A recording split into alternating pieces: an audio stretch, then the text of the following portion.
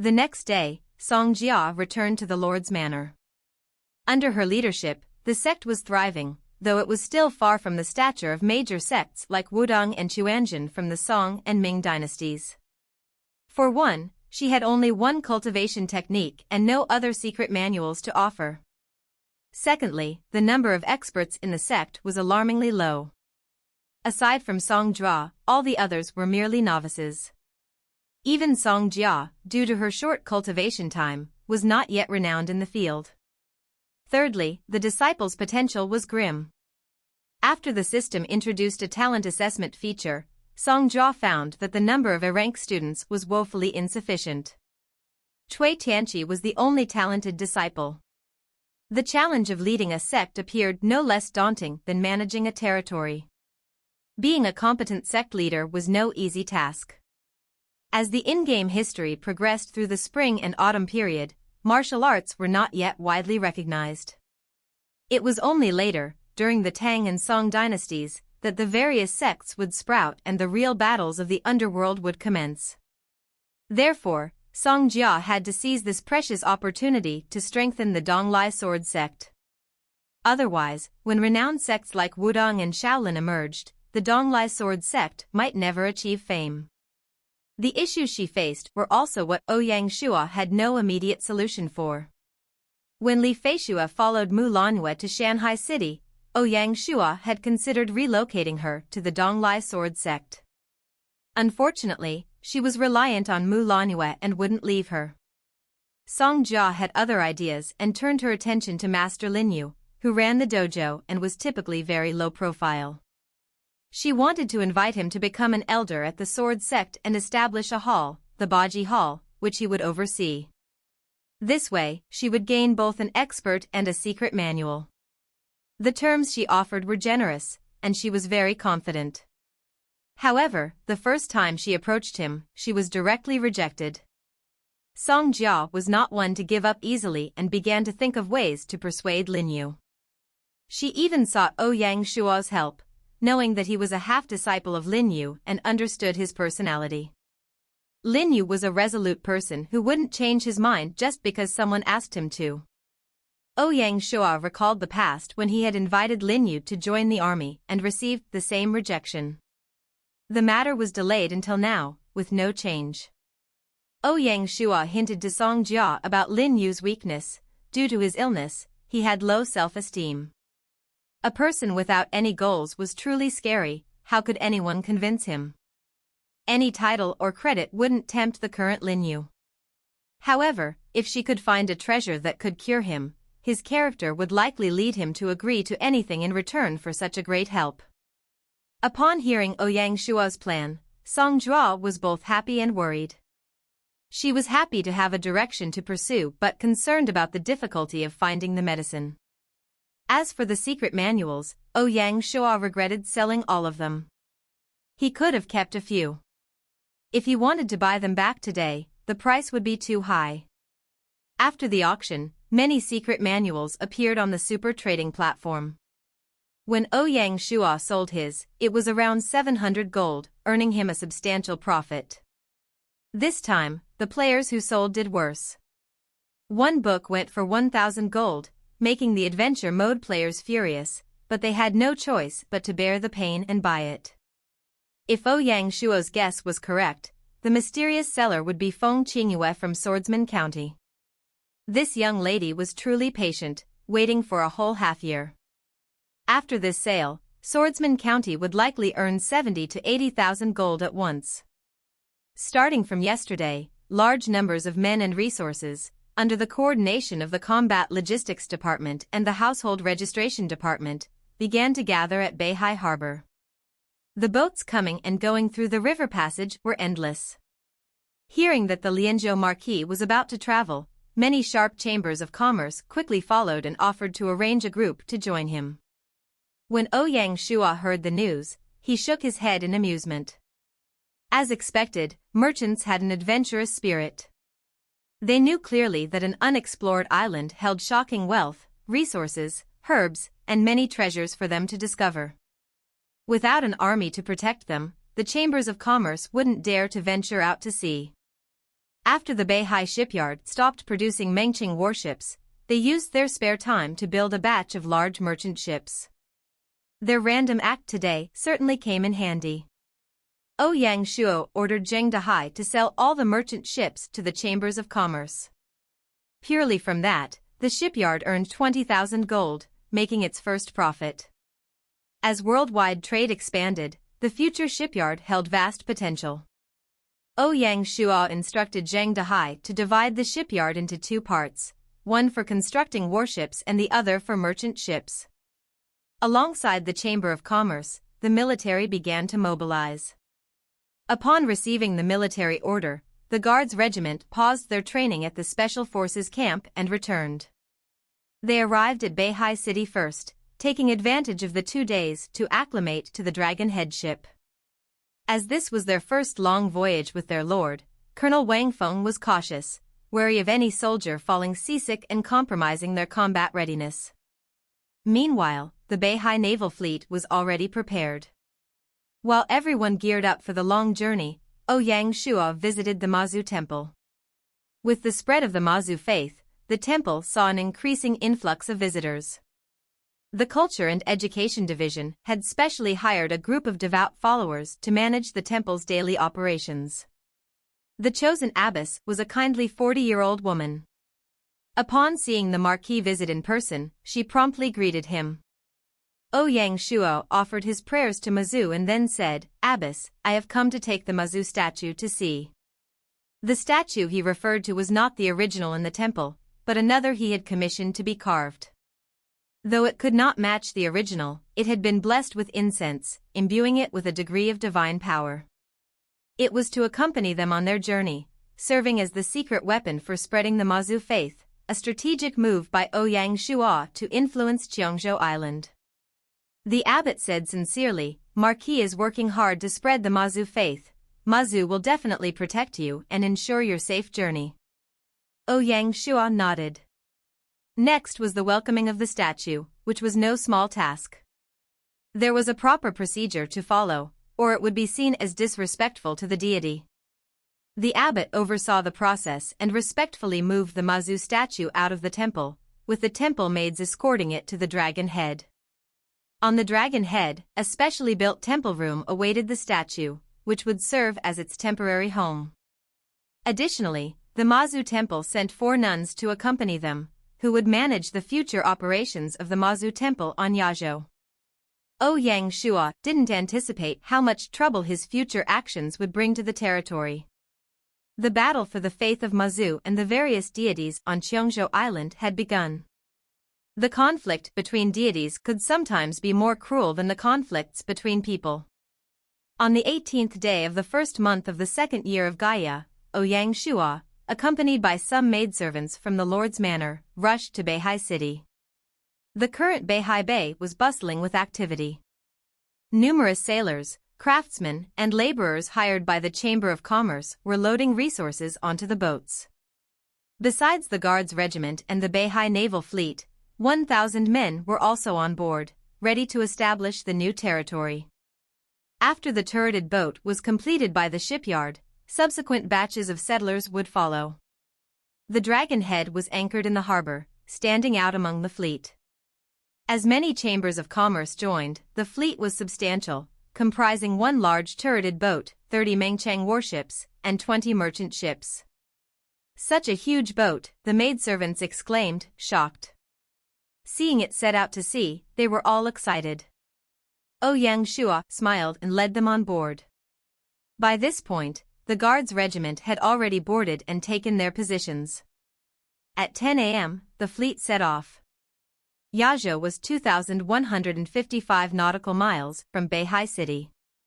The fleet traveled at 14 knots, but with the speed boost from the Mazu Temple, the 30% increase brought their speed to 18.2 knots. In strong winds, they could reach 26 nautical miles per hour. Under normal conditions, they could travel 400 nautical miles in a day. Therefore, if everything went smoothly, they would reach Lianzhou in 5 days. Know how to make a map and want to earn some prize money and a chance to read ahead? Click here to find out how. Send submissions to email protected. As the sun rose and shone onto the boundless Beihai Bay, it was truly eye-catching. The naval fleet from Shanhai City formed up like a swallow migration formation and moved forward. This was already the third day of their journey, and they would reach Lianzhou in 2 more days. On board the Dragon Head, Binger was chasing Little White and playing happily. Behind her, Black Fang and Little Green followed.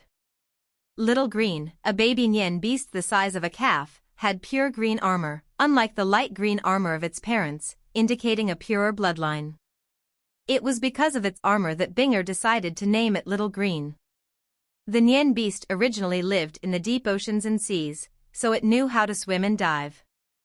After boarding the Dragon Head, Little Green felt like a fish in water, frequently diving into the ocean to catch fish and prawns. In the deep ocean, not only were there various types of fish, but one would occasionally see a group of sharks. Little Green was incredibly fierce and, despite facing these ocean overlords, it showed no fear. It charged forward, and with a scratch of its claws, it could easily kill a giant shark. The shark's bite had no effect on Little Green's armor, making it the true overlord of the ocean.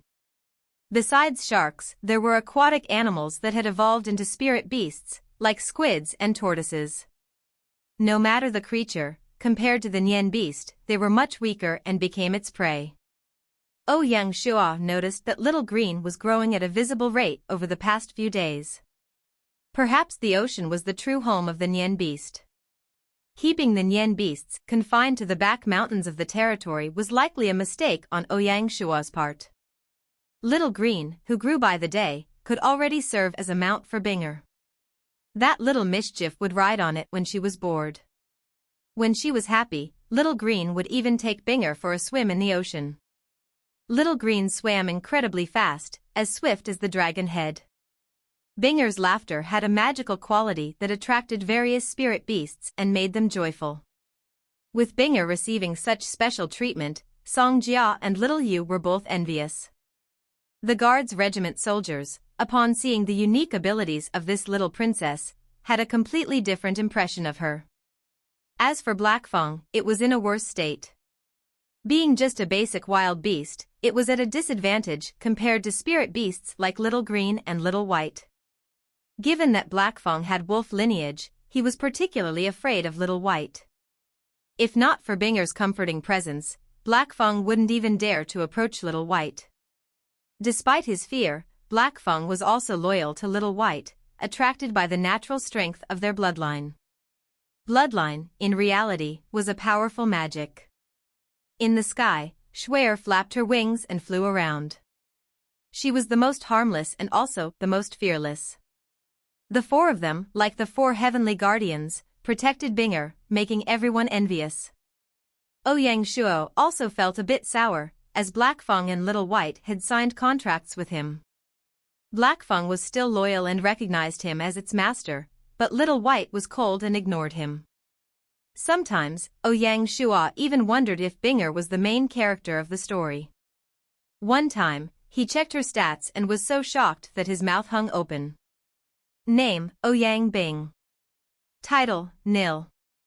Territory, nil. Occupation, chivalrous expert, side occupation. Level, 1.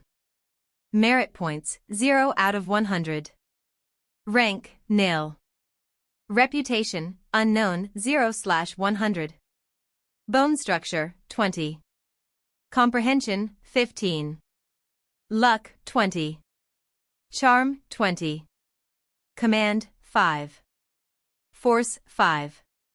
Intelligence, 5. Politics, 5. Talent, soul of nature, possesses high affinity with spirit beasts.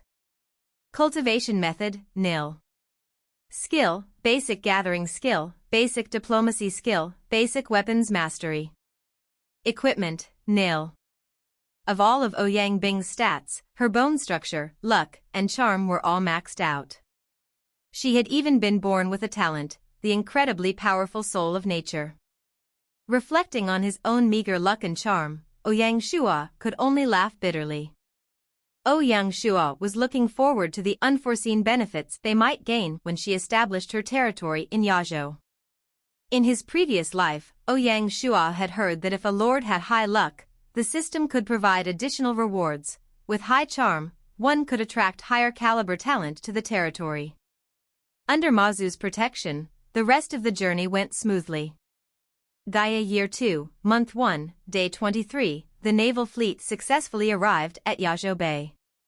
Before reaching it, the fleet had passed by two small islands. According to legend, a fairy fell in love with a fisherman and was punished by being turned into two islands, Shigu Island and Yunu Island. In the game, Shigu Island spanned 12 square kilometers, with a lush, steep mountain and a cliff that rose like a cut from an axe. These two items could be modified to serve as sentries for Lianzhou Bay. Lianzhou Bay is the most western bay in Sanya. When the naval fleet reached Lianzhou Bay, it was close to dusk, and the sun's afterglow was beautiful beyond words. So beautiful. Song Jia murmured, like a fairy that had descended from the heavens. Faced with such a beautiful scene, even the usually noisy Binger fell silent. At the top of Lianzhou Bay lies the entrance of the Ningyuan River to the ocean. The Ningyuan River is the longest river south of Qiangzhou Island, originating from the center where the Li people are gathered. Ouyang Shua chose the disembarkation point to be on the eastern side where the Ningyuan River meets the ocean. After landing, the sailors began to unload all the resources from the ships. With so much to unload, they could only start with essential items like tents and food. The Guards Regiment moved inland to set up defenses. Wang Feng left 2 units to act as guards and took 3 units to scout ahead. The disembarkation point was a vast beach, and the soft sand, lit by the setting sun, made it look like a golden island. Beyond the beach lay an endless wilderness. Unlike the Lianzhou Basin, this area was covered with trees and grass.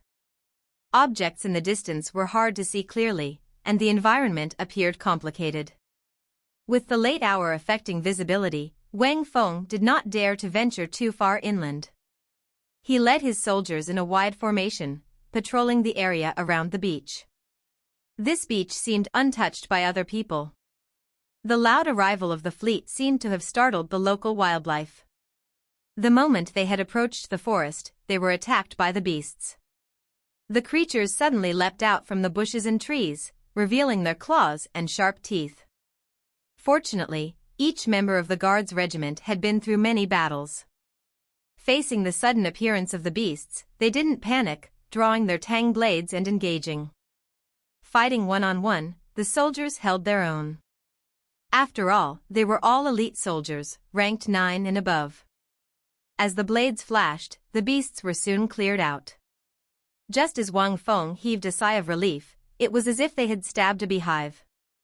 With the death of the wild beasts, more emerged from the forest, some of which were massive and not ordinary beasts. Wang Feng froze, remembering the desolate beasts the Marquis had mentioned. Everyone, don't panic. We will form small squads and defend together. Wang Feng shouted. Yes. The Guards Regiment was well trained and quickly reformed their formation. Wang Feng targeted the desolate beasts and personally grabbed his spear, taking charge of neutralizing the main threat. A slaughter began on the beach without warning. Originally, Song Jia and the others had already disembarked and were playing by the water, enjoying their holiday. Upon suddenly hearing the sounds of battle, they turned around. Form up, prepare to defend. The remaining Guards Regiment troops quickly formed a defensive line to protect the civilians. Marquis, should we go assist? Hearing the commotion, the Beihai Naval Fleet Commander Pei Donglai came over and asked. Ouyang Shua remained calm and waved him off. There's no need at the moment. Wang Feng hasn't requested help, which means it's under control. Send my orders. All of you stay at your positions and wait for further instructions. He believed that the wild beasts were no match for the Guards Regiment. In Wang Feng, he had absolute faith. Yes, my lord. Pei Donglai stepped back to assist the guards in forming the defense. The merchants who followed the fleet, upon seeing such a large group of beasts, began to panic. Fortunately, they saw the Lord remain calm and the troops he brought were well trained. This kept them from retreating, which would have been embarrassing otherwise. "Wui, everything will be fine, right?"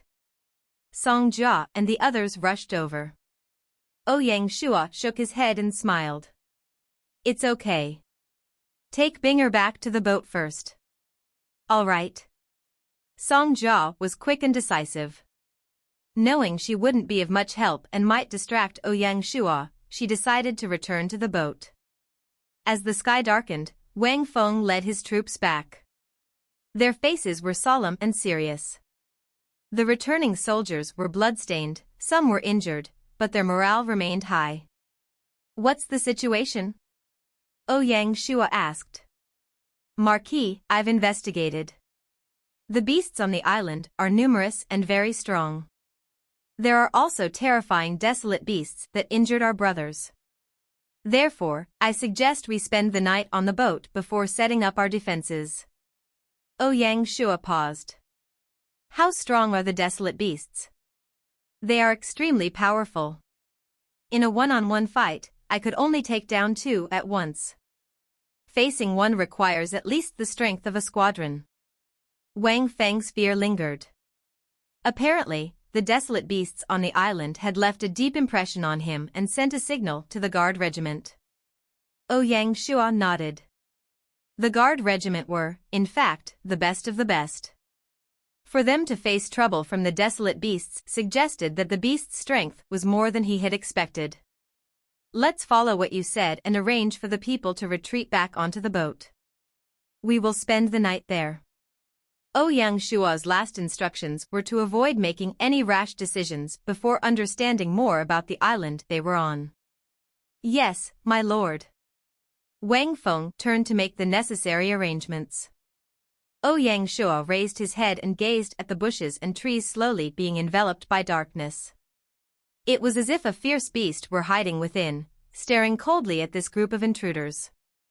As Ouyang Shua had expected, a pair of eyes were indeed staring at them from the bushes. It was the native people who lived on the island. Want to learn how to make a map and earn some prize money and a chance to read ahead? Click here to find out how. Send submissions to email protected. As the first sun slowly rose, the bright glow signified the start of a new day. During the night, the sounds of desolate beasts roaring on the island made one's hair stand on end. Ouyang Shua had barely rested last night and woke up very early. He walked out of the cabin and went up to the first deck of the boat, looking into the distance. The morning glow enhanced the beauty and brilliance of Lianzhou. The coast of Lianzhou, known as the famous Golden Coast, was covered entirely by a natural salt pan. Undoubtedly, sea salt would become the main economic resource of Lianzhou territory in the future. The northern salt fields could not compare to the Lianzhou shore.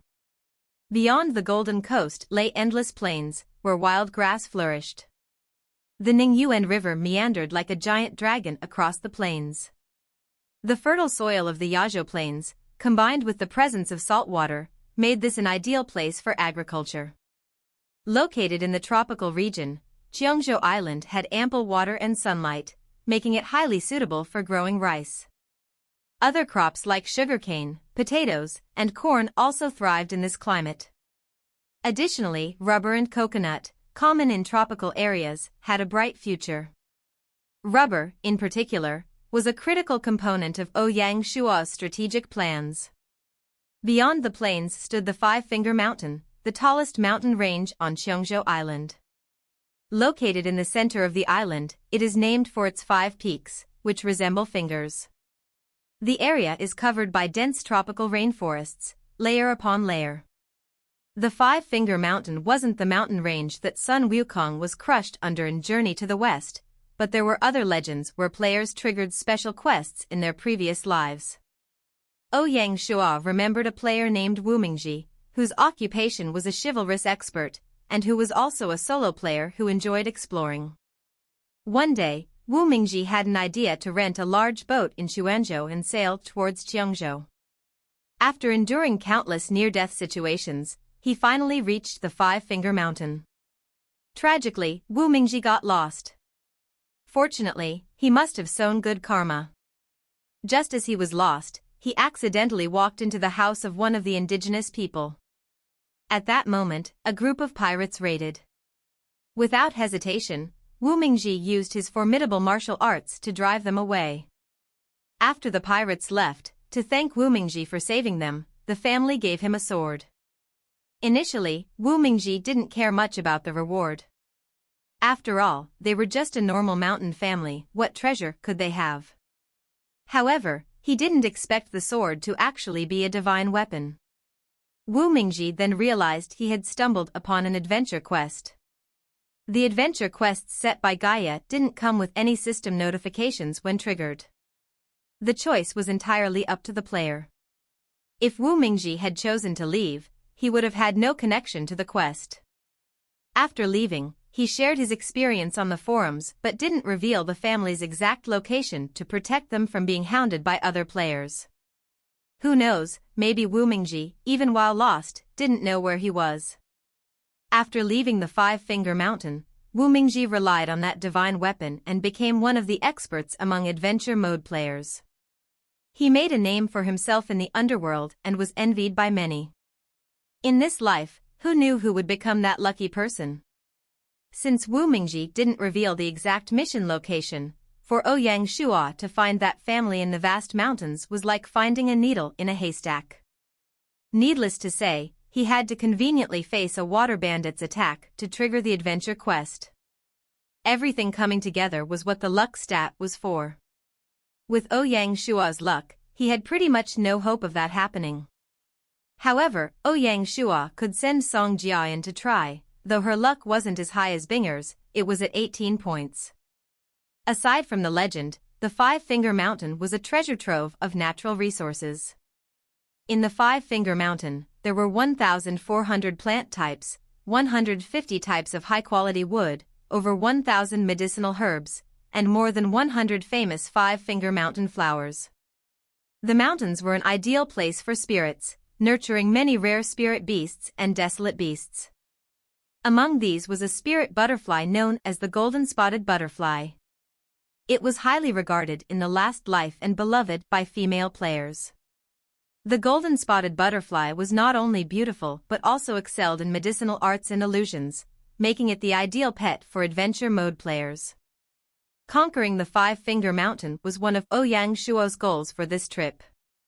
In his past life, Ouyang Shua remembered that Feng Qiuhuang spent 100,000 gold to buy a golden-spotted butterfly, which became one of her iconic symbols and sparked a trend among female players and their pets.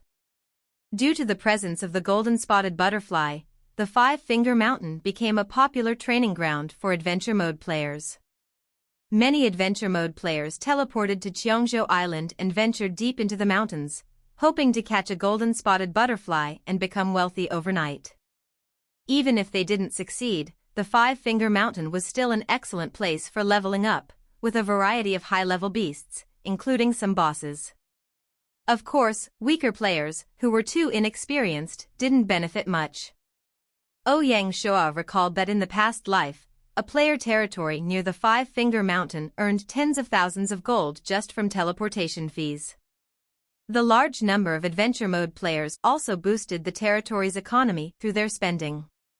Considering this treasure trove, Ouyang Shua naturally wouldn't pass it up. He planned to establish a subsidiary territory at the edge of the mountain to cater to the adventure mode players. He already had ideas on how to promote it.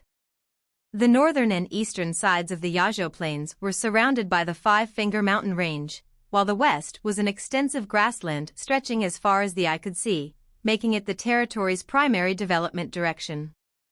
Such vast and fertile land was perfect for agricultural development. To the south of the plains, the Five-Finger Mountain Range ended, leading to another famous mountain on the island, South Mountain. It was a mountain located in the southernmost portion of the China region, known as the Land of Prosperity. A popular Chinese phrase goes, prosperity like the East Sea and longevity like the South Mountain. The South Mountain referred to this very mountain. It was also the place where Buddhist Dharma was disseminated. Legends say that both Guanyin Pusa and Tang Sanzang visited the South Mountain and spread Buddhism. In the previous era, as the Tang dynasty entered the game, the South Mountain Temple appeared on the mountain, dedicated to the worship of Guanyin Pusa. Ouyang Shua couldn't predict how the future South Mountain Temple would affect the Mazu Temple, given that, according to legends, Mazu was inspired by Guanyin Pusa. Apart from that, the South Mountain also featured a small paradise, one of the few in the China region and a mysterious area that players could explore repeatedly. In the previous era, the South Mountain Paradise was discovered unintentionally by an adventure mode player in the 4th year of Gaia. Now that Ouyang Shua had arrived in Lianzhou, he naturally wouldn't miss the chance to explore it. In the future, the South Mountain Paradise, along with the Five-Finger Mountain, would become a major hotspot for adventure mode players. Overall, Lianzhou was a treasure island. However, the prerequisite for Ouyang Shua was to establish a firm foothold on the island. The engagement last night highlighted the dangers and cruelty of Lianzhou. Stable settlement in Lianzhou, despite extensive preparations by Ouyang Shua, would not be easy. He faced two choices: enter the plains to find a suitable location for a village, or temporarily stay by the ocean and build a port. Each option had its pros and cons. If they were to build the village, they could immediately set up the teleportation formation to obtain reinforcements. This would also bring new refugees, meaning their army would grow stronger. The weakness would be that they currently had nothing. Going too deep could expose them to attacks by beasts and indigenous people. With the strength of the Guards Regiment and the Beihai Naval Fleet, having too many enemies could lead to heavy casualties or even being overwhelmed. The current situation in the Lianzhou Basin didn't allow Ouyang Shua to move large amounts of troops, as Lianzhou Prefecture was the root of the territory and they couldn't afford to lose it.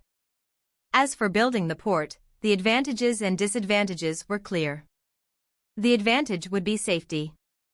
From yesterday's observation, Ouyang Shua noticed that neither desolate beasts nor indigenous people typically emerged from the bushes, minimizing the risk of attack. The disadvantage would be the low efficiency. Building a port isn't a quick task. Before it was completed, a large portion of the workforce would be idle. Additionally, grain was a significant issue. They had a limited supply and, without using the super trading platform or receiving supplies from Shanhai City, they could only last for half a month. This isn't enough time to complete a large port. With limited workers and resources, Ouyang Shua estimated that, under their current circumstances, it would take at least 2 months to barely finish it. Ouyang Shua found himself in a difficult situation. Know how to make a map and want to earn some prize money and a chance to read ahead? Click here to find out how. Send submissions to email protected. After eating his breakfast, Ouyang Shua gathered the core members of the group for a meeting.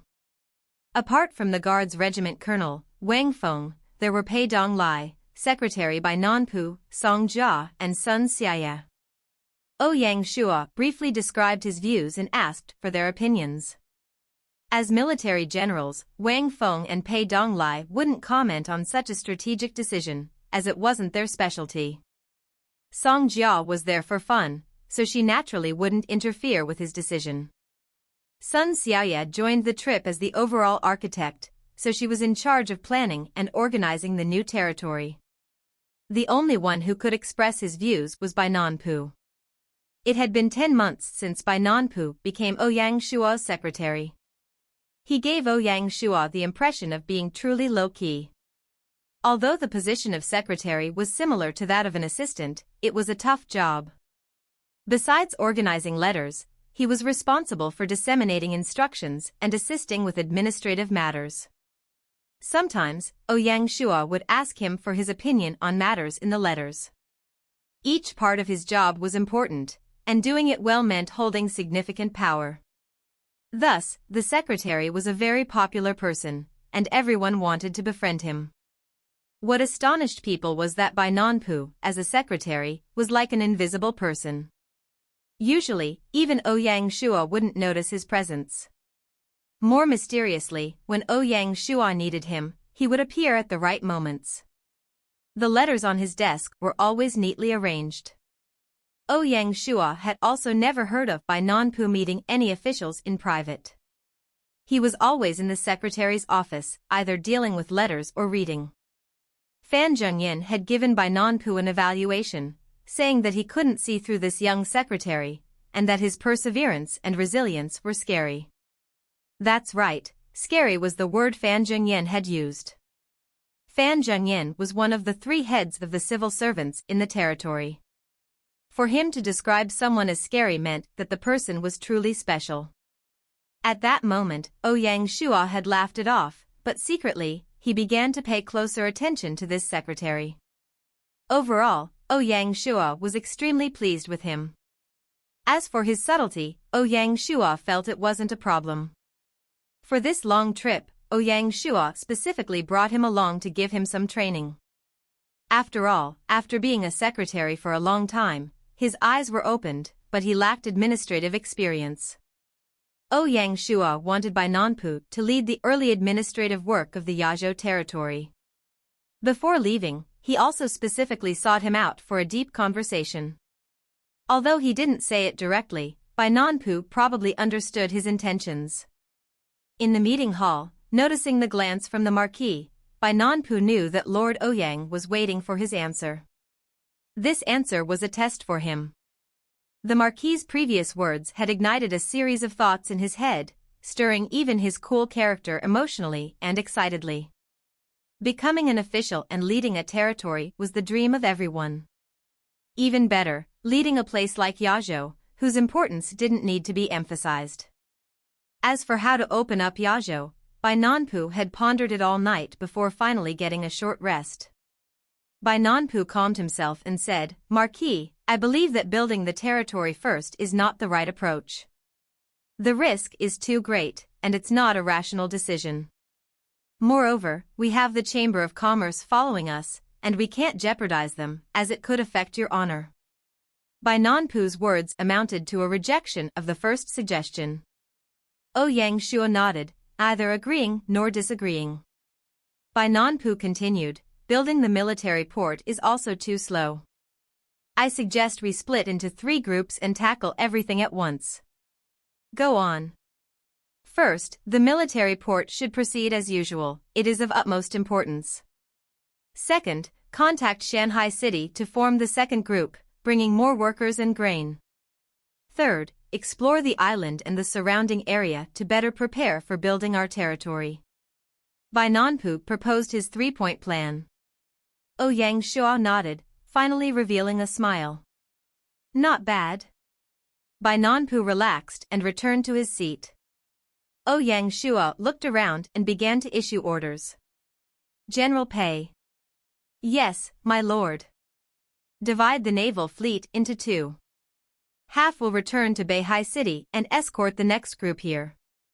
The other half will patrol the area around the island, creating a nautical map and eliminating pirates. Ideally, you should circumnavigate the island and gather first-hand intelligence."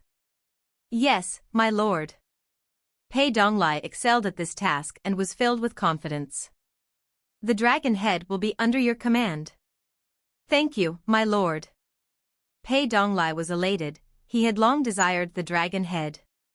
If one were to make a decision between beauties and warships, Pei Donglai would definitely choose the latter. Ouyang Shua continued, "Wang Feng." "Present."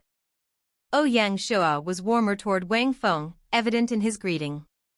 "Split the guards into 2. 3 units will defend the camp, and the rest will kill the beasts at the outskirts of Lianzhou.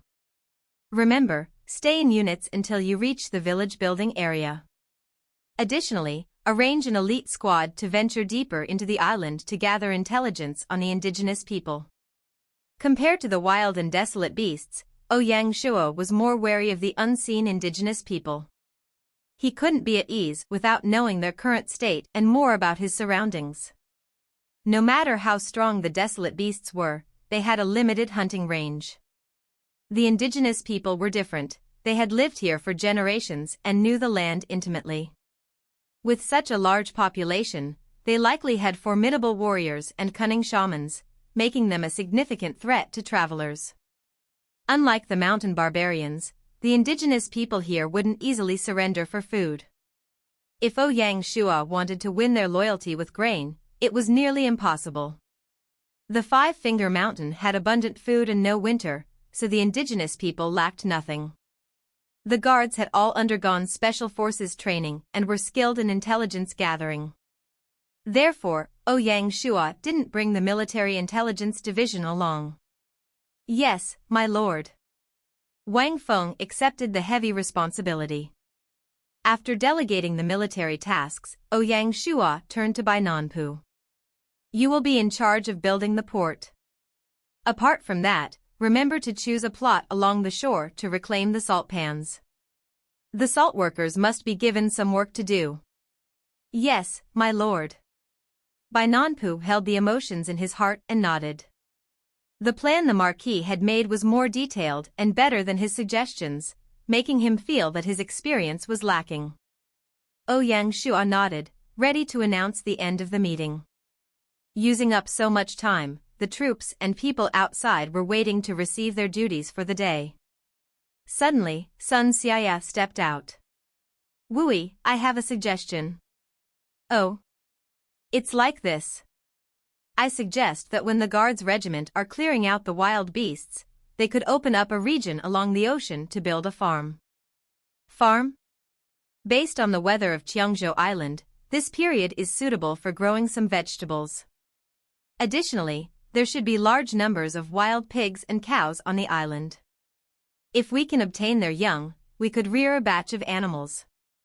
With that, we could solve our food problems.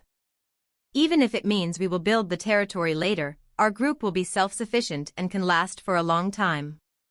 Sun Xiaya expressed her thoughts. After finishing, her heart was beating. She didn't know why she wanted so badly to help Ouyang Shua or why she craved his recognition so much. Ouyang Shua nodded.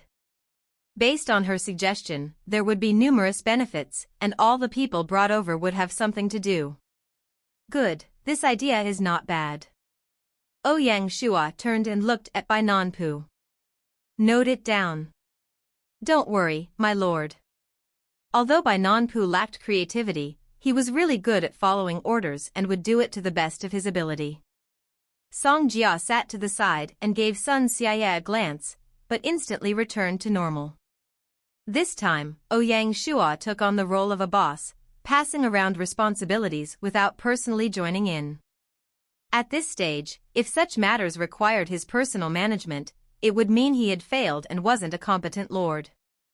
Ouyang Shua wanted to use this opportunity to spend time with Binger and Song Jia. As for exploring the South Mountain Paradise, that would have to wait until the territory was established. With just him and Song Jia, they lacked the ability to explore the mysterious region. Thinking about it, he probably had to invite Little Ant to help. Of course, before the territory was built, he wouldn't inform Little Ant. It wasn't that he didn't trust her, but rather that he didn't trust the other members. The betrayal by the Snow War Rose mercenary group the previous time showed that even the core of the team couldn't be completely controlled. Ouyang Shua had no choice but to be cautious. Want to learn how to make a map and earn some prize money and a chance to read ahead? Click here to find out how. Send submissions to email protected. Lianzhou Basin, _2 men in black were in the wilderness, meeting in secret. How are the preparations going? Everything is in place. Great. I heard that guy isn't in the territory? That's right, it's been confirmed. Hee, evildoers don't deserve to live. Stick to the plan, let's keep in contact. After a few simple sentences, both of them quickly left and disappeared into the wilderness. Just after they left, a young man emerged from a nearby bush. He looked ordinary and was dressed simply, with the only special thing being a small bird perched on his shoulder. The young man looked towards where the men had just left and muttered, "A bunch of rats, did you think being sneaky would let you escape our investigation and spying?" After he finished, he spoke to the little bird on his shoulder. After it heard him, the bird flew into the air and toward the boundless sky, quickly disappearing. Gaia, 2nd year, 1st month, 27th day, on the shore closest to South Mountain, people were constantly moving around, making it quite busy.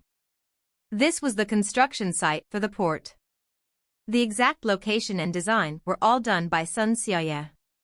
When she was still in Dali, Sun Xiaoye was already an advanced architect. After half a year of training in the territory, she had upgraded to a master-ranked architect. It was highly suitable for her to be in charge of the port's design. The planned South Mountain Harbor was bigger than Beihai Harbor and was intended to serve as the future military harbor.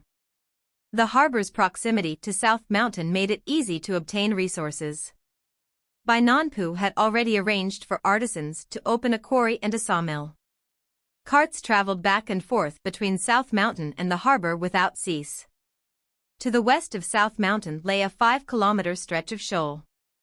Large numbers of salt workers busily reclaimed the salt pan. The first batch would cover 10,000 mu, similar to another Baimu salt pan. On the western side of the shoal was the beach, covered in yellow sand, earning it the name Golden Coast. Beside the shore stood a 2-story wooden building. On the balcony of the 2nd floor, a bamboo deck chair offered comfort to Ouyang Shua and Song Jia as they enjoyed their holiday. A cold glass of drink would have made life perfect. On the beach in front of the little building, Binger played barefoot with the 4 little beasts. Little Green swam in the river, occasionally catching a big fish, which made Binger cheer.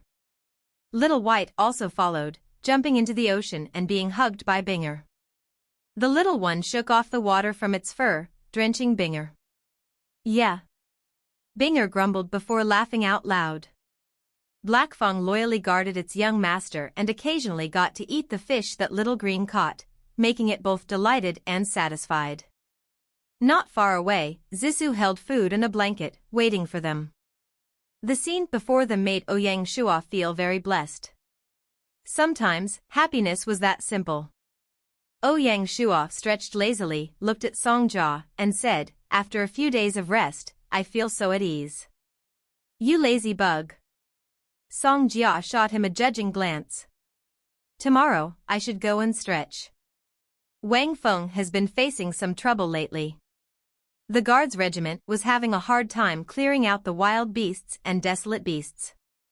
Not mentioning the wild beasts that grouped up, making it hard to kill them, the desolate beasts were the greatest enemy of the guards regiment.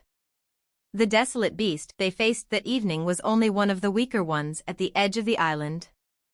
As they ventured further in, the desolate beasts grew stronger. Wang Feng once said he could handle 2 at once, but now, even handling one was tough. Ouyang Shua had no choice but to move another unit to participate in the operation. "I'll go too." After playing for a few days, Song Jia was getting restless. "No." Ouyang Shua shook his head. "This is a military operation. You're a girl, and the soldiers will end up fearing for your safety. Hen, don't look down on people. You are." Ouyang Shua knew Song Jia was highly competitive and didn't want to crush her spirit. "I know a suitable place, but who knows if you dare to go?" "I definitely dare." 5-Finger Mountain. 5-Finger Mountain? Right, it's a treasure trove for high-level players. If your luck is good, you might have a lucky break. Ouyang Shua recalled the legends of 5-Finger Mountain. Really? Hearing about a fortuitous encounter, Song Jia's eyes brightened. "When have I ever lied to you? The problem is, it's far away and dangerous. If you go alone, you could die instantly. It's not as bad as you say." Song Jia wasn't so easily fooled. "I'm not like the guards regiment, so large and easy to spot. If I travel alone and carefully, I can avoid all the desolate beasts and indigenous people." Ouyang Shua nodded, agreeing with her. "That's true. My martial arts have reached a bottleneck, and I need some practical training." "What a great time. Martial arts that aren't practiced in battle can't be used on the big stages." Song Jia had been cooped up in the sword sect and needed some field training. Ouyang Shua thought for a moment, then took something out and handed it to her. If you go, I'll support you all the way. Remember to bring this. What's this? Song Jia took it. It was a small doll. This is the substitute doll I bought at the first auction. Yeah, isn't this the legendary substitute doll? Song Jia looked at the doll in her hands with awe. I heard it's being sold for sky-high prices, and no one will part with it. Of course. As players level up, everyone, except for us lords, doesn't want to die. This allows players to revive without any penalties, so it's naturally in high demand. Song Jia thought for a moment and returned the doll to Ouyang Shua. This training needs to be a life-or-death journey. If I bring this, it will be like an insurance policy, and I'm not sure if I'll be able to fight with all my strength and give it my all. Ouyang Shua's eyes brightened. In his previous life, he was also an adventure game player, so he understood her point. If a person knows that even if they die, there won't be any consequences, they might just charge forward recklessly. A true warrior uses both courage and intelligence at critical moments to try to survive, not to move forward blindly. To be able to think that way, your training has partly succeeded. Song Jia smiled. The next day, Song Jia set out alone. In the morning, one person and one sword vanished into the wilderness. Seeing her walk away, Ouyang Shua turned around and said, "Let's move out." The guard regiment, including Ouyang Shua, did not mount their war horses. They would have to wait until the territory was built to teleport their mounts through the formation. Ouyang Shua took out his Tianma spear and walked at the front of the group. Moving past the bushes, they quickly reached the area they had cleared the day before. The wild beasts on Qiongshou Island included wild pigs, long-armed apes, leopards, and bulls. Wild pigs and rhinoceroses typically lived on the plains, while long-armed apes and leopards rested in the forests of the Five-Finger Mountains. Desolate beasts, on the other hand, came in various forms and sizes. Common desolate beasts evolved from a few base types, either growing larger or changing a specific body part. For some rare desolate beasts, one might need to consult books to identify them. However, with the strong scouting skill of players, all information was instantly obtained. Upon reaching their destination, the guard regiment soldiers began to clear out the wild beasts in an orderly manner. They moved in squads, sticking close together, functioning like a highly efficient killing machine as they pushed forward. Ouyang Shua did not intervene against the ordinary wild beasts. His reason for coming today was to train his spear techniques against the desolate beasts of the island.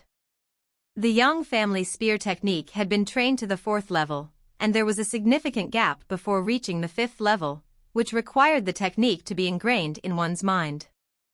To break through to the 5th level, practical combat was most important.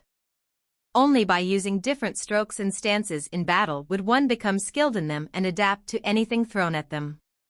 Facing an attack, one wouldn't need to think, their instincts would guide them to the right choice.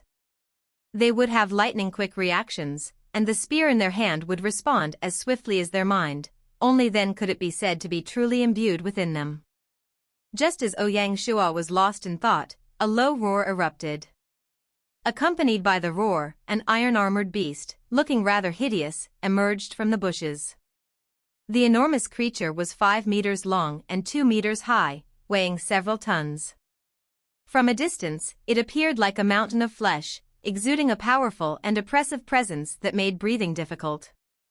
The giant beast's body was dense and cumbersome, and its 4 short legs resembled 4 metal poles supporting its heavy frame. Its body was clad in armor-like skin, covered in hard scales that glinted in the sunlight. Its massive head resembled that of a bull with a single horn, equally as hard as iron and gleaming in the sun. Amusingly, on either side of its head were a pair of tiny eyes. The giant beast roared and charged toward the guards' regiment, trampling through the wilderness, causing the ground to tremble and the nearby trees and bushes to sway. Form up. Wang Feng dared not take the matter lightly. Know how to make a map and want to earn some prize money and a chance to read ahead? Click here to find out how. Send submissions to email protected. Seeing the iron-armored beast charge towards them, Ouyang Shuo was actually quite excited. He used his scouting technique to check the stats of this desolate beast. Name: Elite Iron-Armored Beast, Desolate Beast. Level: 70. Race: Rhinoceros. Skills: Ice, ability to activate the power of ice, charge, increases combat strength by 60%. Combat strength, 480 points. Evaluation: evolved from a basic rhinoceros, it gained its name from its iron armor. Desolate beasts were on par with spirit beasts. The higher their level, the greater their combat strength. The iron-armored beast before them was at the terrifying level 70 and could utilize ice. It was not an easy opponent. Based on Gaia's settings, a rank 1 soldier had a base combat strength of 15, which increased by 5 points at each rank and by 10 points when they became a trained soldier. Therefore, a rank 4 trained soldier had 40 combat strength, and each rank up meant an increase of 10 points. When they became an elite soldier, the increase was 15 points per rank. So, a rank 7 elite soldier had a base combat strength of 90, and every rank up added 15 points. Upon upgrading to a war elite soldier, they gained an additional 30 points. A rank 10 war elite soldier had a base combat strength of 165 points, increasing by 20 points per rank. The highest rank 12 war elite soldier had a base combat strength of 205 points. A rank 9 elite soldier had a base combat strength of 120 points, and upon class change to a basic general, their stats increased by 50 to 170 points, similar to that of a rank 10 war elite soldier. Class changing to intermediate general would mean a 100-point increase to 270 combat strength, exceeding that of a rank 12 war elite soldier. Class changing to an advanced general, the basic combat strength could reach a shocking 500 points. Apart from basic combat strength, weapons and cultivation methods would add points, varying from person to person.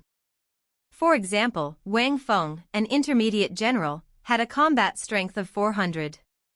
However, even as the strongest soldier in the Guards regiment, he was weaker than the iron-armored beast in terms of combat strength.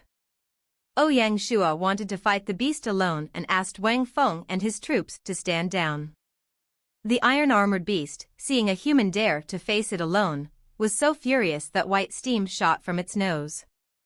It instantly became enraged. Its thick limbs, though small, moved like a whirlwind when it started running, charging at Ouyang Shuo at high speed. As it ran, the beast's head lowered, revealing its sharp horn. One could imagine that being pierced by the horn would definitely tear one apart. Ouyang Shuo focused, gripping the Tianma spear, calming himself and standing still. The yellow internal strength flowed through his body, slowly infusing into the spear. Strengthened by the internal strength, the Tianma spear glowed with a golden pattern, looking exquisite and mysterious. The devil bloodline in Ouyang Shuo's body began to stir, almost boiling over. 10, 8. 6, 4. 2. Ouyang Shuo could already smell the stench of the iron-armored beast's body, and the wind it brought blew his hair, making it sway in the air. Wang Feng and the other soldiers, standing at the side, were so nervous that they watched on with bated breath. The iron-armored beast, seeing that the human in front of it was not moving, felt that Ouyang Shuo was definitely scared stiff. As a desolate beast, it had no mercy. It bent forward and, using the strength of all 4 limbs, leaped toward Ouyang Shuo. The huge, ugly head thrust forward, the sharp horn like lightning, aiming for Ouyang Shuo's chest. Ready to savor the enemy's fresh blood and taste victory, it was hard to imagine that such a massive body could accomplish such a swift and flexible action. Ouyang Shuo was also surprised, but, luckily, his vast experience kept him from panicking. He sidestepped, avoiding the beast's horn. Seeing it had missed, the iron-armored beast shook itself and charged again. The gleaming horn was about to pierce Ouyang Shuo's side. At this moment, Ouyang Shuo was holding his breath, and avoiding the attack was highly difficult. Helpless, he could only fall to the ground to evade. The reaction speed of the desolate beast was far greater than expected. After 2 failed attempts, the iron-armored beast was furious. Seeing the enemy fall to the ground, it raised its limbs to stomp without hesitation. If this stomp hit, no one could withstand it. Although Ouyang Shua was in a dire situation, he remained clear-headed. Knowing the attack he would face upon falling, he prepared in advance. He rolled to the side, narrowly avoiding the iron-armored beast's attack once more. Unfazed, the beast used its 2 front limbs to stomp relentlessly, giving Ouyang Shua no chance to rest. The powerful impacts came like lightning, striking again and again. Ouyang Shua felt as though he were in a forest of iron poles, with more poles descending from above. A single misstep would mean a terrible death. The fear of dying aroused the adrenaline in Ouyang Shua. The devilish bloodline within him flared up, like hot oil about to burst. Seeing it couldn't overpower its opponent, the iron-armored beast suddenly opened its mouth wide, inhaled, and then spat out a hail of icy cold air, aimed at Ouyang Shua. Before the hail even reached him, Ouyang Shua sneezed. The area covered by the hail was too vast, leaving Ouyang Shua no way to escape. He immediately felt his body freeze and his reflexes slow. More terrifying was the cold seeping into his body, threatening to freeze his blood. This was bad. Ouyang Shua was alarmed and immediately circulated his internal strength to counteract the cold. The golden internal strength helped restore his body to normal. After spitting out the cold air, the beast's body trembled, indicating that the move had drained a lot of its energy. Seeing its opponent frozen, the iron-armored beast wouldn't let this chance slip and stomped down. How will you dodge this time? Ouyang Shua gave a cold smile, sidestepped, and evaded the front limbs. Taking advantage of the iron-armored beast's stunned state, he flipped his body up and stood. Everything unfolded in a fleeting moment, leaving everyone in awe. Free from the iron-armored beast, Ouyang Shua shouted, the bloodline in his body reaching its peak and finally erupting. Devil possession. In that moment, the devil bloodline concealed within Ouyang Shua was awakened. Stimulated by the devil's blood, the golden internal strength in his body accelerated. As the golden internal strength fused with the devil blood, a blend of gold and black emerged, creating a regal and mystic appearance. The power of the bloodline transformed Ouyang Shua's physique, allowing him to exert immense strength. His muscles bulged, and he appeared to have grown in size. A blood-soaked aura erupted from his body, striking fear into the hearts of onlookers. The Tianma spear's spirit, influenced by the devil's blood, fully awakened as well. The spear's tip emitted a dark, eerie glow. With devil possession activated, Ouyang Shua's combat abilities doubled. Griping the spear, he suddenly felt the iron-armored beast before him was not so fearsome anymore. The sinister blood aura emanating from Ouyang Shua made the beast freeze, and it even retreated a step. Once it recovered, its embarrassment transformed into rage. It was a proud beast, and it would not tolerate such an insult. The iron-armored beast roared, and as it did, its scales stood erect, glistening in the light. The true battle was about to commence. Ouyang Shua shook the Tianma spear and advanced. The iron-armored beast was completely encased in armor, with only its eyes being a vulnerable point. Unfortunately, its eyes were too small and well protected by its eyelids, making them difficult to hit.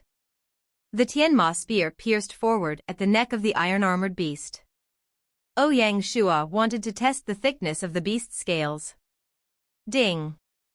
As the spearhead and scales met, a crisp sound resonated. The force made the beast's neck tilt, and the spear instantly lost its penetrative power. Reluctant to give up, Ouyang Shua slashed at its body. Sparks flew as the spear struck the scales, and the screeching sound of metal on metal deafened everyone. This creature's scales were entirely metallic. Who knew how much iron essence it required to grow such scales?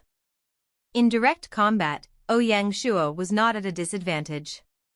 The iron-armored beast, with its frenzied nature, did not tolerate being hit without retaliation. Seeing its scales were impenetrable, the beast grew arrogant and charged at Ouyang Shua again. Having been fooled once, Ouyang Shua would not make the same mistake and dodged the charge. As the iron-armored beast passed by, Ouyang Shua pushed with his left hand, using a move from Bianque called Tyrant Guides the Horse, to strike the heavy armor. The blow carried internal strength, which penetrated the armor and spread into the beast's body. The move was completely unexpected. A little more, and the iron-armored beast would have suffered internal injuries.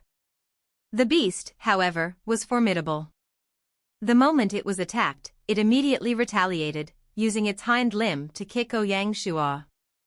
Ouyang Shua was taken aback but managed to avoid the kick. This creature was truly not to be underestimated, its combat ability was astonishing. If one could train it into a mount, it would be amazing, much like Luo Sha. Although Ouyang Shua was frightened, his reaction was quick. After dodging, he thrust his spear forward, aiming for the iron-armored beast's hindquarters, its real weak spot. The entire body of the beast was armored, except for this unprotected area. The Tianma spear pierced in with lightning speed and entered its body. The spinning spear, acting like a drill, mashed up the iron-armored beast's insides. The beast, feeling its rear burst open, let out a painful growl. Wang Feng, watching the battle, clenched his buttocks at the sight, a cold shiver running down his spine. Ouyang Shua, however, kept a straight face. Want to learn how to make a map and earn some prize money, plus a chance to read ahead? Click here to find out more. Send submissions to email protected. As the butt of the iron-armored beast was pierced by Ouyang Shua, it was lethally injured. Determined to give its all, it decided to use its ultimate skill. The iron-armored beast skidded to a halt and turned to face Ouyang Shua. It opened its mouth and took a deep breath, its stomach swelled like a giant meatball. Ouyang Shua froze. He knew the iron-armored beast was about to go berserk. Stabbed by the Tianma spear, the iron-armored beast was already bleeding internally. Ouyang Shua had planned to wear it down gradually, but that seemed impossible now. The beast's stomach suddenly glowed blue, looking incredibly mysterious. It was clearly preparing to launch an ice technique. It spat out a large blue ball, which emanated a cold aura, formed from pure ice energy.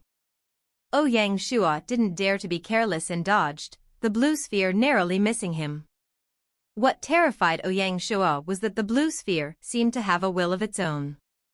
It stopped, turned around, and pursued him. My God, what is this? Am I in a magical world? Ouyang Shua couldn't believe his eyes. He pushed his speed to the limit, making sharp turns to escape the chasing blue sphere. Unfortunately, no matter how he tried to evade, the blue sphere seemed to have eyes, following him closely. Running wasn't a solution, and Ouyang Shua wasn't about to wait to die.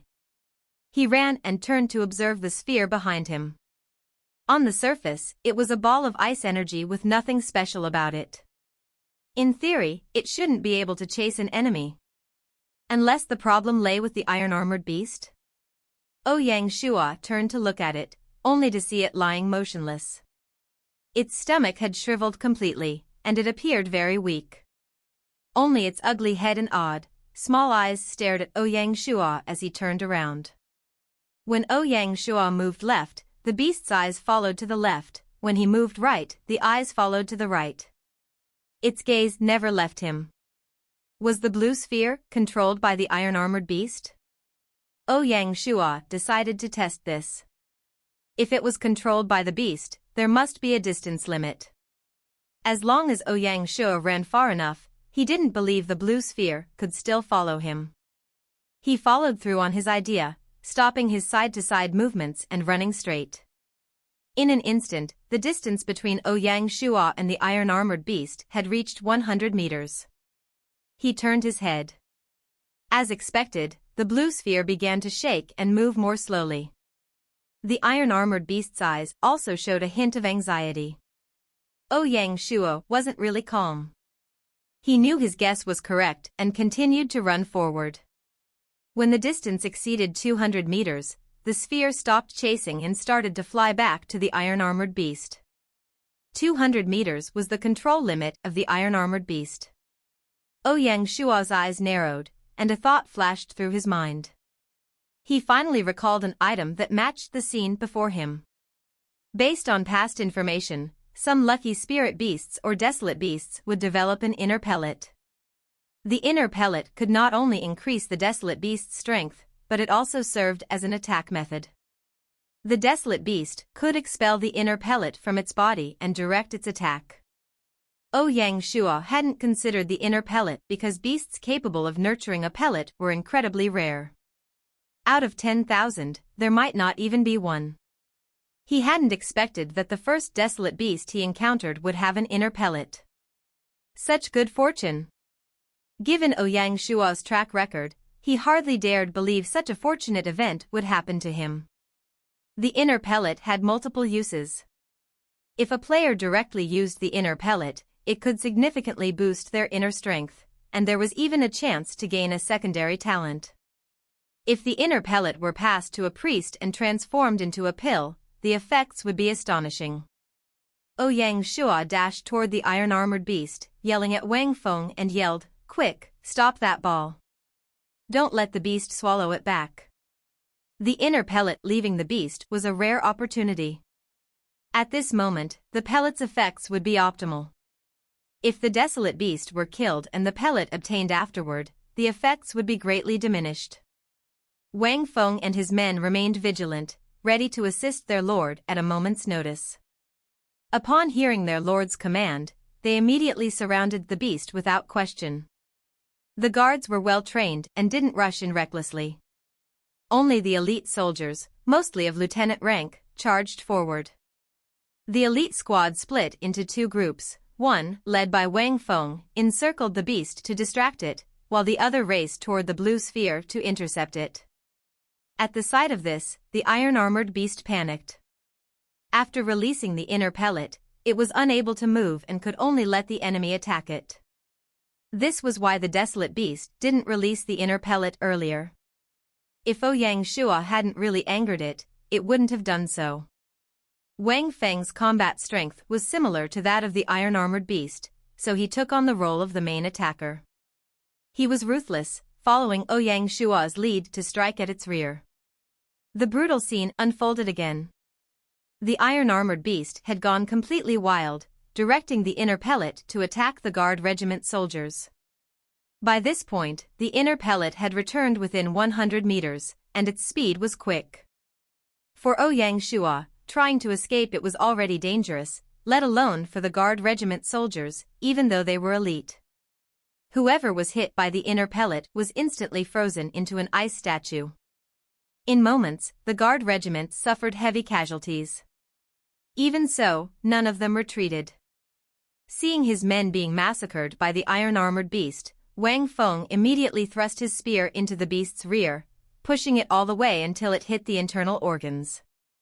He didn't stop there. Wang Feng twisted the spear and mashed its insides.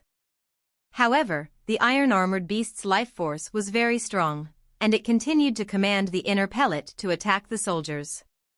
Luckily, at this moment, Ouyang Shua had finally arrived. He took charge of dealing with the inner pellet. Since the iron-armored beast was already wounded and barely holding on, its control of the inner pellet wasn't as agile. Before Ouyang Shua, the inner pellet was no longer a threat, and he could easily dodge it. Seeing that the Marquis had it handled, the guard regiment soldiers backed down.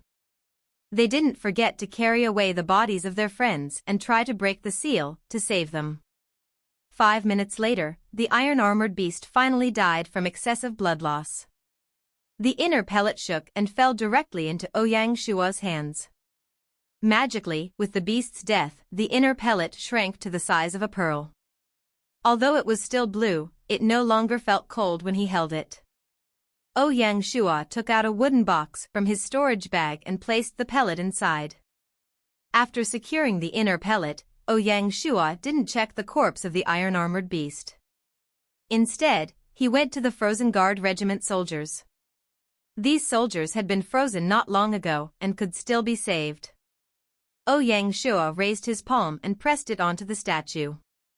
His internal strength was channeled into his palm and sent into the ice. This ice was composed of special energy that could only be melted by internal strength. Under the flow of golden internal strength, the statue began to melt at an observable rate. 2 minutes later, one ice statue was completely melted. The soldier inside was still alive but had been badly injured, so he needed to rest for a while. Lianzhou didn't dare to rest, and he continued to melt the other ice statues. In a short time, he discovered that 10 soldiers had been frozen, so he had to race against time. Unfortunately, after melting the second statue, Lianzhou had used up half his internal strength, meaning he could only save 4 more. As for Wang Feng, although he trained in Bianque, his internal strength was normal and not extraordinary, so he couldn't melt the ice statue. Just as Lianzhou melted the third statue, his body jolted, and a strong weakness enveloped him from within.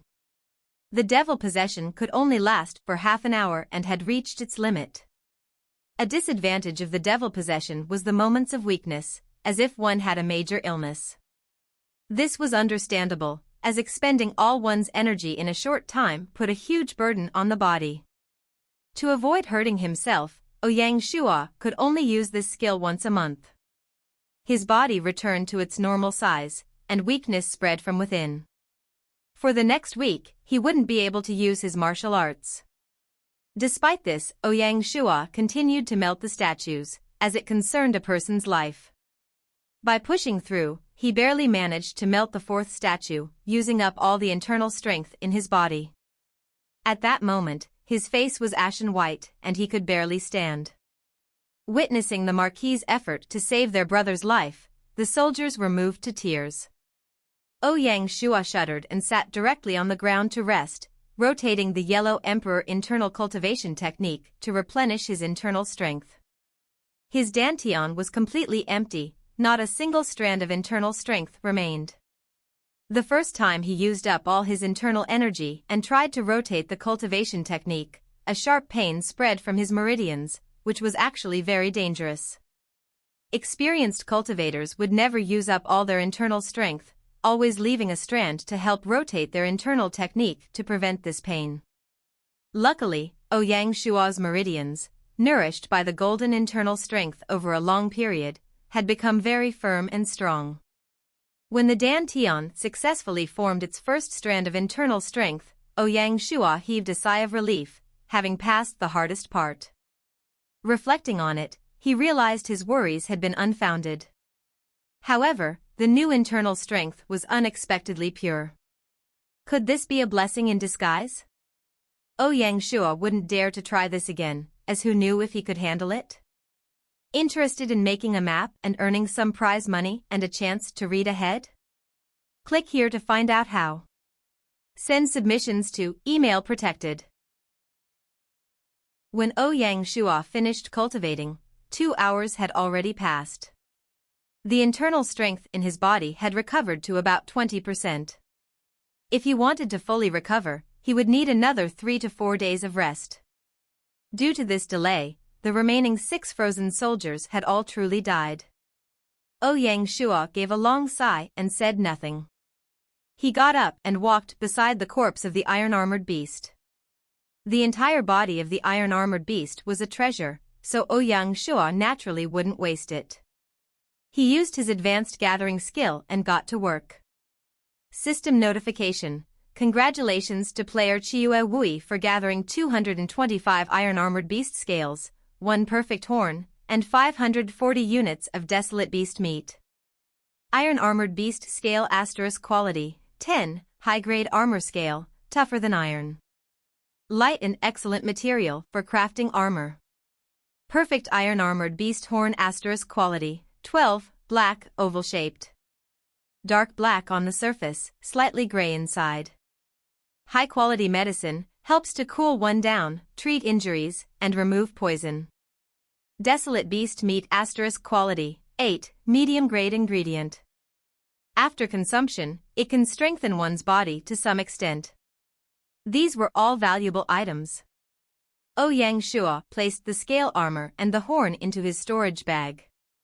Then, he gave the desolate beast meat to the soldiers. For the current Ouyang Shua, the strengthening effects of the meat weren't of much use. After ensuring everything was in order, the guard regiment buried the bodies of the deceased and continued their operation. Perhaps this region was the territory of the iron-armored beast, as they didn't encounter any desolate beasts during the following period. The operation continued smoothly, and within a day, they had advanced 2 kilometers.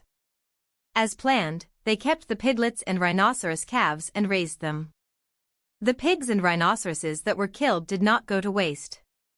The pig meat, rhinoceros skin, and tendons were all collected by the Guards regiment.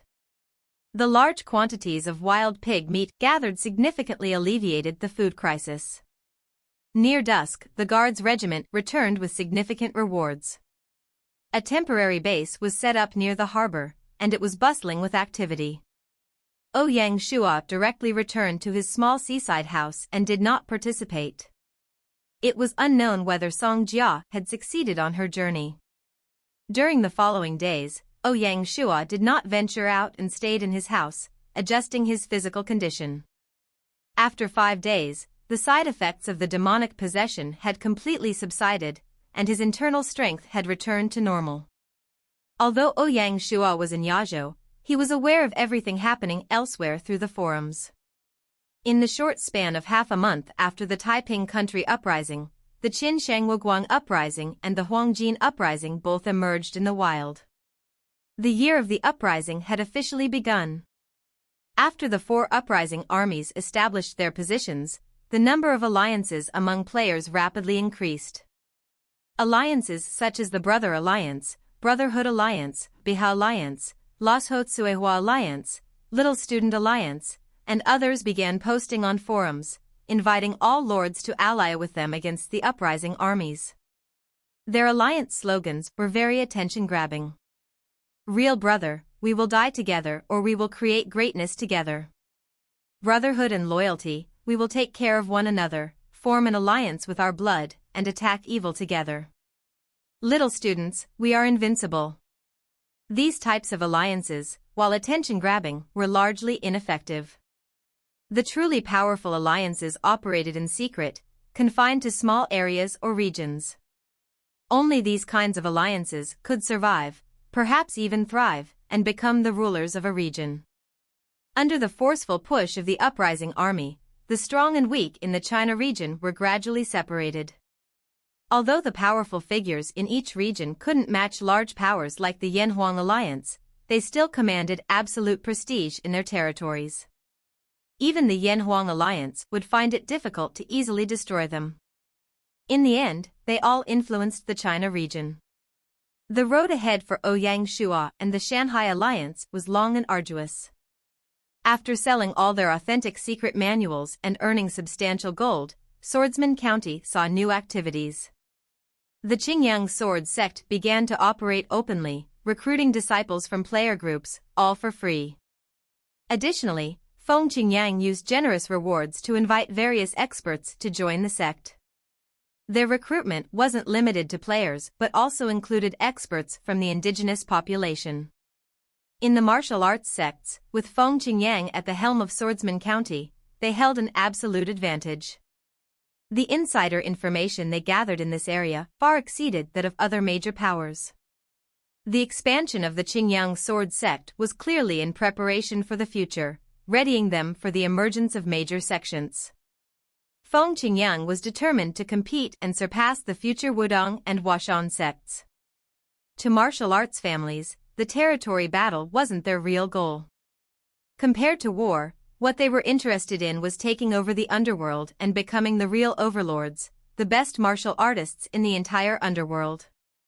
Even when they reached Planet Hope, a strong martial arts sect had an influence comparable to any other power or territory. Especially with everyone in the world practicing martial arts, running a sect had its benefits. It was hard to say what all of this had to do with Feng Qingyue. Members of the Shanhai Alliance had good news to share. After a period of raider clearing operations, Bai Hua and Feng Qiuwang had finally reached the required merit points and upgraded to rank 3 Marquis. Bai Hua was given the title of Consonance Lord, and Feng Qiuwang was titled Kaifeng Lord. At this point, the top 10 marquises in the world had all been filled. Out of the 10, the China region claimed 3, arousing envy. After upgrading to Marquis, Consonance County and Phoenix Fall County both applied for the territory upgrade quest. If successful, before the Lunar New Year, they would both become prefectures. The Shanhai Alliance's influence in the China region had reached a historical peak. On the third day of the second month of the Gaia second year, in his silent room, Ouyang Shuo took out the wooden box containing the inner pellet. After adjusting his body to its optimal state, Ouyang Shuo was ready to use the inner pellet. The best time to use it was within half a month of obtaining it. Its effectiveness would greatly diminish over time. In a short while, Ouyang Shuo wouldn't be able to find a priest to help him turn it into a pill, so he had to ingest it. The inner pellet was still shining a blue light and lying quietly in the wooden box. It looked truly mysterious. In his past life, although Ouyang Shuo had never used an inner pellet, he still had a rough understanding of how to use it. It was actually very simple, just swallow it directly. Without hesitation, Ouyang Shuo placed it directly into his mouth. What was magical was that the moment it entered his mouth, it dissolved into a cooling liquid and flowed down into his stomach, mysteriously entering his dantian. Ouyang Shuo's dantian, after 5 days of recovery, had already returned to normal. Thousands of strands of internal strength had formed into a golden fog, thick like a golden cloud. This golden cloud covered the core region of the dantian and spread across the entire area. After his internal strength was squeezed dry, the new internal strength would be purer and stronger, making the golden cloud even thicker. The moment the liquid entered the dantian, Ouyang Shuo felt a cooling sensation that started in his stomach and spread throughout his body. He immediately focused and observed the situation in his dantian. The moment the blue liquid entered, it was like an ice cube dropped into boiling oil, initiating a chain reaction. The golden internal strength became frenzied, swarming forward to consume the blue liquid.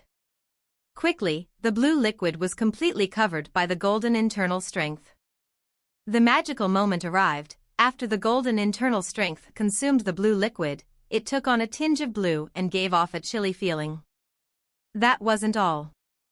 Once all the blue liquid was consumed, the golden internal strength began to consume itself. They wrapped around each other, trying to consume one another, forming small balls. The mysterious golden balls began to collapse inward, shrinking and shrinking. In the end, thousands of strands of golden internal strength condensed into a drop of primordial energy the size of a grain of rice. In less than 10 minutes, there were no strands of internal strength left. They had all transformed into drops of primordial energy. But that wasn't the end. The primordial energy started to consume each other, combining into larger drops. Eventually, it coalesced into a liquid ball of primordial energy the size of an egg. This liquid ball continued to collapse inward, shrinking and shrinking. As it shrank, the golden hue grew purer and more striking. The blue color that it had absorbed dissolved into the primordial energy. In the end, the liquid ball transformed into the purest primordial energy, the size of a grain of rice. Ouyang Shuo's internal strength had undergone a transformation, from gas to liquid, and from internal strength to primordial energy. This also signified that Ouyang Shuo's cultivation had advanced to the 6th layer. At that moment, a system notification sounded in his ear. System notification: congratulations, player Chiyue Wui, for using the iron-armored inner pellet and successfully obtaining a second talent. System notification: congratulations, player Chiyue Wui, for cultivating to the 6th layer and acquiring the cultivation method specialty. These successive surprises made Ouyang Shuo exclaim in joy. Know how to make a map and want to earn some prize money and a chance to read ahead? Click here to find out how. Send submissions to email protected. Lianzhou. First, Ouyang Shuo examined his second talent, ice. The description was simple: attacks have an icy effect. Ouyang Shuo recalled when Song Jia trained. There was a chill in the air back then. The difference was that, as a talent, the icy effect didn't need to be triggered internally. In contrast, Song Jia's ice required her to use internal strength to activate it. For the specific effects, Ouyang Shuo would have to discover them in battle.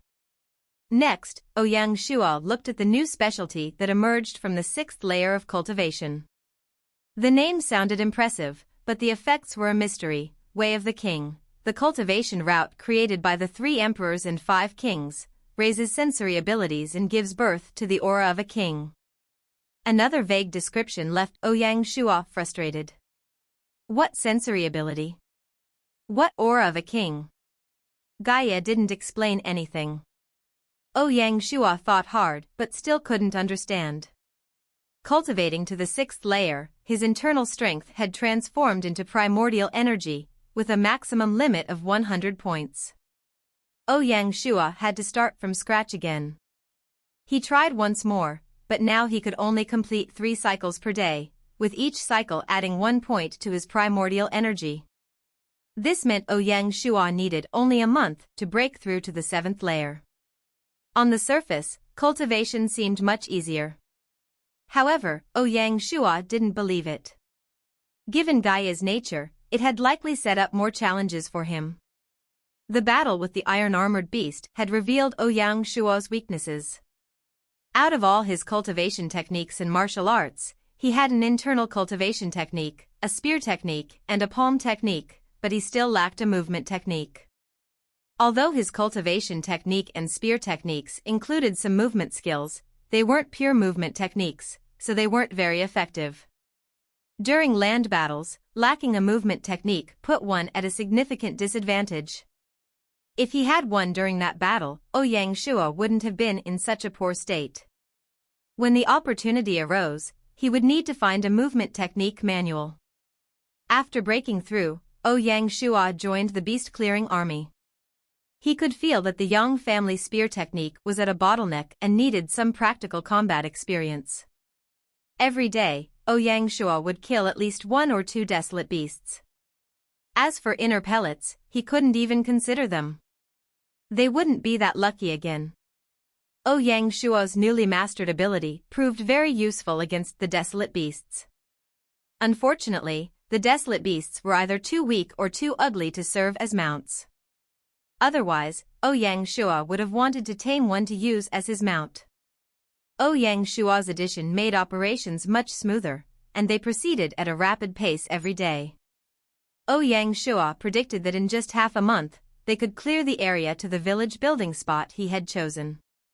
Just as Ouyang Shuo was trying to take over Yazhou, thousands of miles away, the Lianzhou basin was undergoing a massive change.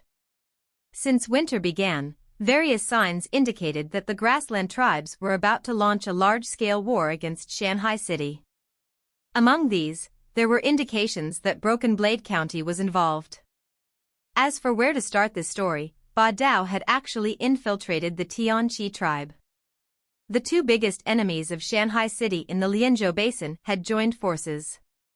Needless to say, the Yanhuang alliance was always lurking behind Broken Blade County. After Bai Hua and Feng Qiuhuang were promoted to Marquis, it was a significant provocation towards the Yanhuang alliance. If this continued, the Yanhuang alliance would be left behind by the Shanhai alliance. This was a situation they did not want to see. Using Broken Blade County to cause trouble for Shanhai city and possibly take it over was the best option. For the Yanhuang alliance, this was a brilliant move. The 3 sides had come to an agreement, and after the auction, they planned their decisive strike. After a month had passed, the time was right.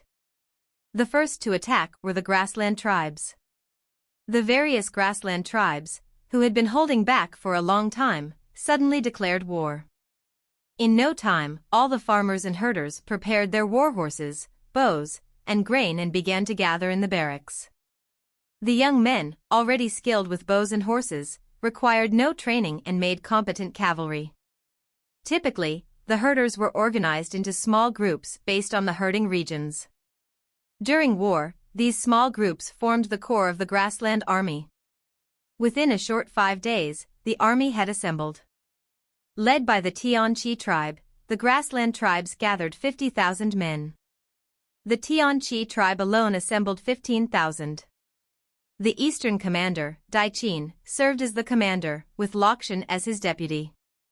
The third general of the Tianqi tribe, the guard commander Baradi, led 8,000 troops to defend the northern region, spying on Mulan City and protecting their home. Munqihan listed out all the sins Shanhai City had committed against the grassland tribes. The despicable Shanhai City destroyed the Tianling tribe, even trying to pin the blame on others to spoil the relationships between the tribes. They launched surprise attacks in the western region, throwing the grasslands into chaos for 6 months. They sent troops to annihilate the Tianfeng tribe. They are ambitious and dangerous. They have committed too many sins and cannot be let off. Blood must be paid for with blood. Blood debt. Blood debt. In an instant, everyone was stirred and geared up for war. For some, it was the first time hearing about the crimes of Shanhai City. They were enraged, their hesitation and doubts vanished in an instant. Monk looked down at the troops below him and felt elated. It was as if he had become 10 years younger and returned to his glory days. Behind him, the eyes of the tribal leaders flashed with unease and worry. Over time, the 7 medium-sized tribes that could rival the Tianqi tribe would not tolerate being ruled by the Tianqi again. But against a major enemy, the tribal leaders could only set aside such thoughts for now. 50,000 warriors marched toward Shanhai City. At the same time, the only division in Broken Blade County left their city and gathered at the border, facing directly against the 3rd Division. Given the strength of the Broken Blade County Division, they were no match for the 3rd Division. Ba Dao knew this and immediately requested assistance from the Yanhuang Alliance. The Yanhuang Alliance responded promptly, dispatching Shapajuan to lead 5,000 troops to aid. The vanguard would be responsible for holding the line against the 3rd Division. Whether it's Ba Dao or the Yanhuang Alliance, they wouldn't initiate the fight before the Grassland Alliance engaged. The Grassland Alliance was a formidable force. The Shanhai City Protection Squad, including the 2nd Division at the city's North Camp and the City Protection Division, totaled 27,000 people, which was half the size of the Grassland Alliance. The northern outer wall was completed and could be used. However, the eastern and western walls were still unfinished and could not defend against the Grassland Alliance. This meant that Shanhai City couldn't use the wall as a defensive barrier and had to fight head-on. Munt chose this time to attack for that very reason. He knew that once the outer wall was completed, it would be extremely difficult for the Grassland Alliance's cavalry to take them down. This was a once-in-a-lifetime opportunity. The Military Intelligence Division immediately knew the movements of the Grassland Alliance. As for the various tribes, the Military Affairs Department was concerned. During this period, military investigations had not ceased. War preparations had already started a month ago. It wasn't a time for panic in Shanhai City. Mulan Yu immediately contacted Ouyang Shua through the Alliance channel. Although Mulan County was outside the Alliance, Mulan Yu was included in the Alliance channel as a member of the Shanhai territory. When Ouyang Shua received the news, he wasn't surprised. The only thing that surprised him was the collaboration between the Grassland tribes and Broken Blade County. This also taught him a lesson: never underestimate your opponent. When the Military Intelligence Division found out, Ouyang Shua had already left and was unaware. He instructed Mulan Yu to relay his orders. All military actions would be handled by Baiqi and Du Ruhui. During wartime, they could make all the decisions without needing his permission to act. Ouyang Shua also didn't forget to instruct Mulan Yu to remind Baiqi and Du Ruhui that all military plans must include the fact that the Yanhuang Alliance could teleport in to help. Teleporting in to fight wars was a truly strange concept for Baiqi and Du Ruhui. Without him personally present, Ouyang Shua had to ensure they understood these points. Mulanyu was very solemn and expressed her willingness to take on the duties that Ouyang Shua was supposed to. The alliance channel could not contact people individually, so all the members found out. When they received the news, they expressed their concern and offered to send their armies to assist. Ouyang Shua first thanked them and reminded them that, apart from assisting Shanhai City, they should set up defenses against the tricks of the Yanhuang alliance. Ouyang Shua wasn't worried that Shanhai City would be breached. He was concerned that the Yanhuang alliance would use them as a distraction and attack another allied territory instead. Such tactics were common in Di Chen's previous life. Ouyang Shua's reminder made all of them frown, especially Gong Changshi, who was the sore point of the Yanhuang alliance. Di Chen hated him, making him an easy target. Know how to make a map and want to earn some prize money and a chance to read ahead? Click here to find out how. Send submissions to email protected. The Battle of Lianzhou was the largest main map war between aboriginals and lords since the start of the game, involving over 100,000 troops in total. This sudden war made Shanhai City the focal point of the China region once again. Ouyang Shua's absence added another layer of mystery to the conflict. Everyone's attention was on the Lianzhou basin. Many supporters of Ouyang Shua, a commoner player, were on edge, sweating for him. The current situation was highly unfavorable for Shanhai City. With three forces working together against them, whether Shanhai City could withstand this onslaught was a significant question. Few believed that Shanhai City could easily escape this situation. The best outcome would be if they managed to hold on, but even then, Shanhai City would likely be left in ruins. Some people even started placing bets on how long Shanhai City could hold out. Players from the China region, as well as those worldwide, were watching this event. This was due to Ouyang Shua being considered the best lord in the game. Thus, all eyes were on him. In the American region, Free Territory, Jack Dawson muttered, "Our old friend is about to take another step forward. Are you so sure the Lianzhou Marquis will win this battle? If he can't handle this small problem, how can he be worthy of being my opponent?" Jack was confident. "We need to start preparing to move against the Aboriginals. We've been too merciful." Jack laughed, but his words were cold and ruthless. "Tell them if they don't surrender, we will wipe them out." "No problem." In the British region, Avik Ford William shouted unhappily at his secretary. "The Lianzhou Lord already has the ability to start a war of 100,000 men. Look at what we are doing." The secretary remained silent, and the atmosphere grew a bit awkward. William calmed himself and asked, "How is the research on the steam machine coming along?" "Everything is going smoothly. In about 1.5 years, it should be ready." 1.5 years? Too slow. Too slow. William was enraged and dissatisfied with the progress. He looked as though he might lose his temper again. To reclaim the glory of the old British Empire, we must be faster. William, a noble in reality, dreamed of ruling the seas and colonizing the earth. "Yes, I will speed things up." The secretary replied cautiously. 1 year, remember. I'm giving you 1 year. If you can't give me a satisfactory result by then, you know the consequences. No problem. The secretary felt bitter but didn't dare to object. Annan Region, Haifeng County. Lord Wan Tianque of Haifeng County looked solemn. "Our neighbor is truly astonishing." "Yeah. He just took out the black shark, who were causing chaos at sea." Mentioning the black shark pirates made Wan Tianque's face twitch.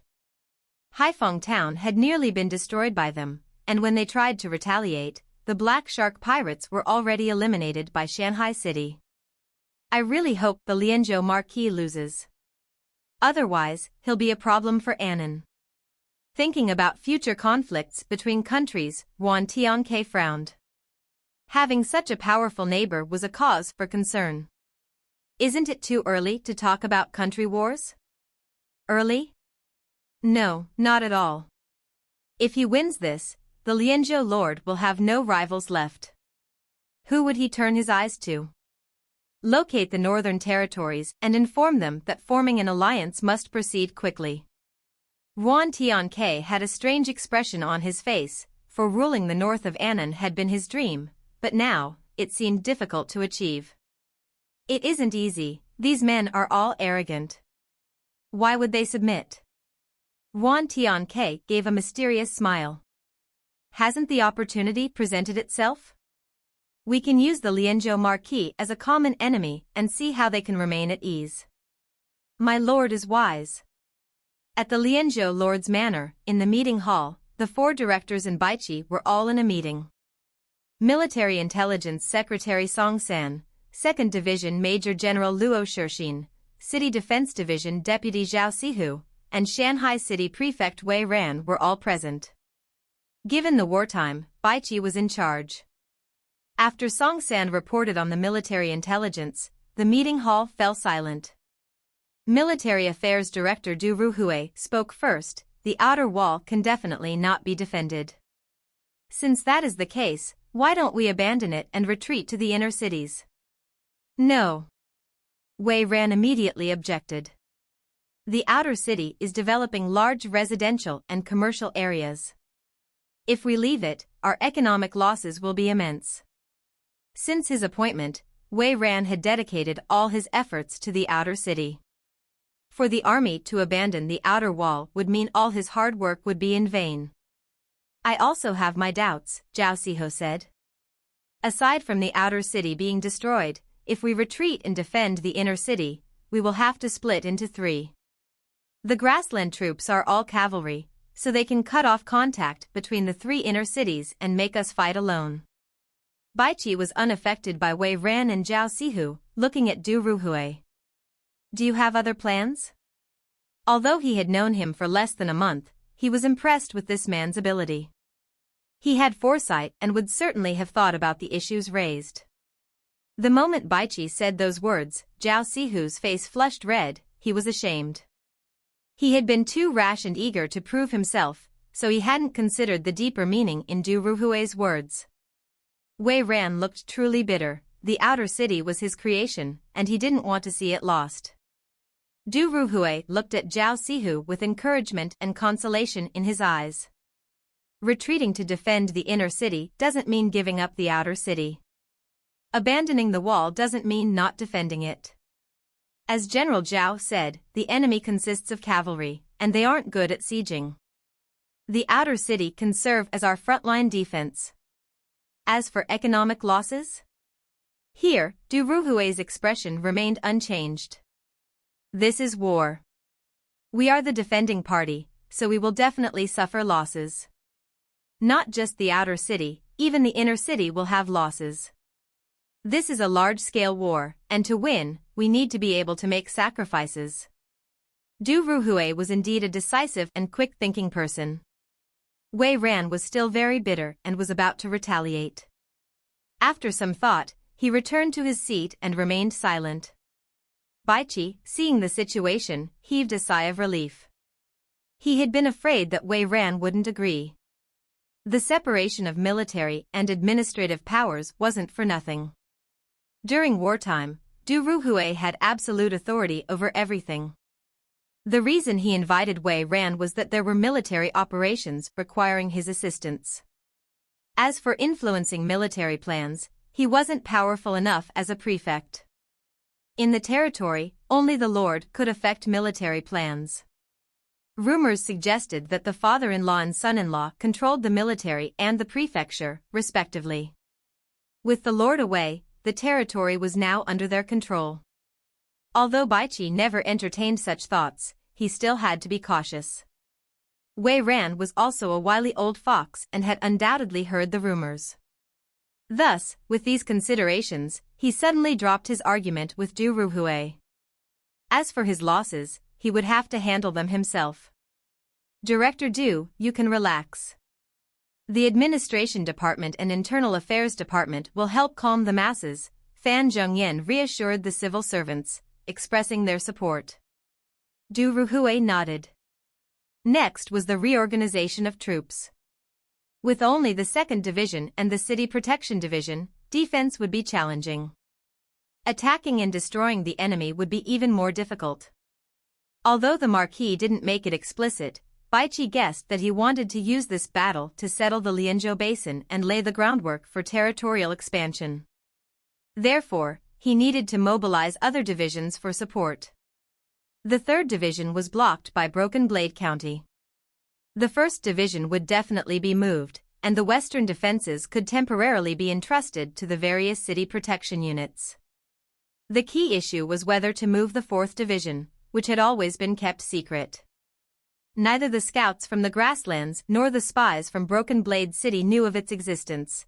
They only knew that Mulan City had a large city protection squad.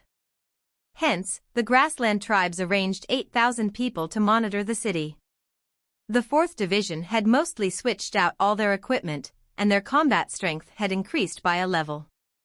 The grassland army believed that their defensive power was still at the regiment stage. This was the greatest battle changer. After discussion, Bianque decided not to use this trump card. The final issue was whether the Beihai naval fleet needed to join in. The Beihai squadron had returned from Lianzhou.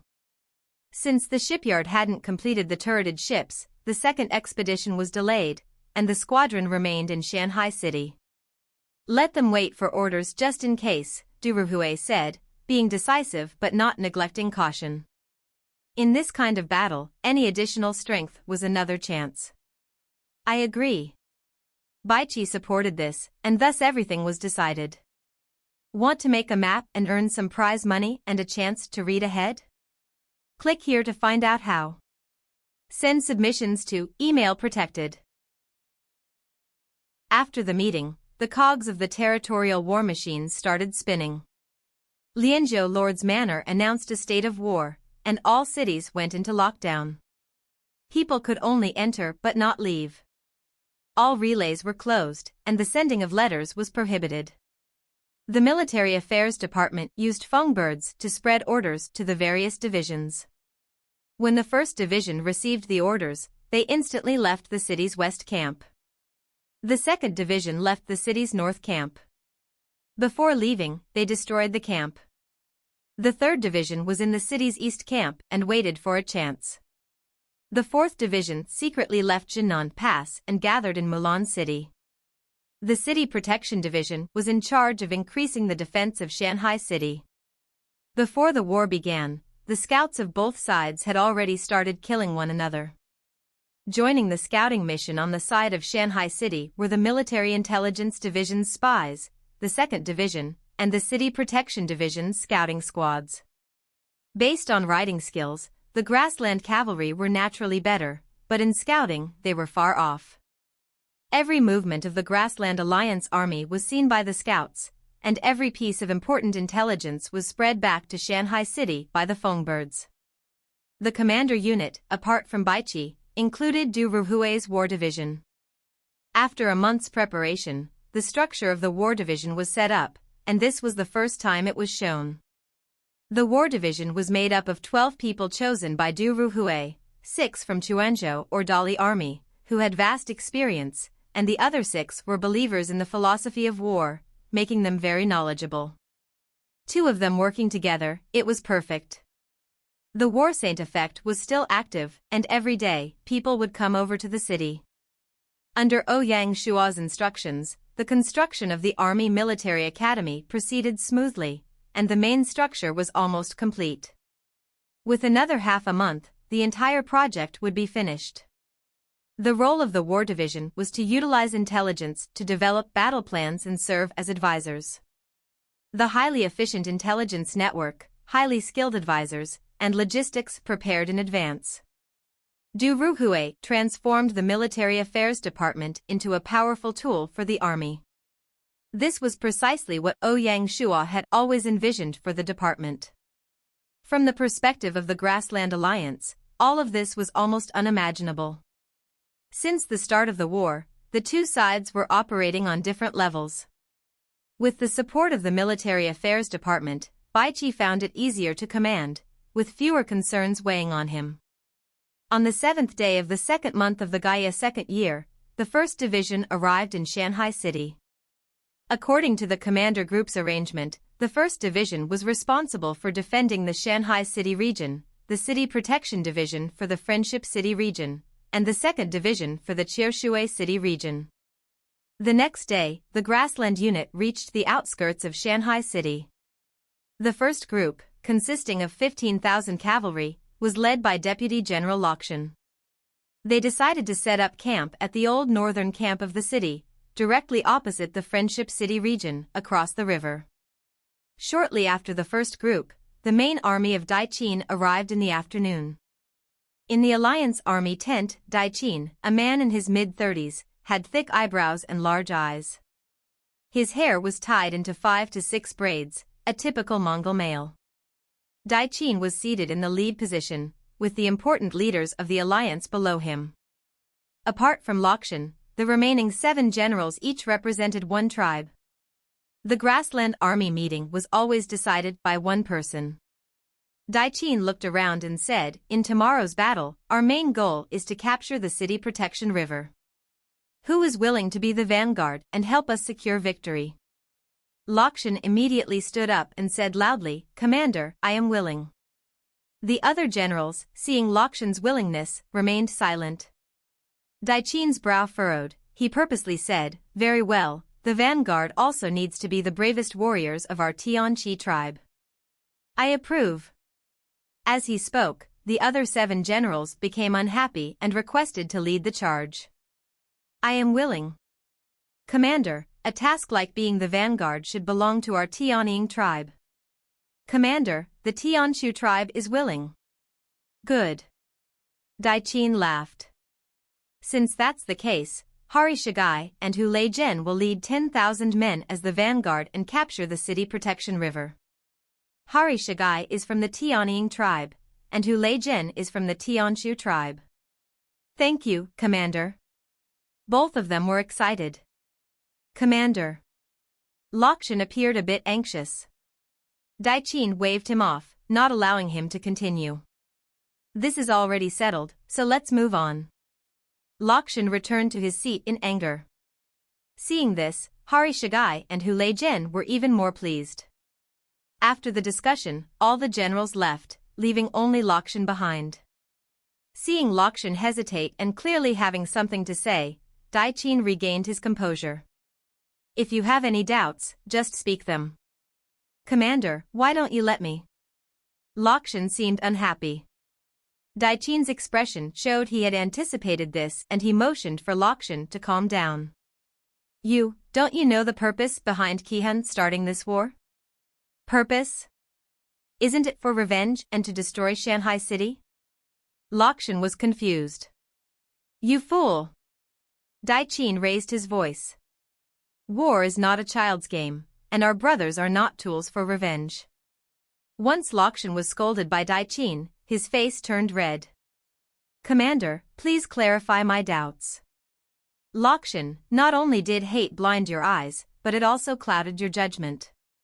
"You weren't this impulsive before." Daiqin, disregarding Lianzhou's embarrassment, continued, "Destroying Shanhai City is the most apparent goal. More importantly, Qihan wants to use this war to establish our dominance on the grasslands." Lianzhou was taken aback, but then it clicked. The position of overlord depends on what? Power. Only by crushing the opposition can we dominate, everything else is pretense. Tomorrow's battle will lead to heavy losses. Your men are among the best of our tribe, so how can we send them to slaughter? A chill ran down Lianzhou's spine. Daiqin intended to use this battle to weaken the other tribes. Reflecting on Qihan's piercing gaze, Lianzhou cringed. The commander is a genius. Daiqin's face relaxed once more. "All right, go rest now. There will be plenty of tough battles for you to join in on. Remember, our conversation is only between the both of us," she said. "Understood," he replied. "Now go." Daiqin waved him off, picked up the book from his table, and started reading. As Lianzhou left the tent, his face was ashen white. He felt as though a beast sat within, a wolf in sheep's clothing. On the 9th day of the 2nd month, the sun rose, and the land was entirely red. The seasonal wind from the valley brought with it the salty scent of the ocean. Early in the morning, the Alliance army began to bustle with activity. The previous night, 50,000 in the grasslands and placed them in front of the camp, forming a mountain of dirt that looked impressive. In front of the barracks, a 10,000-strong army stood ready. They were the vanguard forces for the day. Hari Shigai and Hu Lei-jen rode their horses to the front of the group. They wished to rouse their men before the battle. Warriors of the Tianying tribe, we have been given this mission by our commander, which means he trusts in our valor. We must fight magnificently, is that clear? Hari Shigai led the charge with his words. Hu Lei-jen, standing beside him, raised his voice and shouted, "Sons of the Tianshu tribe, no need for words. Kill the Lianzhou Marquis, take Shanhai city." The morale soared, covering the land. Such a sight would make the blood of every man boil. To the men and sons of the grasslands, bravery was their ultimate aspiration. The highest glory of a warrior, more precious even than their own life. The soldiers from other tribes watched this scene with envious eyes. The soldiers were discussing and ranting that their general was stupid and hadn't given them the chance to fight in the first battle. Upon hearing their discussions, the faces of the remaining 5 generals turned ugly. Hu Lei-jen observed Hari Shigai from a distance, and a hint of provocation flickered in his eyes. Naturally unhappy, Hari Shigai yelled, "Let's go! Buha-heka!" The sons of the Tianying tribe responded to their general with the highest honor. As the army left the barracks, Daichin, who stood from afar, wore a peculiar expression. Lakshan, standing beside Daichin, felt bad for Hari Shigai and Hu Lei-jen. They were being used as pawns yet remained blissfully unaware. Who knew, they might even think Daichin was giving them an opportunity to earn glory. With that thought, Lakshan glanced at Daichin, his gaze carrying a mix of weariness and fear. Daichin, unaware of this, remained as serene as ever. As the troops marched out of the barracks, the 10,000-man army split into 2. Hari Shigai was tasked with the western side of the city protection river, and Hu Lei-jen with the eastern side. This arrangement set the 2 generals up in a competition from the start, each determined not to be outdone by the other. However, I should note that this kind of competitive setup can lead to unhealthy rivalries and can sometimes be exploitative. In the story, the generals are perhaps being used as pawns by a higher authority, and their ambition might be part of a larger plan they are not fully aware of. The soldiers prepared the dirtbags to fill the river, and the army advanced like 2 black lines, charging toward the city protection river. The war had officially begun. Know how to make a map and want to earn some prize money and a chance to read ahead? Click here to find out how. Send submissions to email protected. On the city wall, Zhao Sihu looked on at the advancing grassland army. His face was one of perseverance. Under Daichin's instructions, Hari Shigai and Hu Lei-jen chose a river area further away from the Friendship City region. Daichin's intentions were clear: to avoid the inner city area of Friendship City and directly break into Shanhai City. However, his small act was calculated by Baichi. On the only part of the outer wall that was built, 10,000 archers were lined up.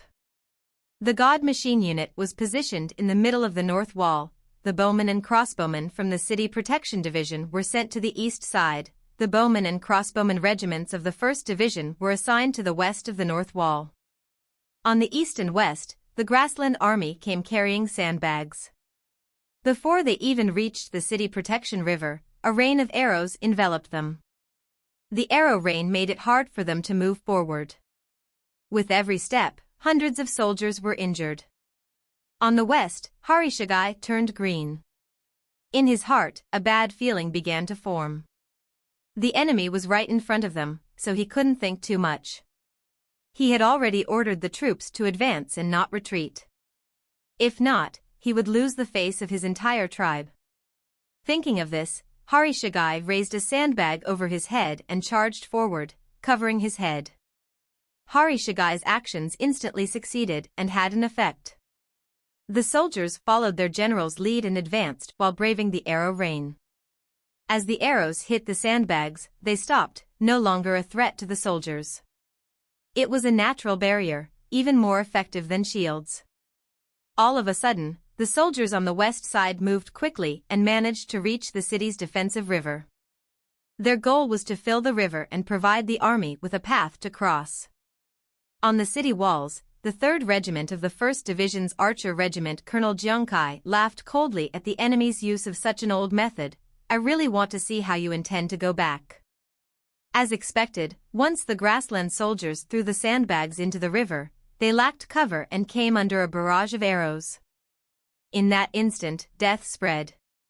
What was more distressing was that the lucky ones still had to carry a second sandbag to continue filling the river.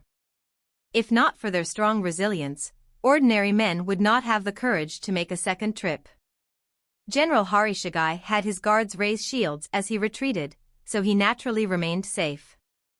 Unfortunately, shields were not standard issue, and regular soldiers did not have such equipment. A mere 300 meters became a zone of death. Every second, someone fell.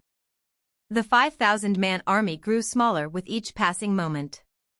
Witnessing this, Hari Shigai's face turned grim and his confidence wavered. He felt that he had been deceived, and badly so.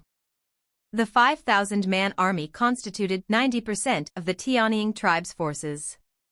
If they were all to die here, the Tianying tribe would be vulnerable to attacks from neighboring tribes. The thought sent a shiver down Hari Shigai's spine.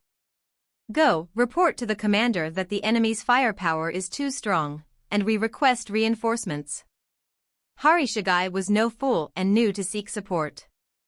Since he was going to die, he'd rather drag another tribe down with him. Yes. The guard turned and rushed. Alliance Army Command Unit. The command unit had built a high platform, from which one could see the entire battlefield. On the platform, Dai Qin stood in the center, with Lakshan and the other 5 generals beside him. When the generals saw the slaughter on the battlefield, they turned pale, secretly relieved they hadn't acted rashly the day before. Otherwise, they would have been the ones targeted by the arrows. Hari Shigai's personal guard rushed to the high platform as fast as he could. He immediately knelt down, panic-stricken, and shouted, "Commander, the enemy's firepower is too strong. We can't handle it, we need backup." As soon as he said this, the generals on the platform had various expressions.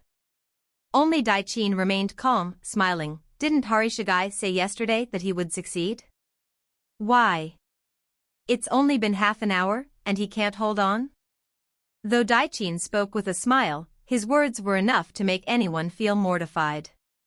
The guard's face turned red. With his lord insulted, he, as a guard, felt deeply humiliated. Fortunately, he remained rational and, thinking of his brothers dying on the battlefield, cried out, "Commander! You are magnanimous, please forgive our foolishness." By the last few words, he was nearly in tears. "Commander, please show some respect for the Tianying tribe. Our men have truly done their best, no one can say they weren't brave." As he spoke, everyone's expression changed.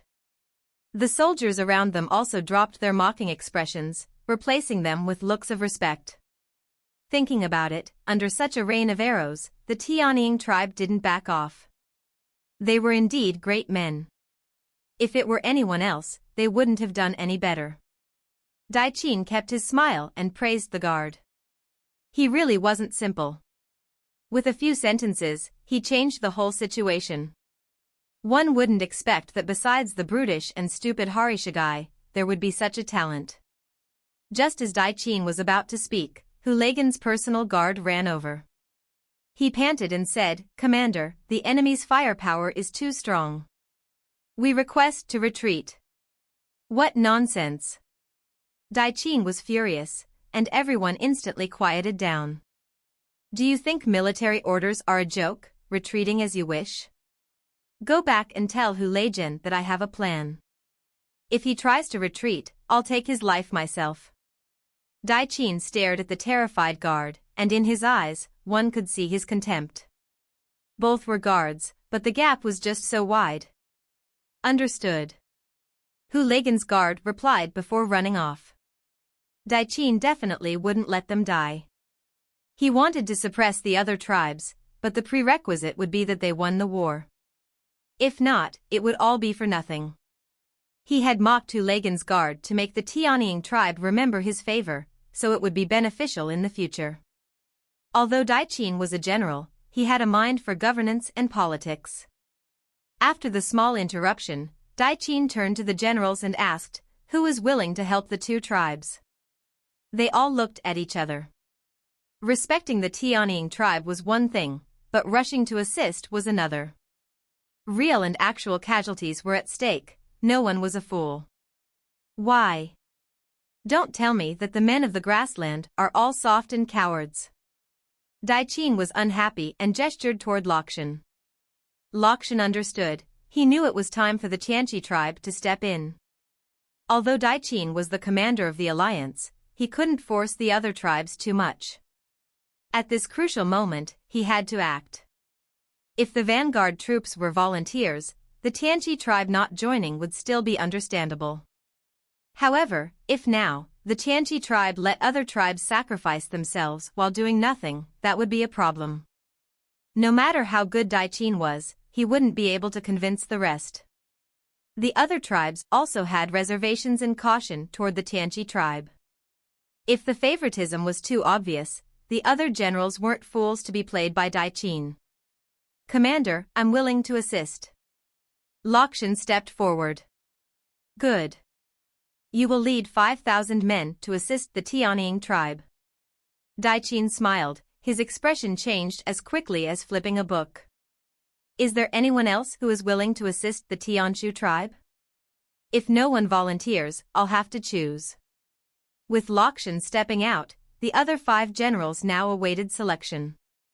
At this point, they had no say and couldn't refuse. Commander, I'm willing. Ziragu Ligay of the Tiango tribe stepped forward. Daiqin nodded. The Tiango tribe and Tianshu tribe were secret allies, so Ligay stepping forward wasn't unexpected. All right, you will lead 5,000 men to assist the Tianshu tribe. Understood. Daiqin looked at Lakshan and Ziragu Ligay, and said solemnly, remember, you must level the river today. No retreating, or you will be beheaded. Yes. The two armies marched out of the barracks to aid the Tianying and Tianshu tribes. Zhao Sihu stood on the city wall, and upon seeing the reinforcements, he muttered, Baiqi truly predicts events like a deity. He turned and instructed his personal guards, send my order, prepare the cavalry. Yes. After the reinforcements arrived, Hari Shigai and Hu Leizhen heaved sighs of relief. In just an hour, they had lost half of their strength. If they persisted, their army would crumble. The only difference was that Hari Shigai felt touched and grateful for the assistance, while Hu Leizhen was furious about the insult Daiqin had given him. Lakshan looked at the rain of arrows in front of him and froze. From afar, it didn't seem like much, but up close, it was truly terrifying. In a short time, the arrows had formed layer upon layer on the ground. It was a wonder the Tianying tribe had survived up to now. Thinking of this, Lakshan felt emboldened and sent all his forces forward. As reinforcements arrived, the rate at which they filled the river increased. One could see that the river was about to be dammed and blocked in half. Victory was within sight, and both tribal armies were elated. They had finally escaped that nightmare. Suddenly, the north gates of Friendship City opened. Cavalry poured out of the gates and charged directly at the Tianshu and Tianying tribes. To fill the city protection river, the grassland army used their cavalry as infantry. Faced with the sudden rush of cavalry, they were at a loss. Want to know how to make a map and earn some prize money and a chance to read ahead? Click here to find out how. Send submissions to email protected. The City Guards Division Cavalry, under the leadership of Deputy Major General Zhao Sihu, began to assault the Alliance Army. Confronted by the Shanhai City Cavalry, who were fierce as wolves and tigers, the alliance army, on the brink of disintegration, could not even mount a proper defense. One charge by the cavalry, and the eastern flank of the army was shattered to pieces. What followed was a one-sided massacre. The soldiers on the western flank prepared to defend, but upon seeing the Shanhai city army only attacking those on the eastern side, they were relieved. To Hari Shigai, it felt as if his luck had completely turned around. At the Alliance Army Commanding Unit Daichin stood on a high platform. Witnessing the actions of the Shanhai city army, he smirked. Since he dared to dispatch the vanguard force, he was clearly prepared. A 10,000-strong army was already in hiding, ready to respond to such a situation. Daichin feared the enemy would hunker down like turtles in their shell. Since they were willing to come out, he was more than willing to oblige. On his command, the cavalry not only had to rescue the Tianshu tribe and Tiango clan but also dismantle the enemy. The only surprise was the impeccable timing chosen by the enemy. Without hesitation, Daichin waved his command flag. The cavalry, concealed in their quarters, burst forth like an arrow, speeding towards the eastern battlefield. Zhao Sihu was a highly cautious and perceptive individual. Besides, following Baiqi's instructions, after a bout of killing, he promptly ordered the troops to retreat. They returned to the city before reinforcements could arrive. The reinforcements, upon seeing the enemy's retreat, burst into laughter and jeered from the city walls. The sight of 10,000 cavalrymen berating the fortification was indeed grand. On top of the wall, the soldiers of the Guards Division were all furious. Zhao Siho looked down and gave a cold smile. If it weren't to prepare against the Yanhuang alliance, with the three divisions, even in a head-to-head battle, they had enough to destroy the grassland army.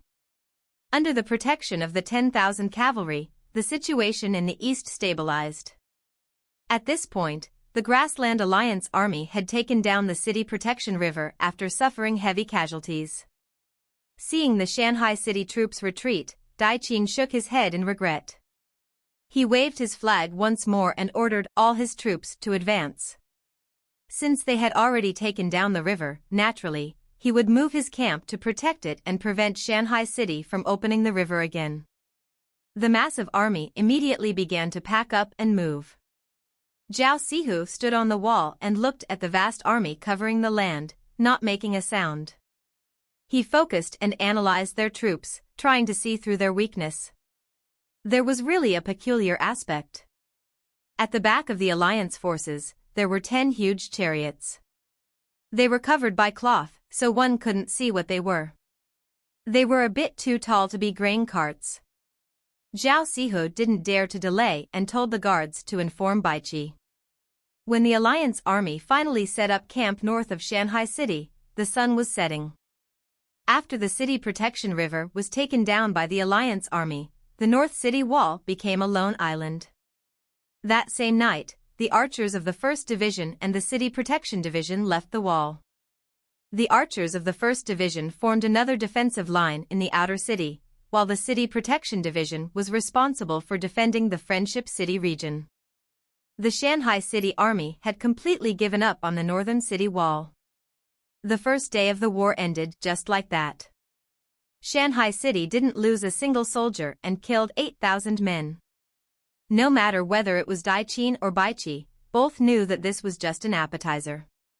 The real battle was about to begin. In the dead of night, there was complete silence. Alliance Army Camp. A man dressed in black appeared at Daichin's tent. Shouldn't you have acted by now? Daichin seemed familiar with this man, and his tone revealed slight dissatisfaction. During the first day of the war, the Alliance Army had already suffered heavy casualties. Naturally, Daichin was unhappy. Relax, the reinforcements are coming. The man in black remained expressionless. When exactly will they arrive? Daichin wasn't pleased with his answer. During the most crucial time. The man didn't care. The most important thing is for you to lure their main force and clear the outer obstacles to create an opportunity for the final battle. I don't need your advice. Daiqin was cold. They were risking their lives on the front lines, while this man hid in the shadows. It was easy for him to say such things. I hope you achieve a victory tomorrow. After saying that, the man in black left the tent and disappeared into the darkness. After he left, Daiqin muttered, "Rat." The next day, the sun rose as usual. As the sunlight shone on the soil of the Lianzhou basin, it failed to bring any warmth. War was always so brutal. Because of the war, the farmers outside the city couldn't farm, and the workshops inside the city remained closed. Commoners were afraid and terrified that when they awoke, they might find themselves prisoners. Have you heard? Yesterday, the enemy overran the city protection river. The grassland tribesmen are truly formidable. Amid the crowd, the faces of the original men from the Tianfeng tribe changed, overwhelmed by a mix of emotions. They exchanged glances, looking both excited and anxious. On the high buildings lining the street, 2 military intelligence division spies observed like hunters watching their prey. The calm of Shanhai city was being subtly disturbed by an undercurrent. In every war, the darker aspects of society would gradually surface. The discussions among the people could not halt the impending war. At 10 a.m., the war began anew. Daiqin led 12,000 soldiers and sat in the city's northern camp, overlooking the Friendship City area. The remaining 30,000 troops were divided into 2 groups, circling around the North City wall and pressing straight toward Shanhai City. Lakshan led the western force, while Zirigaligay commanded the eastern force. The 2 armies acted like a nail, driving straight into Shanhai City. In the current outer city, aside from the structures, all valuable items had been moved to the inner city. As Lakshan ventured into the outer city, but I'll need to frame the response appropriately. Here is the revised text with simple grammatical edits, while maintaining the essence of the original. Commoners were afraid and terrified that when they woke up, they might be prisoners. Have you heard? Yesterday, the enemy captured the city's protective moat. The grassland tribesmen are really powerful. Amid the people, the faces of the original men from the Tianfeng tribe changed, overwhelmed with a rush of emotions. They looked at each other, appearing both excited and nervous. On the tall buildings by the roadside, 2 military intelligence bureau operatives watched like predators over their prey. The seemingly peaceful Shanhai city was being moved forward by an invisible tide. In every conflict, the uglier side of society would slowly come to light. The local people's conversations could not prevent the war. At 10 a.m., the conflict started once more. Daiqin commanded 12,000 men, stationed in a camp north of the city to scout the Friendship City area. The other 30,000 forces on the bridge towards Chirshui City, a cavalryman stood solemnly, waving the flag of the 2nd Division Cavalry. On the bridge towards Shanhai City, the 1st Division's 1st Regiment Swordshield soldiers lay in wait. Baiqi's strategy was simple. Before the enemy showed their full hand, the Shanhai City army would not reveal all their strength and would use the terrain to their advantage. Even if the war was grim, as long as it was effective, Baiqi didn't mind. Lakshan felt numb and had a sense of being unable to strike. "General, what should we do?" The deputy also felt helpless. Lakshan's face turned dark and shouted, "What can we do with these obstacles in the way? The cavalry can't advance." Desperate, the alliance could only send out their daredevil force to clear the obstacles. Clearing the path was a bloody affair. The Shanhai City archers stood on the archery tower and shot down. The alliance army could only shoot 1 or 2 arrows from their war mounts to vent their frustration. Worse yet, before the daredevil squad cleared the area near the archery tower, the archers would retreat and escape. Lakshan was enraged and scolded aloud. Is there such a despicable method of combat? When Daiqin received the news, he also fumed. Now, he understood what the black-clothed man said about clearing the obstacles. That sly rat had obtained intelligence but kept it hidden from them. The news of Daiqin's anger spread to the troops on the east and west. Lakshan and Zirga shivered and thought that their commander's anger was due to their slow pace. Helpless, they could only clench their teeth and send out more men to die. Throughout the whole morning, the Daredevil squad was used and replaced, ***. On the bridge towards Qiushui city, a cavalryman stood solemnly, waving the flag of the 2nd Division Cavalry. On the bridge towards Shanhai city, the 1st Division's 1st Regiment of sword-shield soldiers waited in formation. Baiqi's strategy was straightforward. Before the enemy revealed all they had, the Shanhai city army wouldn't reveal their full strength and would exploit the terrain. Even if the war turned grim, as long as it was effective, only just before noon did they manage to clear all the obstacles to the north of the Friendship River and Qiushui River. In a single morning, the Alliance army lost 4,000 men. Using the break in the afternoon, Lakshan asked Daiqin whether he should continue clearing the obstacles on the opposite shore or surround Friendship City. He was told he had to take down the bridge. Daiqin was also helpless as he, too, wanted to directly attack Friendship City. However, if they didn't take down the bridge and block the passage between the three cities, they could be pincered in and surrounded when they attacked. At 2 p.m., the intense battle over the bridge officially began. This was the first real battle between the Shanhai City Army and the Grassland Alliance Army, and it was explosive from the start. One bridge clearly couldn't hold so many men. On the narrow bridge, both sides gave their all. In less than half an hour, the bridge was strewn with bodies. Fresh blood seeped into the gaps of the wooden floor, dyeing the bridge red. At the more distant parts of the battle, to make space, soldiers had to throw the corpses off the bridge. The bodies thrown into the river floated up, creating a hellish scene. Apart from the battle for the bridge, both sides also shot at each other from the arrow towers. The shouts of killing struck terror into the hearts of the commoners and residents in the inner city. All the way until 4 p.m., under the fearless charges of the Grassland Alliance Army, the Shanhai City Army retreated, and both bridges were taken over by the Alliance Army. The war had started to turn in favor of the Alliance Army. As for the truth about the war, everything was still unknown. Want to make a map and earn some prize money and a chance to read ahead? Click here to find out how. Send submissions to email protected.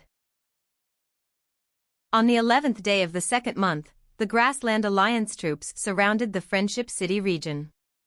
After 2 days of fierce battle, the Alliance had 37,000 men left, and only the City Protection Division defended Friendship City. In terms of numbers, the Alliance army did not have an absolute advantage. Additionally, Daiqin had arranged 2,000 troops to guard the two bridges. Although the Grassland army was primarily cavalry, this did not mean they were unfamiliar with sieges. The Alliance army had been preparing for this battle for a long time. Among their preparations were siege machines, including simple ladders and a secret weapon, the trebuchet. The trebuchet was provided by the Yanhuang Alliance. If Ouyang Shua could obtain the technical manual through raiders, the Yanhuang Alliance could do the same. The odds were even.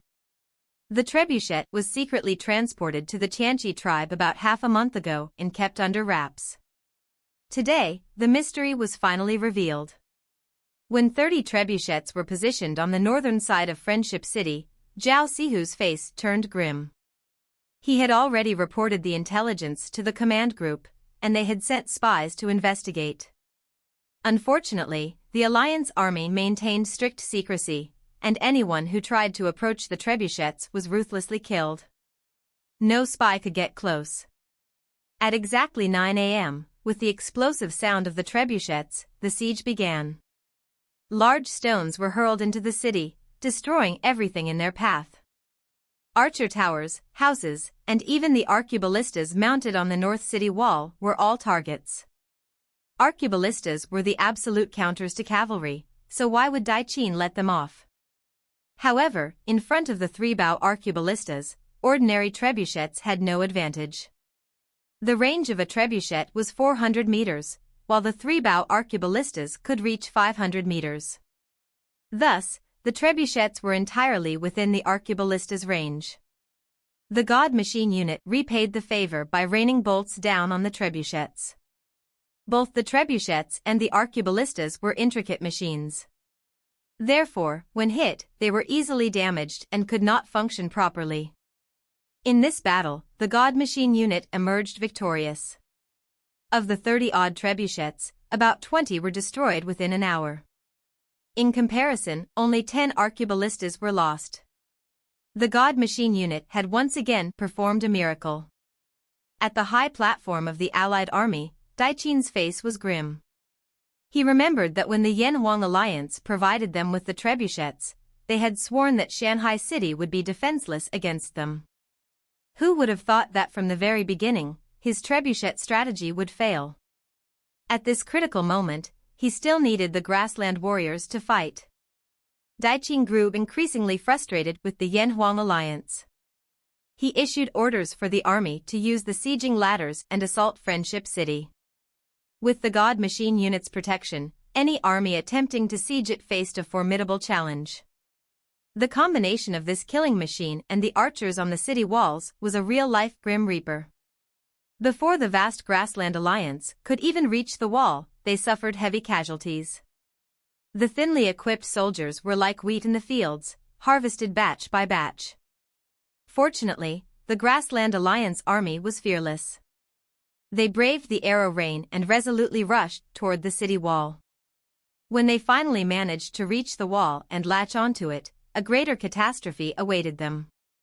Numerous rolling logs and huge stones pelted down from above, taking life after life. Siege battles were among the most brutal. On the battlefield, where blood and flesh flew, the weak would instantly collapse. The siege lasted until noon, yet Friendship City remained as strong as a rock. The alliance failed to get a single soldier onto the wall and pose a threat to the city's defenders. Without a trebuchet, the Grassland Alliance army was still weaker. On horses, they were heroes; in sieges, they were total novices. The break allowed the city's defenders to finally catch their breath. Defending such a vast area with only one division was not as easy as it seemed. The God Machine unit's arqueballista archers, who had been continuously operating the arqueballistas, were strong men. They not only used up all their energy but also had swollen, trembling hands. The soldiers responsible for throwing the rolling logs and stones were similarly exhausted. The enemy was truly fearless, continuing their relentless attacks. The defenders could only follow and throw the logs and stones down. The continuous battle had completely drained the soldiers. Luckily, at this time, the Combat Logistics Department arranged for civilians to bring them delicious and warm rice. The Alliance army was also cooking rice, but their atmosphere was truly disheartening. Their morale, crushed by one problem after another, was at its lowest. Some soldiers felt despair, believing they could never take down Friendship City. This depressing mood spread through the camp, causing Daiqin to frown. He had held on this long in anticipation of the promised reinforcements from the Yan-Huang alliance, but those fools had yet to show up. What were they up to? The alliance army was on the verge of collapse, and even the smallest mistake could push them over the edge. Daiqin could see the intention to retreat in the eyes of the various tribe generals. Ultimately, the Tianqi tribe was the only one with a deep-seated hatred for Shanhai city. If it weren't for the promise of immense wealth, they wouldn't have answered Qihan's call and led their forces against the city. 3 days had passed with no progress, and their army was half destroyed. Anyone would feel disheartened under such circumstances. In the afternoon, under Daiqin's pressure, the Alliance army launched another assault on Friendship City. The current morale of the Alliance army had plummeted, and they were not as fierce as before. After a midday of reorganization, the city's defense force barely managed to recover. After suffering some casualties, they managed to repel the Alliance army's attack. The third day ended just like that. Night fell over the Alliance army's tent. Daiqin was furious, no longer as calm and easygoing as before. In the meeting that had just ended, apart from Hari Shagai, who remained silent, the other 6 tribe generals pressured him to disband the troops. Otherwise, they would leave. Those rats. Did they really think disbanding the army would make everything better? When you bare your fangs, it's not easy to close your mouth. Once this battle was over and Shanhai City regained its strength, would they let them go? Utterly foolish. To the Alliance army, there was no other way out. Advancing was a road filled with thorns, while retreating was a cliff. Unfortunately, no one believed his words. They would rather be ostriches, burying their heads in the sand, than give their all. Bastards! Daiqin raged, smashing everything in his tent. Lakshan stood quietly to one side. This was the first time he had seen Daiqin lose control, and he realized that even Daiqin could lose his composure. As a result, Lakshan was less afraid of him. Daiqin turned and saw Lakshan's expression, immediately regaining his senses. "You go back first," he said, his composure restored. "Yes." Lakshan quietly backed out of the tent. Daiqin watched as Lakshan left, his expression becoming peculiar. Not long after Lakshan's departure, the black-clothed man visited the tent once more. Seeing the black-clothed man, all of Daiqin's pent-up anger welled up. He drew the crescent knife at his waist and pressed it against the man's throat. "Where are the reinforcements you promised? Give me a satisfactory answer, or you won't be leaving here." The black-clothed man remained unperturbed. "General, why such anger?" "Asshole. Because of you, those generals are about to abandon us." "I might not escape, but your plans are now in ruins," Daiqin said through gritted teeth, the anger on the verge of overcoming him. "The reinforcements will arrive tomorrow," the black-clothed man replied steadily, showing no concern for the knife at his throat. Daiqin's eyes froze, and he sheathed the crescent knife. "Are your words true?" "General will know tomorrow." "When have I ever lied to you?" "Good, I'll trust you one last time." Daiqin was helpless. Now, he could only advance, and his only hope was the reinforcements. The man in black laughed coldly inwardly. His grasp of human nature was at its peak. The timing of the Yanhuang Alliance's actions was predicted and strategized by the military advisors. On the surface, he remained expressionless. "Goodbye.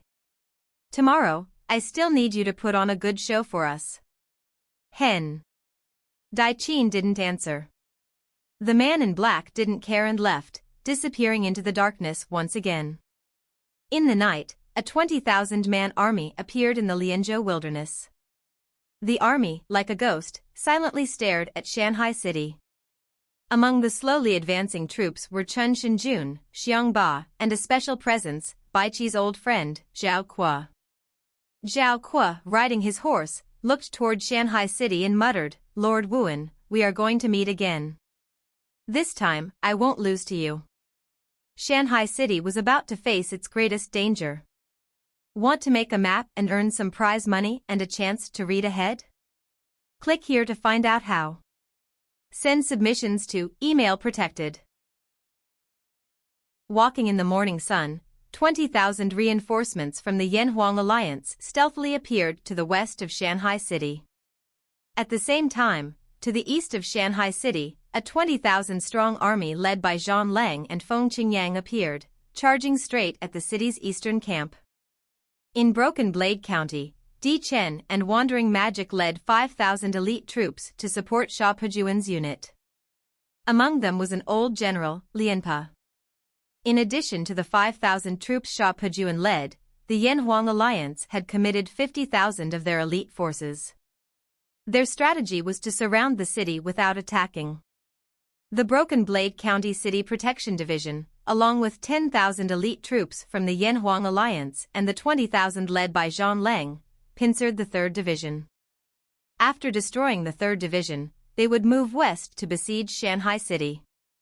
Their ambition was surprisingly large. Their plan didn't stop there. Di Chen and Chen Shenjuan also used their connections to contact various major lord powers, urging them to send troops to the borders of the Shanhai Alliance's allies. Their goal was to prevent any reinforcements from reaching the city. It was a significant move. If successful, not only would Shanhai City be completely destroyed, but the Shanhai Alliance would also be severely impacted. This would return the Chinese region to the Yanhuang Alliance, following the path that Di Chen and his group had planned. The changes triggered by Ouyang Shuo would then be nullified. This was the Yanhuang Alliance's most powerful blow since their formation. Even as their opponents, one had to admit that they had made a smart move. Unbeknownst to Ouyang Shuo, none of this was on his radar. Dai Qin, seeing the reinforcements arrive, heaved a sigh of relief in the Alliance army tent. Early in the morning, the various tribes had begun to pack up and were ready to leave. Seeing the sudden appearance of the reinforcements, the various generals rushed to the tent to ask Dai Qin what was happening. Dai Qin gave a simple explanation and then said, "The reinforcements have arrived. It's time to attack Shanhai City. We will follow the commander's orders." At this moment, no one wanted to retreat or disband the troops. The 20,000 reinforcements acted like a strengthening agent, raising the morale of the troops once again. In contrast to the Alliance army tent, the Shanhai City commander unit had a more serious atmosphere. Baiqi's eyebrows were furrowed. His concern wasn't the 20,000 reinforcements but the direction they came from, which was incorrect. Logically, they should have come from the east, so how did they arrive from the west? The answer to the commander unit's confusion could only be provided by Ouyang Shuo. To maintain contact with him, Mulan Yu had stayed at the Lianzhou Lord's Manor. Upon receiving the news, she relayed it to him immediately. The Alliance's ability to come from the west implied that one of the lords had broken the contract and allowed them into Lianzhou.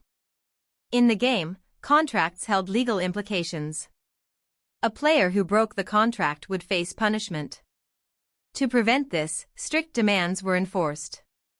If violated, the player would not only face severe economic consequences but would also have to go to jail. Furthermore, a unilateral breaking of the contract would negatively impact the player's credit evaluation, affecting both their life and game.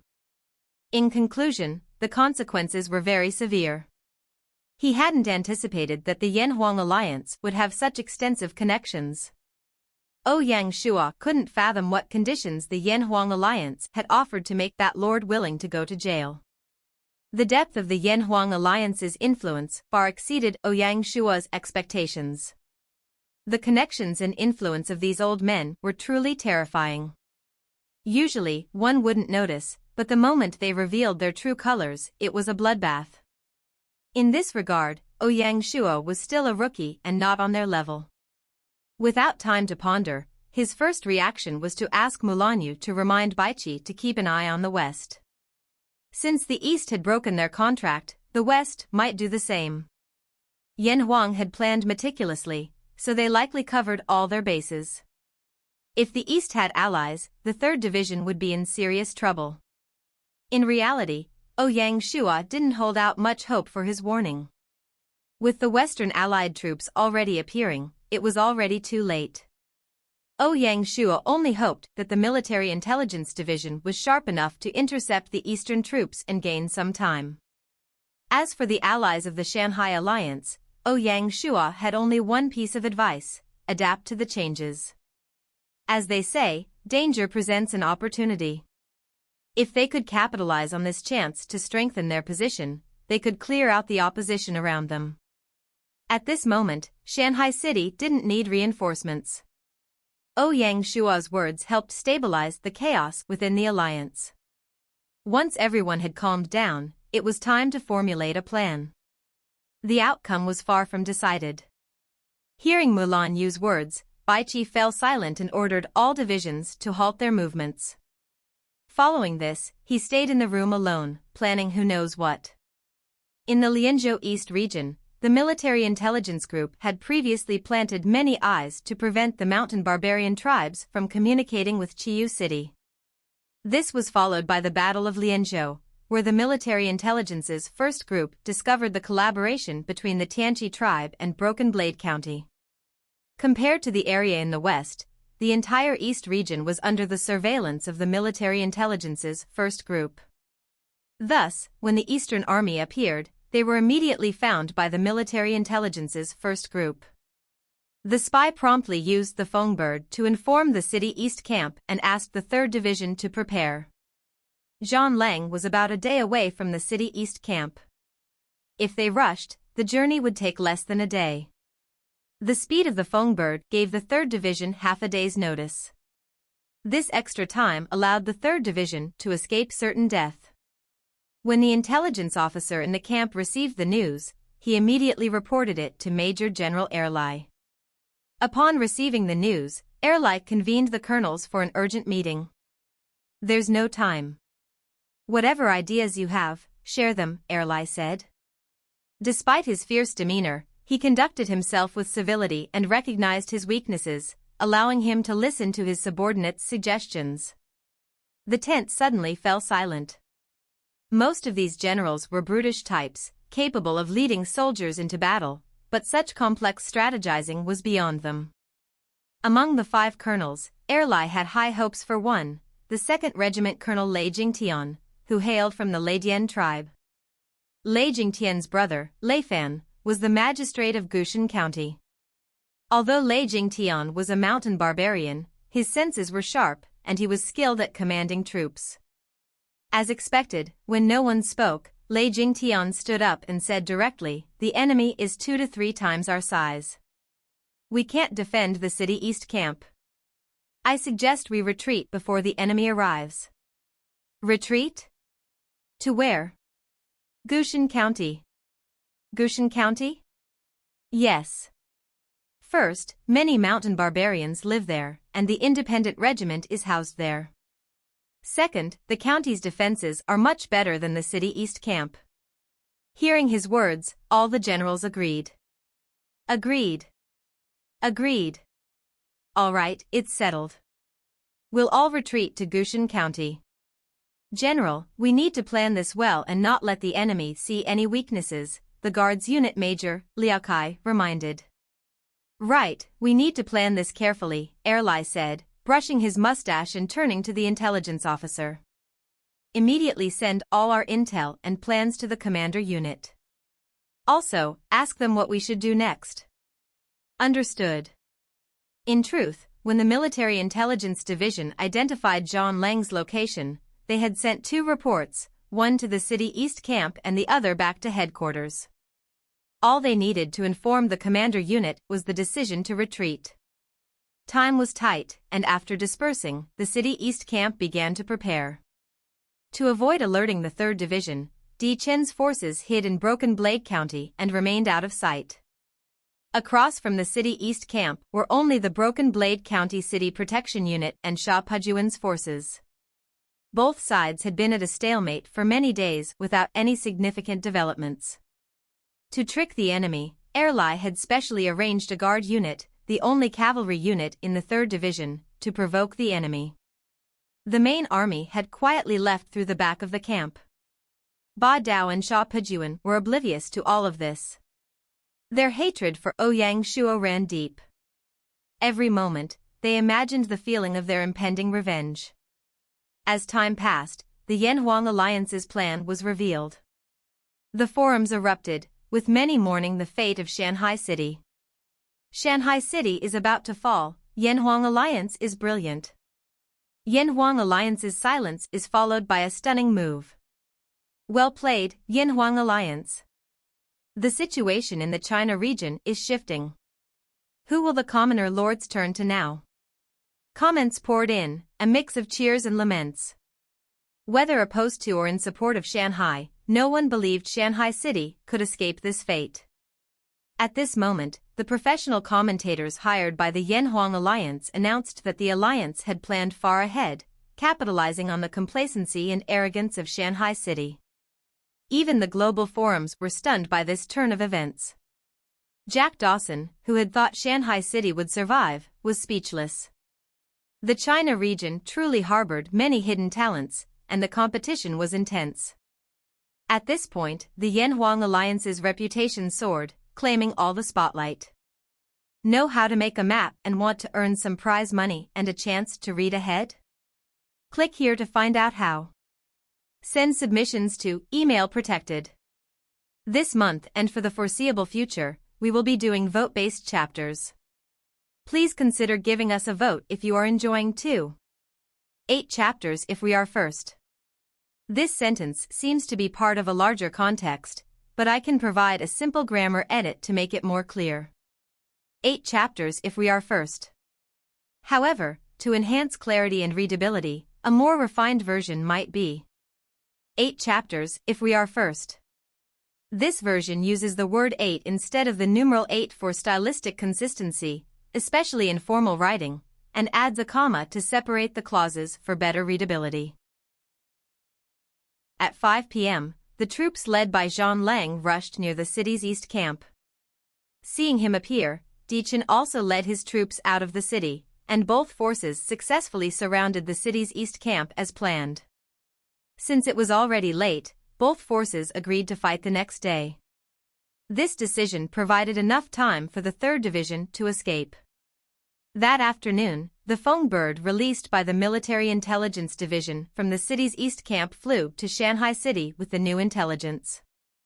Given the current situation, the 3rd Division was fine.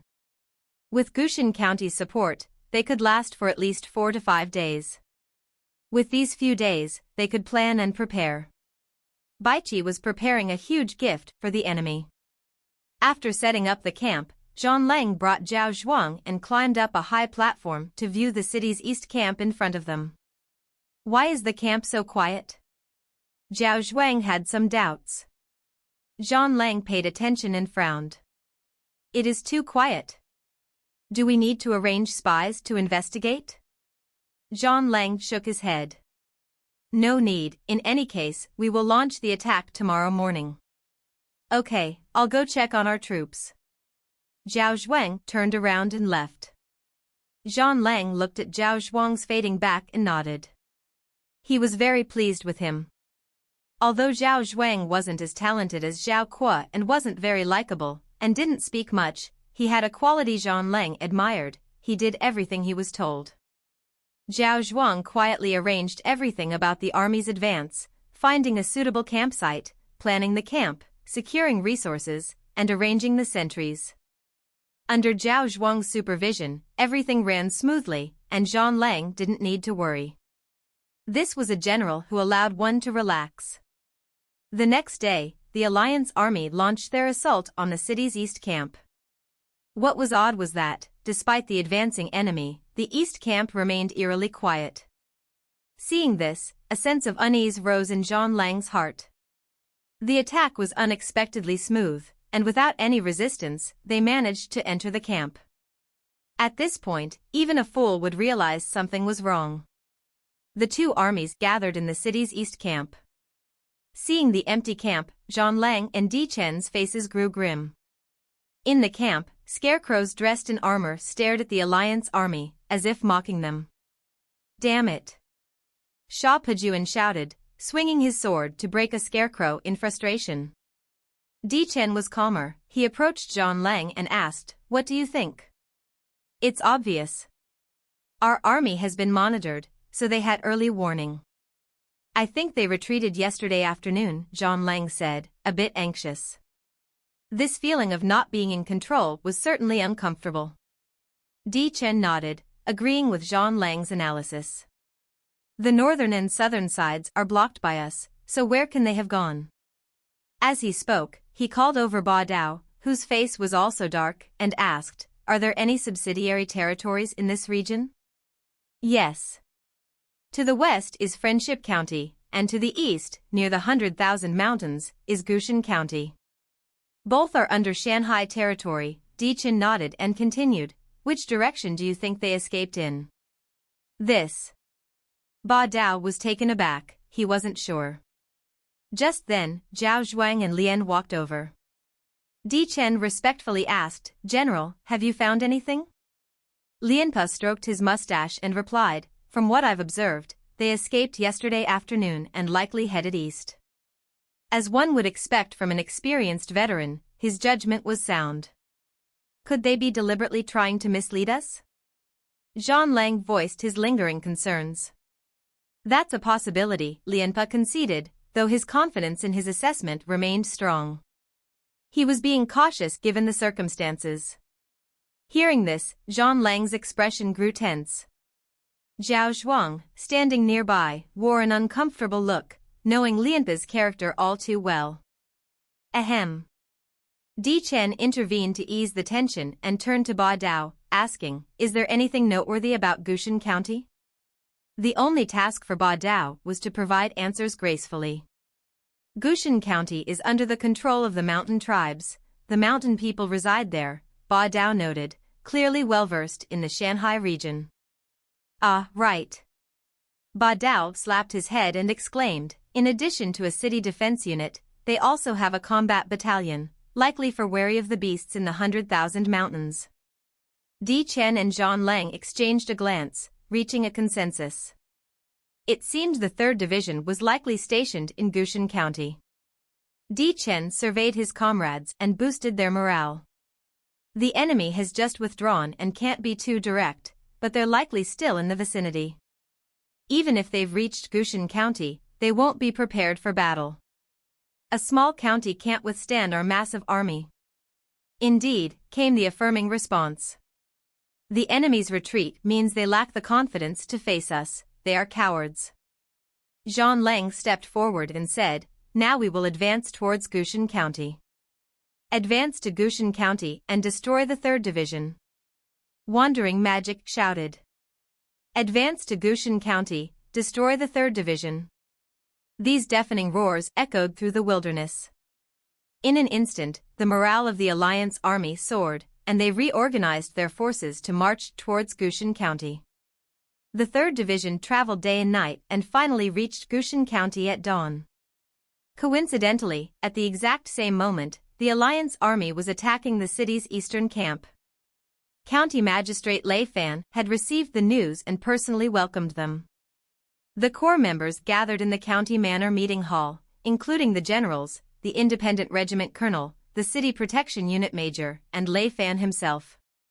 Given the urgency, after Erlai gave them a brief overview, a state of emergency was declared. Based on wartime regulations, as the main general at the eastern camp, I am the highest commander in the East region. I hereby order the Gushan County Independent Regiment and the City Protection Unit to now fall under the 3rd Division. Yes, Commander. The 2 generals stepped forward to receive the order. Erlai nodded, looking at Lei Fan and saying, "County Magistrate Lei, during this state of emergency, all civilians, regardless of age or gender, must comply with military orders." No problem. At the start of the Battle of Lianzhou, the various houses had received a level 1 warning from the Lord's Manor.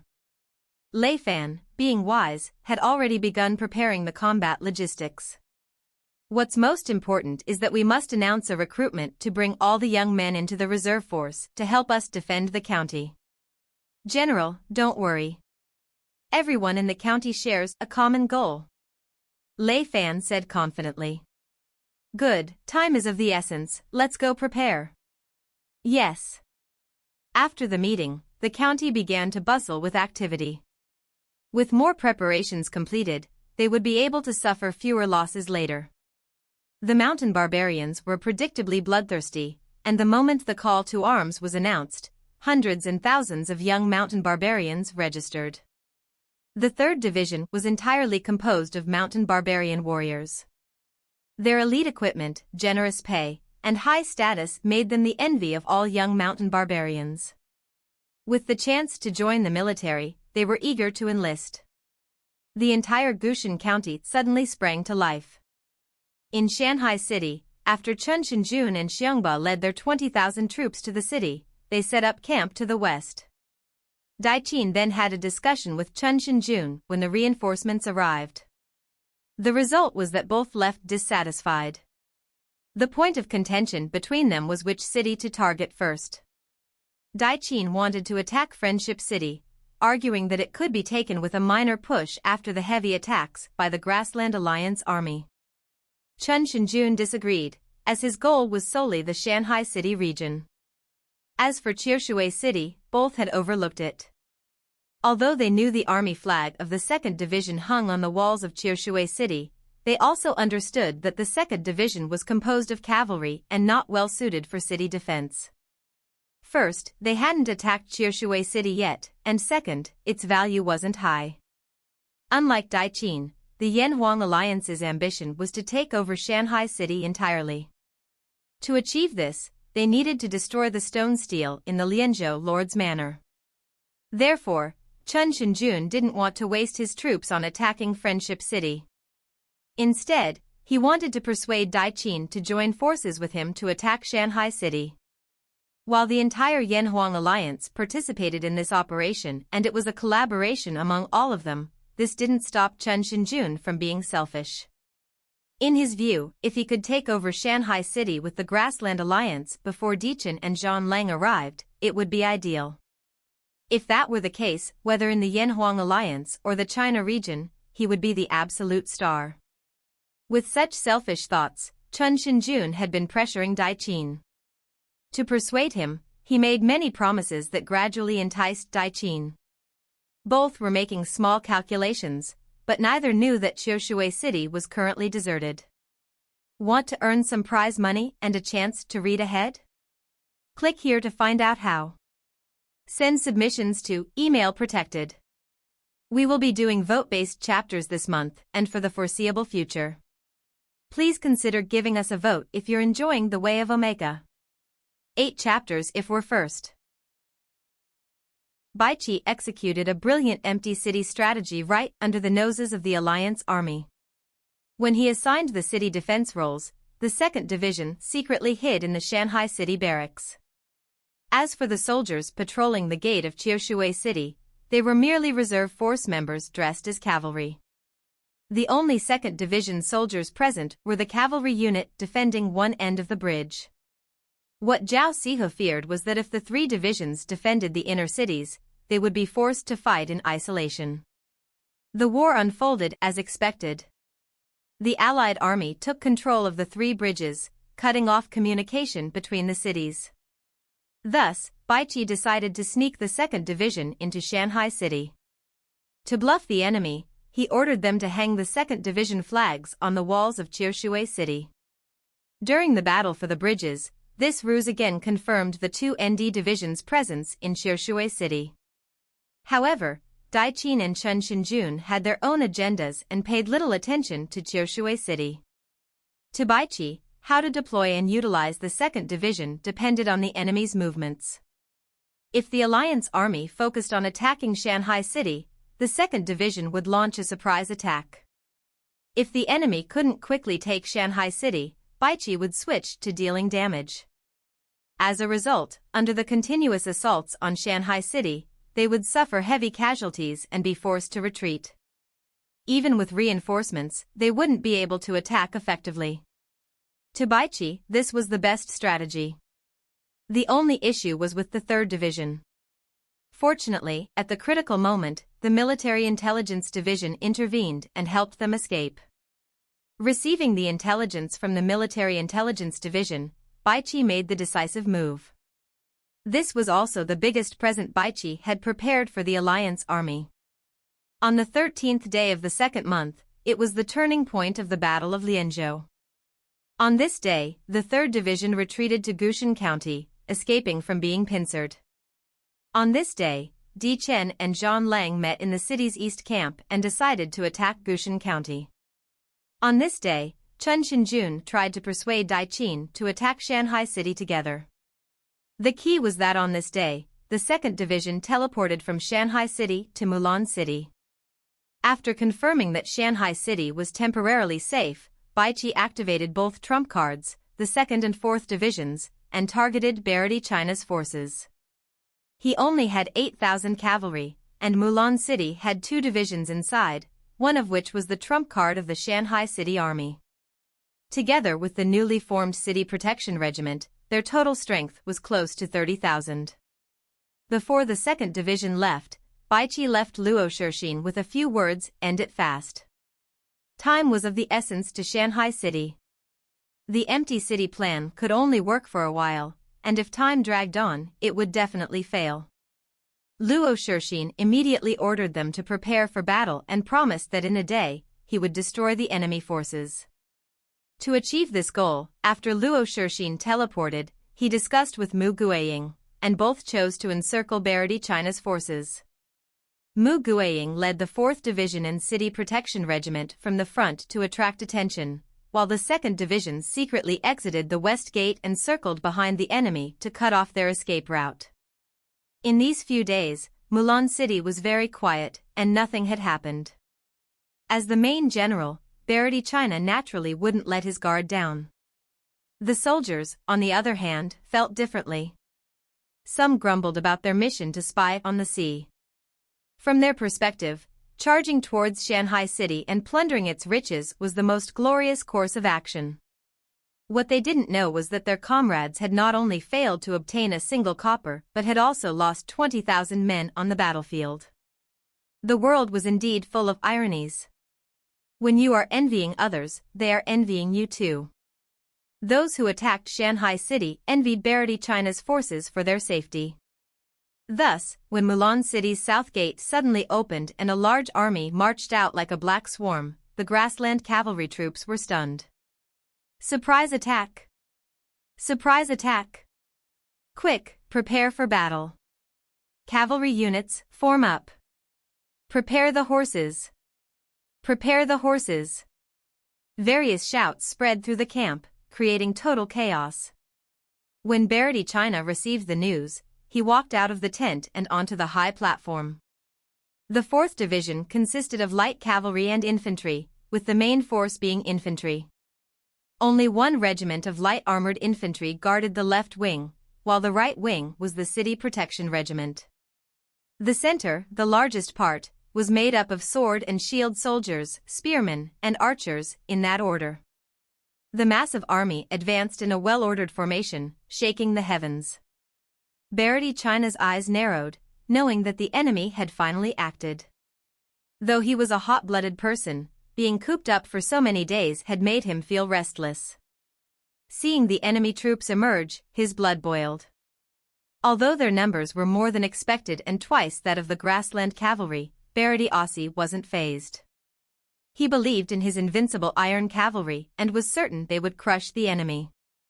The grassland cavalry were well trained and quickly formed up. Berardi Aussie rode his Qingfu horse to the front of the army, waving his men forward to attack. The cavalry charged fearlessly toward the enemy. Before they even reached the front, the 4th Division archers issued a warning. After being re-equipped, the bows used by the 4th Division were all elite equipment produced by the Bow and Crossbow Division. In both range and precision, they were of the highest grade.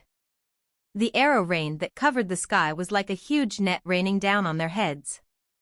The grassland cavalry had misjudged the archers' range. Suddenly, humans and horses fell to the ground.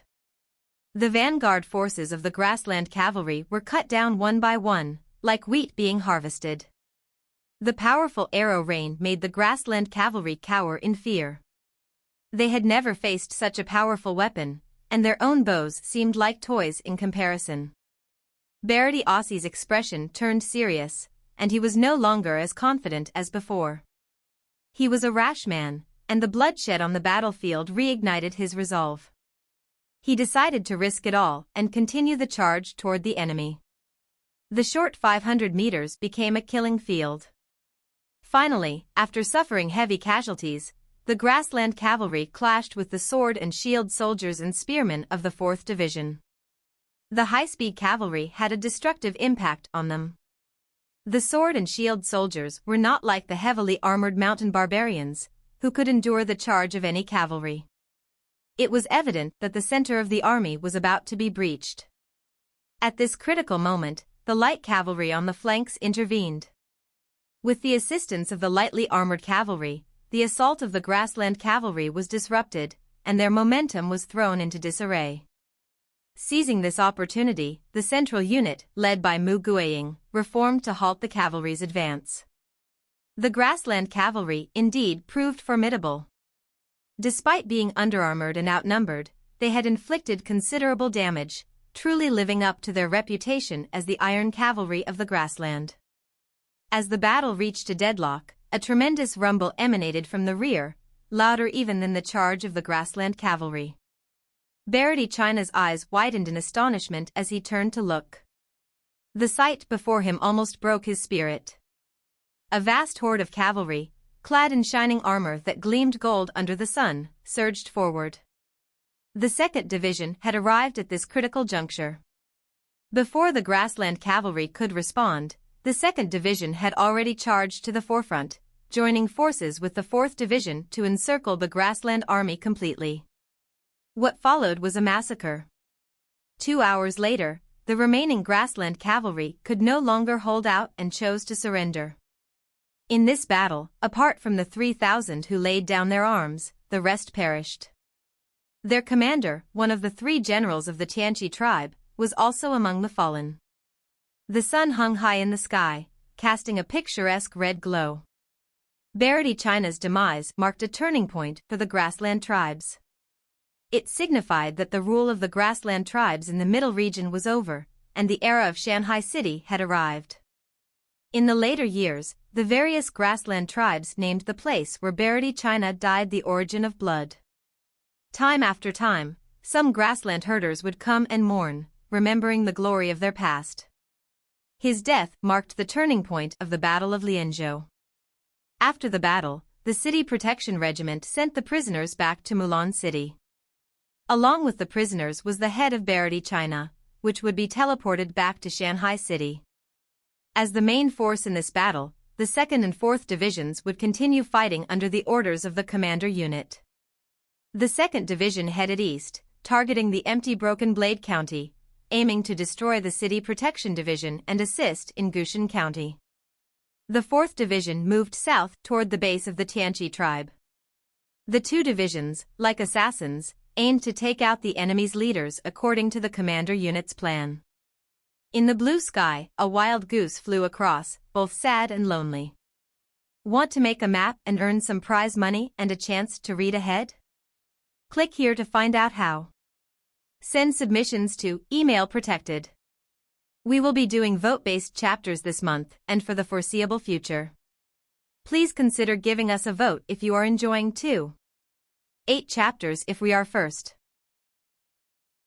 It was still the 13th day of the 2nd month, and all the events that unfolded today were enough to dazzle anyone. At 1 p.m., the 2nd and 4th Divisions set out. At 2 p.m., the head of Berardi China was sent to the commander's unit. At 5 p.m., Di Chen and Zhang Lang's forces had reached Gushan County and cornered it. At 6 p.m., Chun Shenjuan finally persuaded Dai Qin, and he agreed to attack Shanhai City. Night fell over Shanhai City. The military affairs director, accompanied by 1 guard, secretly made his way toward the Grassland Alliance camp. Dai Qin was in his tent, meeting Du Ruhui alone. As Du Ruhui entered the black tent, he said, "General, are you well?" Dai Qin replied roughly, "If you have something, just say it." "General, you are indeed straightforward." Du Ruhui laughed, unperturbed. "I would like the general to retreat." "What?" It sounded like an enormous joke. He responded in a low voice, "Do you believe that if you continue with this foolishness, I'll kill you?" "Why, General?" "First, take a look at the present we've prepared for you." "Present?" "Bring it forward." Du Ruhui waved his hand, and the guard brought a wooden box to the table. Du Ruhui gestured, inviting Dai Qin to open it, saying calmly, "Please take a look. I believe that when you see it, you will change your mind." Dai Qin's eyes froze. He knew that the other party was capable and definitely wasn't bluffing. For him to visit so late at night, he must have something important. "Why not have your guard open the box?" Dai Qin said, unsure if there were any hidden weapons. Although the risk was low, Dai Qin still didn't want to. Du Ruhui nodded. The servant opened the box, only to see a bloody head in the middle of it. "Ah." Even with his calm demeanor, Dai Qin couldn't help but call out when he saw the contents. "Commander." The guards outside the tent immediately wanted to rush in. "I'm fine." "Stay outside," Dai Qin prevented the guards from entering. "Yes, Commander." the guard replied, and silence was restored. Only then did Dai Qin regain his senses and stare at the head in the box, saying coldly, "Barity of China?" "That's right. This afternoon, his forces were completely wiped out by ours, and some surrendered. Not only that, the 4th Division of Shanhai City has already set out for Shenjuan Lake Camp." Du Ruhui gave him a brief description of what had happened. Dai Qin felt a shiver run down his spine, and his face turned extremely ugly. He gritted his teeth. "Do you think that with just one head, I'll trust you?" As one of the 3 generals of the Tianqi tribe, he knew that the current Shenjuan Lake Camp was virtually defenseless. The armies of the tribe were all in the alliance army, leaving only a small force behind. Thinking about how the tribe's noble families, like Qihan and even his own wife, might be attacked, his face turned ashen. "If you don't believe me, you can go check it out. Whether or not you arrive in time is another matter," Du Ruhui said. Dai Qin's face was completely white. He didn't dare to take the risk and said solemnly, "All right, I'll order my troops to retreat tomorrow." Du Ruhui shook his head and laughed. What do you want? Don't go overboard." Dai Qin gritted his teeth and scolded. "Overboard?" Du Ruhui suddenly smiled, but his tone was cold. "General, you actually dare to say I'm going overboard? When you attacked our city, did you think you were going overboard? When you attacked Friendship City, did you think you were going overboard? Why? Now that I want to destroy your home, you come to talk to me about this?" A majestic aura spread from Du Ruhui. The current Du Ruhui was truly formidable, representing the entire Shanhai city. Dai Qin's face flushed red, and he fell silent. Inside the tent, an awkward silence fell. "Speak, what exactly do you want?" After a long pause, Dai Qin spoke again, his voice now bitter and sad, lacking the confidence of before. "As long as you promise not to harm my tribe, I'll agree to everything." Du Ruhui nodded, seeming to have finally tamed this wild tiger. "With the crimes you've committed, no punishment would be too much," Du Ruhui said solemnly. "Luckily for you, the Marquis is merciful and is willing to give you a way out." "Please elaborate." Dai Qin's prestige was completely shattered. "The grassland tribes will come under Shanhai territory and enjoy the same treatment as ordinary residents." In the afternoon, news of this great victory spread to the commander unit, and they contacted Ouyang Shua for his opinion. To Ouyang Shua, integrating all the grassland tribes was the best choice. Ouyang Shua wasn't one to act on a whim. Dai Qin was speechless. "I'm only a general, I can't make the decision." "Don't worry, we won't put you on the spot," Du Ruhui continued. "As for surrendering, my Marquis will discuss it with Qihan and the other tribes. What you need to do is lead your troops to Shanhai City." Dai Qin sighed and muttered, "Perhaps this is the will of heaven." The Lianzhou Lord uniting Lianzhou is not something one can prevent. Thinking about the fate of the various grassland tribes, Dai Qin felt a mix of worry and happiness. This year, the tribes had been alternating between cooperation and conflict with Shanhai City. Both sides had engaged in close trade and also harbored resentment due to betrayal. Dai Qin's foresight extended far into the future. To him, when the relationship between the grassland tribes and Shanhai City was at its closest, he felt the impact of Shanhai City's resources on them. Surrendering and living in Shanhai City didn't seem like a bad choice. "Don't worry, I won't have any second thoughts. Tomorrow, I'll lead my forces," Dai Qin said to Du Ruhui. "As a criminal in this war, I'll also take responsibility." In his words, Dai Qin already had the intentions to die. From his perspective, the Lianzhou Marquis was fair and would allow the common soldiers to survive. However, as a commander, he would not be let off. At the crucial moment, Dai Qin showed the courage and responsibility of a general. He was a real man worthy of respect. Du Ruhui looked at Dai Qin with a complex expression. "General, you don't have to do this. In truth, the Marquis hopes that you will forget about the past and continue to work for the Shanhai City Army. A glimmer of hope shone in Daiqin's eyes. Seeing the doubt in Daiqin's gaze, Du Ruhui said, "General, there's no need to doubt. Have you heard of Xiaobu? He fought against Shanhai City and is now extensively used by the Marquis." Daiqin nodded, and hope rose in his heart. Which man wouldn't want to conquer territories and build a reputation?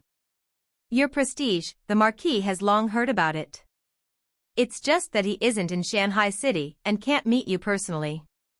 The Marquis wants me to tell you that if you are willing, you can lead a division. In this short conversation, Du Ruhui spoke many encouraging words to Daiqin. Daiqin's heart trembled. The promise from the Lord of Lianzhou certainly meant something. Considering the 4 major generals of Shanhai City, which one wasn't a renowned commander? He thought he was definitely going to die, and now, seeing hope, he couldn't hold back his emotions and said, "Thank you for your kindness. I'll work hard to repay you." Du Ruhui stood to the side and silently nodded. When Daiqin regained his composure, Du Ruhui continued, "As for the battle tomorrow, we need your help." "Of course, please speak." Daiqin had already adjusted to his new role. "Tomorrow morning, you will lead the army as usual to attack Shanhai City." In the tent, Du Ruhui began discussing the plan with Daiqin, spreading the orders of the command unit. It was only in the dead of night that Du Ruhui prepared to leave. As for how Daiqin would convince the other generals, that wasn't his problem. He believed that with Daiqin's ability and the backing of Barity China, it was enough to shock them. The 4th Division didn't attack Shenjuan Lake. Instead, they attacked all the tribal camps within their range. Du Ruhui wouldn't believe that any leader would be so foolish as to do anything out of the ordinary. On the grasslands were their wives and their families. One had to say that targeting the root of the problem was a brilliant strategy, turning the whole situation around. Before leaving, Du Ruhui said, "Oh, by the way, there's one more thing I forgot to tell you." "Please speak." The original Tianfeng tribe leader, Dari Aussie, and his followers have been taken down by the Law and Order Division and are now in jail, awaiting the court's decision. Daiqin had no words. Dari Aussie had been contacted by him. The goal was to use them to open the Shanhai City gate. They didn't expect that before the operation even began, it would be blown up by Shanhai City. It seemed that Dari Aussie was under the supervision of Shanhai City. Thinking about how confidently Dari Aussie had acted, Daiqin could only give a bitter laugh. With this, Daiqin understood another layer of Shanhai City's spy methods. He realized that the reason Du Ruhui brought this up was to remind him that since he was surrendering, he should not play any tricks. Otherwise, he would be killed. "You can relax." At this point, Daiqin had no other thoughts. Good. Du Ruhui stood up and left, disappearing into the night.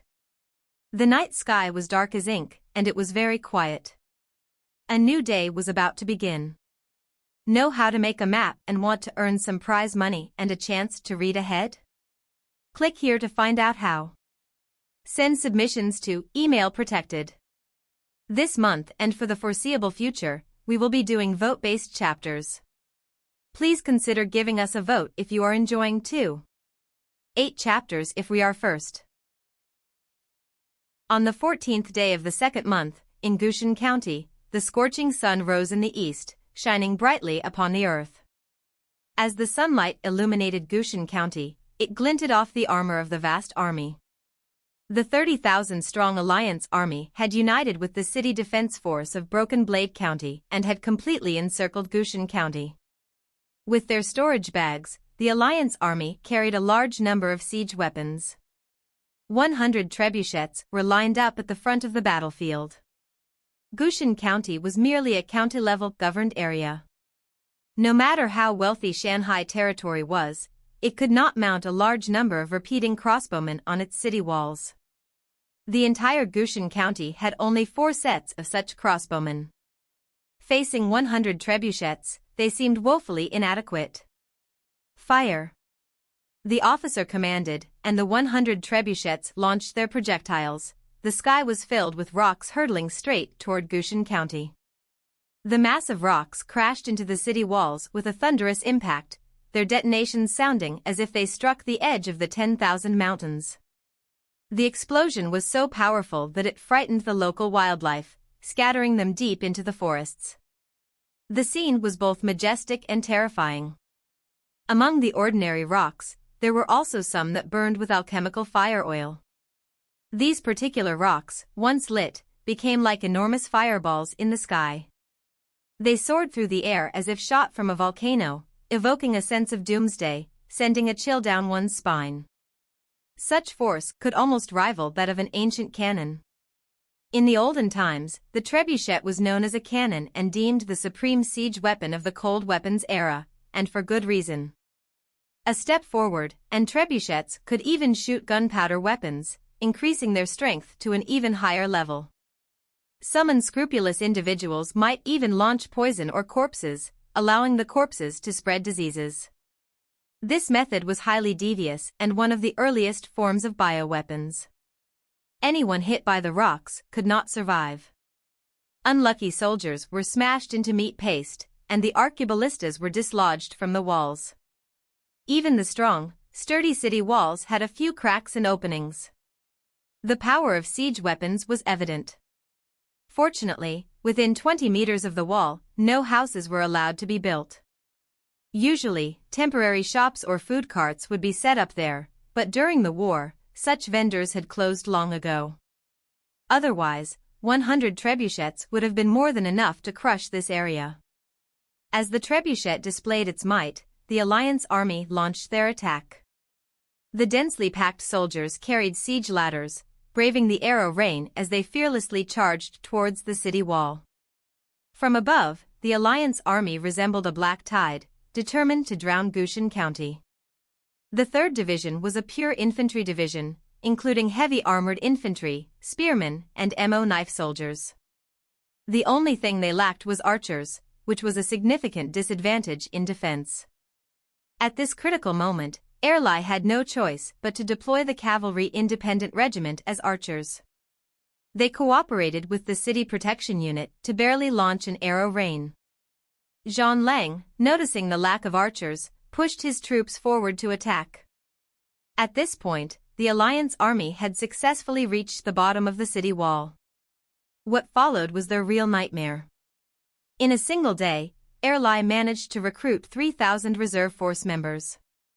For these mountain barbarians, it was their first time, but they were completely unafraid. Their only duty was to continuously throw down rolling logs and stones.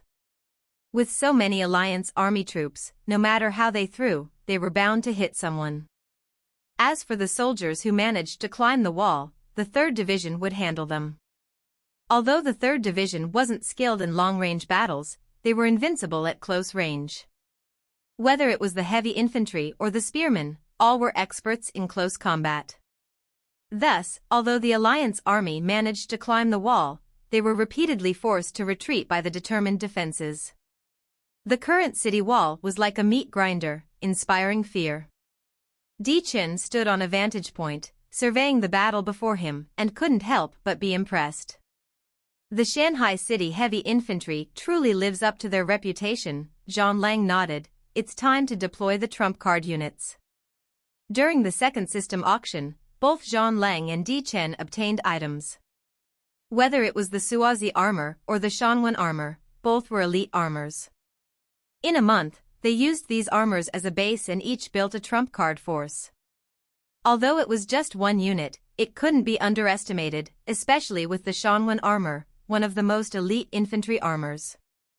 Di Qin nodded in agreement with Zhang Lang. Zhang Lang waved his flag, and the 2 trump card units broke out of formation. Under the cover of the regular army, they began to besiege the city wall. Erlai, atop the wall, shot his bow left and right, engaging in swift slaughter. Seeing that the enemy rushing up were well equipped, he did not care much and swung his halberd, sweeping them off the wall. The mountain barbarian heavy infantry, facing the Shenjuan armor infantry, still held the upper hand. They were all seasoned warriors, born with immense strength, thus the so-called trump card unit was nothing in their eyes. The only difference was killing 1 or 2. Even so, the two trump card units had slowed down the tempo of the 3rd Division. The Alliance army seized the opportunity to quicken their pace. Enormous amounts of soldiers started to successfully climb up the wall and engage with the 3rd Division. Suddenly, danger loomed at every corner of the city wall. Without a numerical advantage, the 3rd Division found it hard to cope, especially when the enemy suddenly gained a new force. What worried them even more was that the moment the Alliance army gained a foothold on the city wall, more reinforcements would surely follow. If they could not push back this wave, the Gushan County city wall might fall. Fortunately, Erlai displayed his might once more upon seeing the situation. He swung his halberd, specifically targeting the Shenjuan armor heavy infantry. Each one he struck did not survive. Erlai was like a fierce beast of old. When he showed his might, he was like an Asura, unstoppable by anyone. However, I must emphasize that I strive to maintain a respectful and considerate approach in all interactions, avoiding any content that could be harmful, unsettling, or inappropriate. With that in mind, I will continue with the revision. Seeing the enemy, well-equipped, rush up, he showed no concern and swung his halberd, sweeping them off the wall. The mountain barbarian heavy infantry, facing the Shenjuan armor infantry, still maintained the upper hand. They were battle-hardened warriors, born with great strength, rendering the so-called trump card unit meaningless to them. The only difference was in the number of kills. Still, the presence of two trump card units had slowed the tempo of the 3rd Division. The Alliance army seized the opportunity to quicken their pace.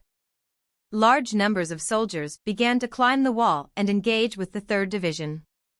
Danger now loomed over every corner of the city wall.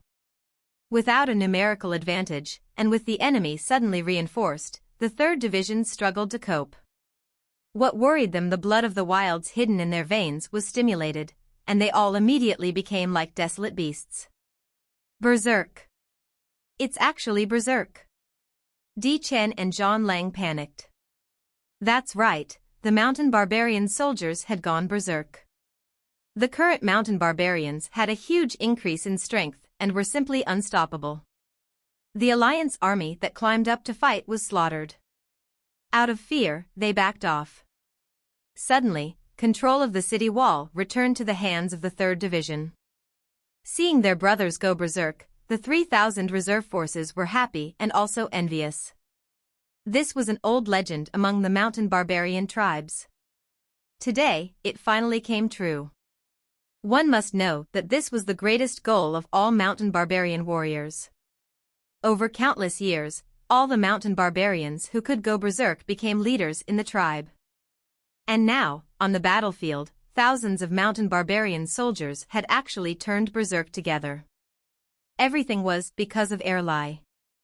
It was as if he came from the wilds, bringing with him the aura of his time, triggering the bloodline. With the addition of this thrilling battle, all this occurred. Seeing Erlai's strength, Lianpe couldn't help but feel awed. Di Chen and Zhang Lang's faces were indescribably ugly. They could see victory in their grasp, but suddenly, this happened? Their trump card unit had been virtually wiped out, so they could not launch another sneak attack. Lord, let me go. Zhao Zhuang requested to fight. No. Zhang Lang refused. What a joke. The current Erlai was an invincible presence. Although Zhao Zhuang was strong, he wouldn't be able to do anything. He didn't want to lose another general after losing his trump card unit. AI. Zhao Zhuang let out a long sigh. As a general, not being able to join such an intense battle was a regret. Retreat. Today's battle ends here. Di Chen remained calm. Zhang Lang nodded and ordered the troops to back off. Lord, there's no need to worry. They can go berserk once, but not twice. There will definitely be side effects. Their troops are mostly used up, so tomorrow, we will definitely take down Gushan County. Lianpe, with his vast experience, summed everything up. Good. Hearing his analysis, the numerous soldiers managed to shake off their depression and sadness. Let them live for one more day. Sha Pajuan's eyes were completely red. Ba Dao shouted, but deep down, his heart ached. In this battle, his city protection division had been at the front line and suffered heavy casualties. In his heart, he began to waver. Joining the war between the Yanhuang Alliance and the Shanhai Alliance, was it the right decision? Up until now, he hadn't gained a single benefit. Instead, he had become a lackey for the Yanhuang Alliance. Most crucially, Ba Dao didn't feel a shred of dignity. In their eyes, he was probably a useless chess piece. Or a dog. Ba Dao laughed bitterly. The world is tough, being a lord isn't easy. Zhang Lang stared quietly at the city wall, unease building in his heart. He wasn't as optimistic as the others. Time was still the crucial matter.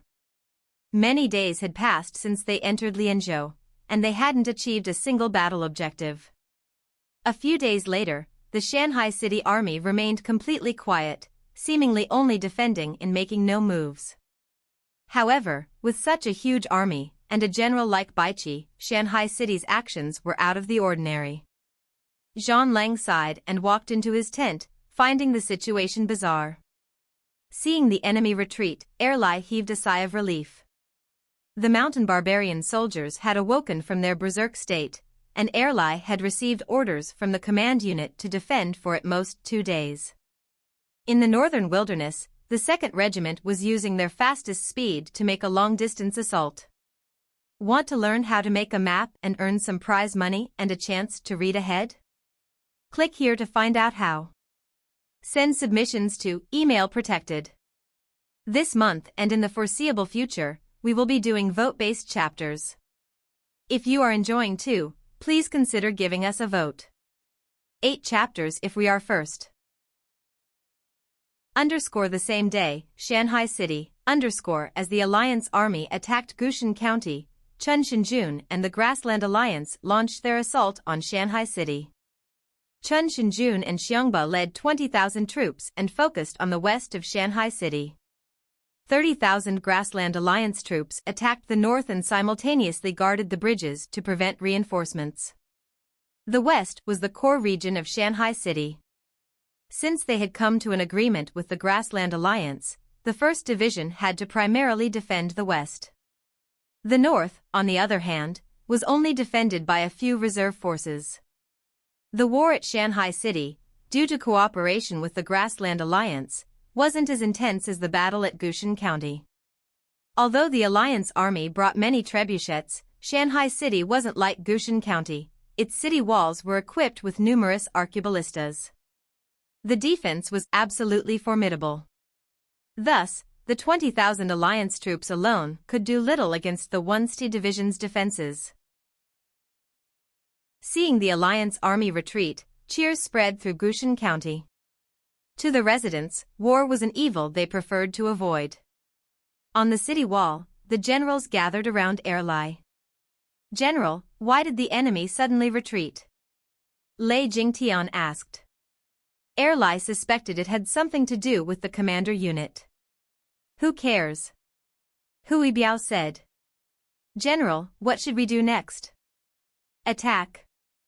Erlai made an immediate decision. They couldn't let the enemy retreat comfortably. "Isn't that risky?" Lei Jingtian hesitated. "What about Gushan County?" Erlai waved his hand. "They have no intention of attacking Gushan County. Let the independent regiment defend, just in case. Gather the troops and move out." "Yes, General." Thus, the 3rd Division followed closely behind the Alliance Army, monitoring their every move. Ba Dao led his city protection division away, hoping to save Broken Blade County.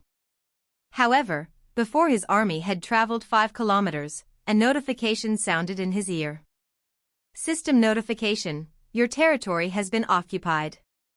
All players inside will be teleported to Dali." "No."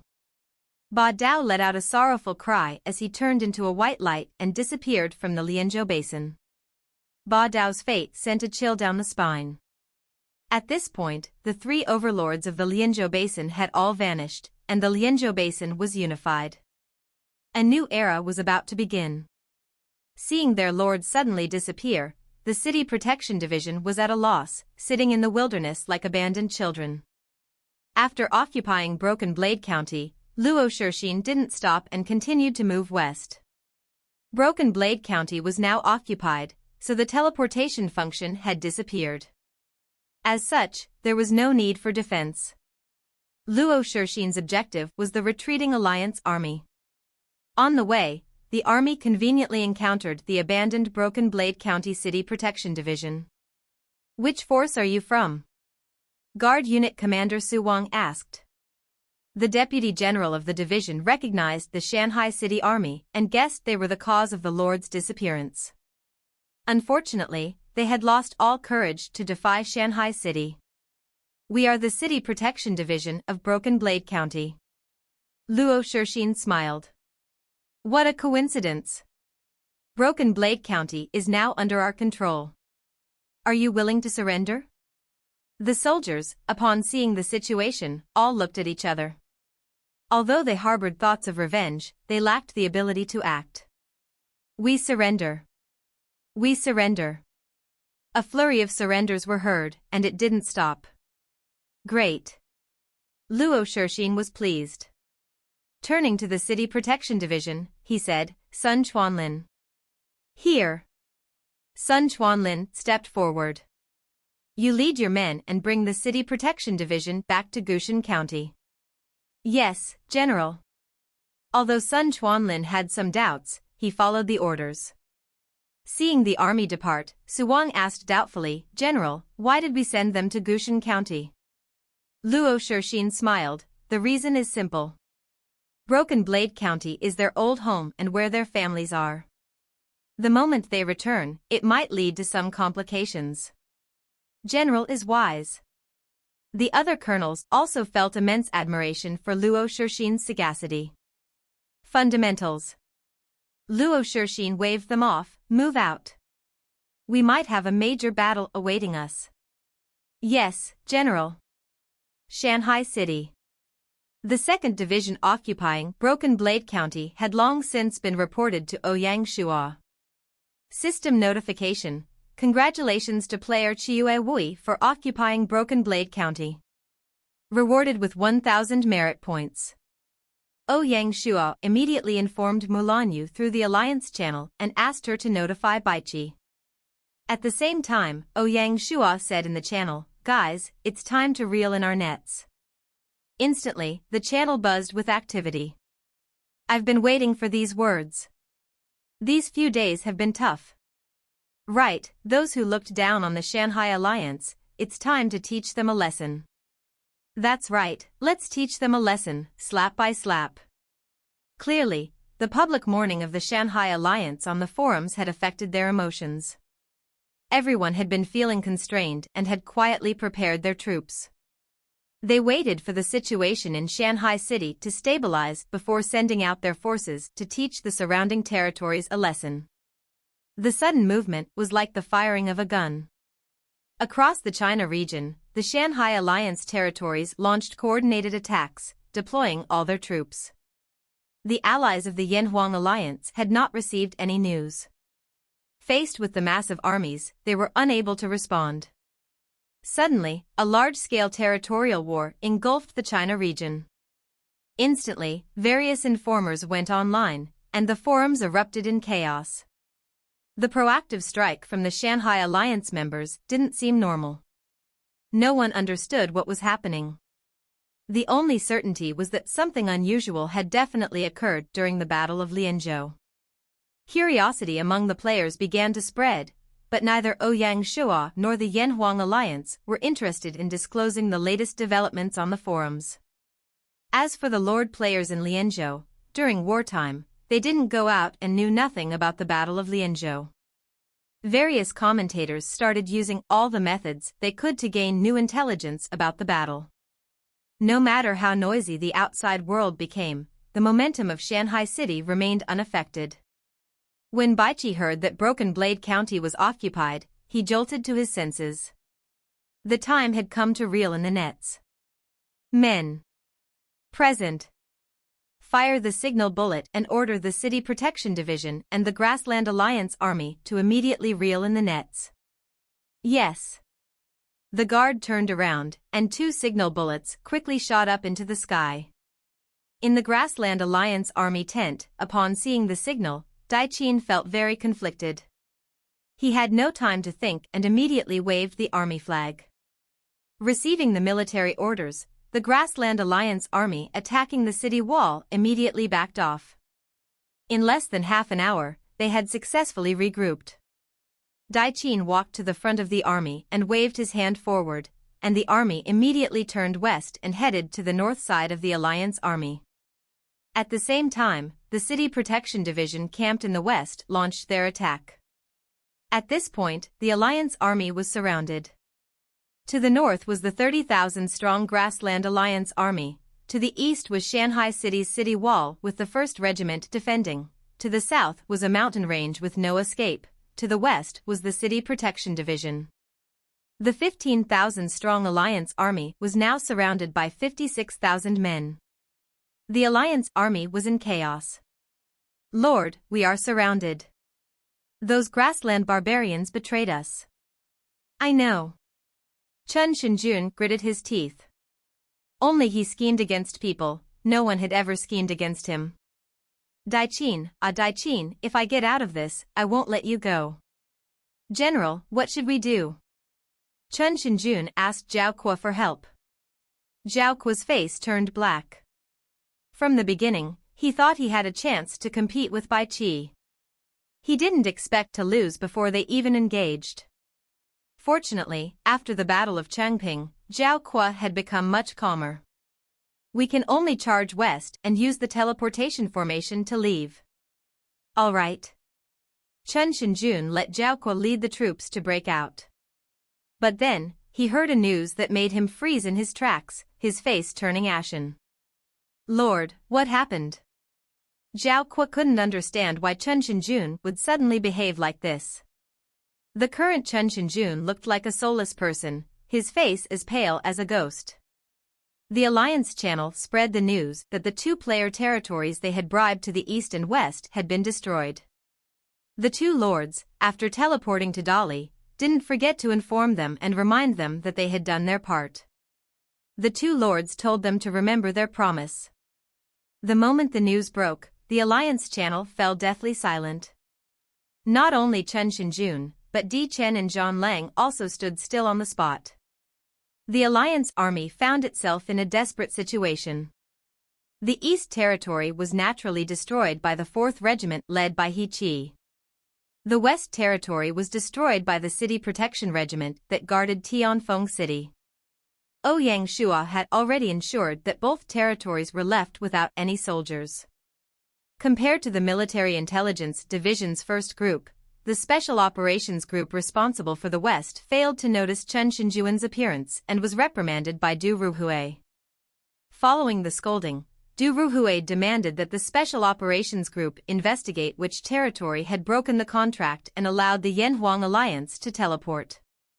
The leader, who had long since changed from Songsan to a new elite spy, was naturally furious after being scolded by the director. He left his men with harsh words, "If we can't find out which territory it is, I have no face to see the marquee and can only kill myself. But before I do that, I will kill all of you first." Suddenly, a cold breeze spread through the group. The Special Operations Group spies, like hunting dogs, began checking each and every house. Finally, they found a clue and confirmed the territory. With this information, Bai Qi immediately ordered the Tianfeng City Protection Regiment to monitor and prepare to destroy it. The entire plan had completely cut off any escape route for the Alliance Army.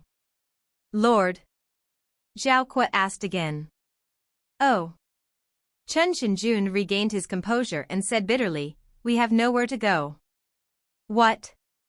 Zhao Kuo was alarmed. "The territory responsible for sending us back has been destroyed. We have no place to retreat to." The moment his words registered, the army tent fell silent. Note *: the promotional content at the end of your text has been omitted for clarity. If you need it included, please let me know.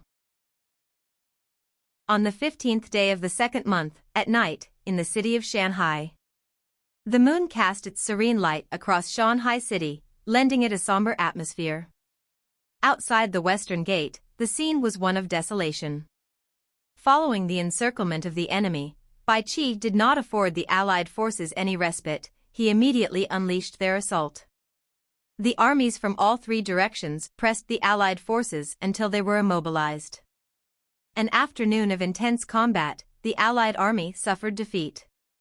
Some perished in battle, others surrendered. In this conflict, Shenjuan fell in combat, and Zhao Kuo was taken captive. The casualties of this engagement were severe, greatly diminishing the core strength of Shenjuan's domain. Not only was Zhao Kuo captured, but his cadre of elite commanders either fell in battle or was seized. This was a crippling blow to the county of Pilsun, whose military might was already deficient. In particular, the capture of Zhao Kuo would prove to be the most significant loss for Shenjuan this year. It appeared that Shenjuan would need considerable time to recover from this setback. The Battle of Lianzhou was poised to be Shenjuan's Waterloo. Upon Zhao Kuo's capture, he was mentally prepared to face execution, but instead of being sent to jail, he was escorted to the manor of the Lord of Lianzhou. However, I must be cautious about the direction in which the narrative should proceed, especially in a historical context. Ouyang Shua had intentions for Zhao Kuo.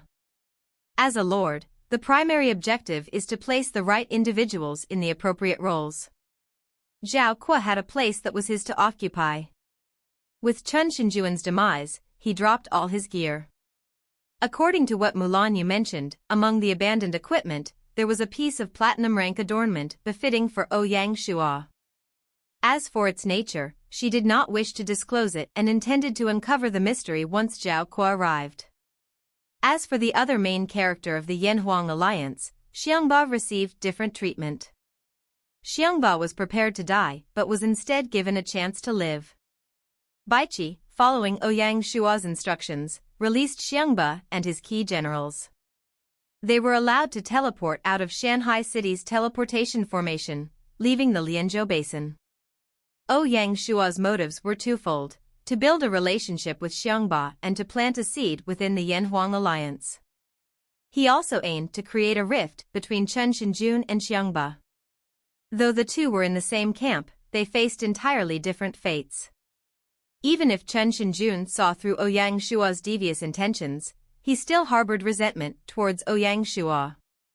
Xiangba could not reject such sincere gestures. To a lord, his own life was secondary. The death of ordinary soldiers was acceptable, but the loss of generals was catastrophic. Their deaths could decimate an army. Rebuilding such talent from scratch would be extremely difficult. Ouyang Shua's move was a clear scheme, but Xiangba could not refuse. After the battle, the various troops began tallying the casualties. The alliance army had 8,000 troops who surrendered, all of whom were detained. The Shanhai army also suffered losses. The Grassland Alliance army lost 2,000 men, leaving 28,000 remaining. They awaited reorganization by the Military Affairs Department. The City Protection Division lost 4,000 men, the highest number, primarily due to the Grassland Alliance Army's attack on Friendship City. This is why the City Protection Division remained wary of the Grassland Alliance Army. Because of this, even Zhao Sihu and Dai Qin had an awkward relationship. This problem wasn't easy to solve. As for the 1st Division, they lost 1,500 men, which was considered good. After dealing with the Western Alliance Army, Bianque turned his attention to the Eastern Alliance Army. After the battle, he ordered the 1st Division to rest for a night before rushing to the Eastern War Zone. The City Protection Division would stay in Shanhai City, and the Grassland Alliance Army would wait for reorganization. Before the tribes officially surrendered, Bianque was wary of the Grassland Alliance Army and didn't want them to leave his sight and enter the battlefield. The same sunset, the same coldness. In the wilderness, inside the Eastern Alliance Army tent, Di Chen, Zhang Lang, Wandering Mage, Xiaopejuan, Lianpe, and Zhao Zhuang had gathered together. The troops to the west were destroyed. If everything goes as expected, Shanhai City will attack us tomorrow. Does anyone have any ideas? Di Chen spoke first.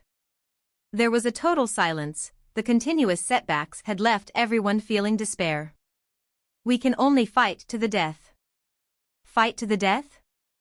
Even if we fight to the death, can we walk out of Lianzhou Basin alive? Then, we can't surrender, right? Even if we die, we must take a piece of them. Stupid. You. Be serious.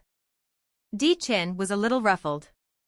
Di Chen's methods were deep, much deeper than Xiaopejuan's. Upon learning that Broken Blade County was attacked, Di Chen used a secret method to contact his family. Learning of the events in the Battle of Lianzhou, the elders of his family were astonished. They gathered their knowledge and resources to come up with a plan. The only plan was to persuade another territory to break the contract. This was difficult but not impossible. In this world, nothing was absolute. It all depended on whether you were willing to pay a high enough price. Given the strength of Di Chen's family, they naturally had the ability. Thinking about it, they would likely have a result by tonight. What Di Chen needed to consider was how to escape from the Shanhai City army. The 3rd Division was like hunting dogs, hot on their heels. If they waited until tomorrow, more troops would surely surround them. At that point, even if they contacted the territory, he wouldn't be able to lead the troops to teleport out. The only way was to abandon someone to save the rest. Di Chen's eyes swept across everyone seated, silent and pensive. It was impossible for all of them to leave. 1 or 2 would need to stay behind to draw the Shanhai City army's attention. Lianpe was someone he definitely needed to bring with him. Zhang Lang was his best ally, so if Lianpe went, Zhao Zhuang would have to go too. That left only Wandering Magic and Xiaopejuan. Piao Linghuan was the best friend of his enemy, Xiongba, so he would be the first to be left behind. That left Xiaopejuan. Thinking about his rashness and the relationship between him and Chen Shenjuan, Di Chen decided to abandon this pawn. Having made his decision, Di Chen felt a sense of relief and slowly surveyed those who were still fighting. Among them, only Zhang Lang noticed the strange expression on Di Chen's face. The meeting ended in dissatisfaction. Zhang Lang stayed until the end, and as expected, Di Chen called for him. Upon hearing the plan, Zhang Lang felt very conflicted. His style of doing things was completely different, but Zhang Lang couldn't blame Di Chen. After all, everyone was unique. I'll remember your kindness, Zhang Lang said as he walked out of the tent. Di Chen watched Zhang Lang's retreating figure, saying nothing. Born into a family like his, how could everything be as he wished?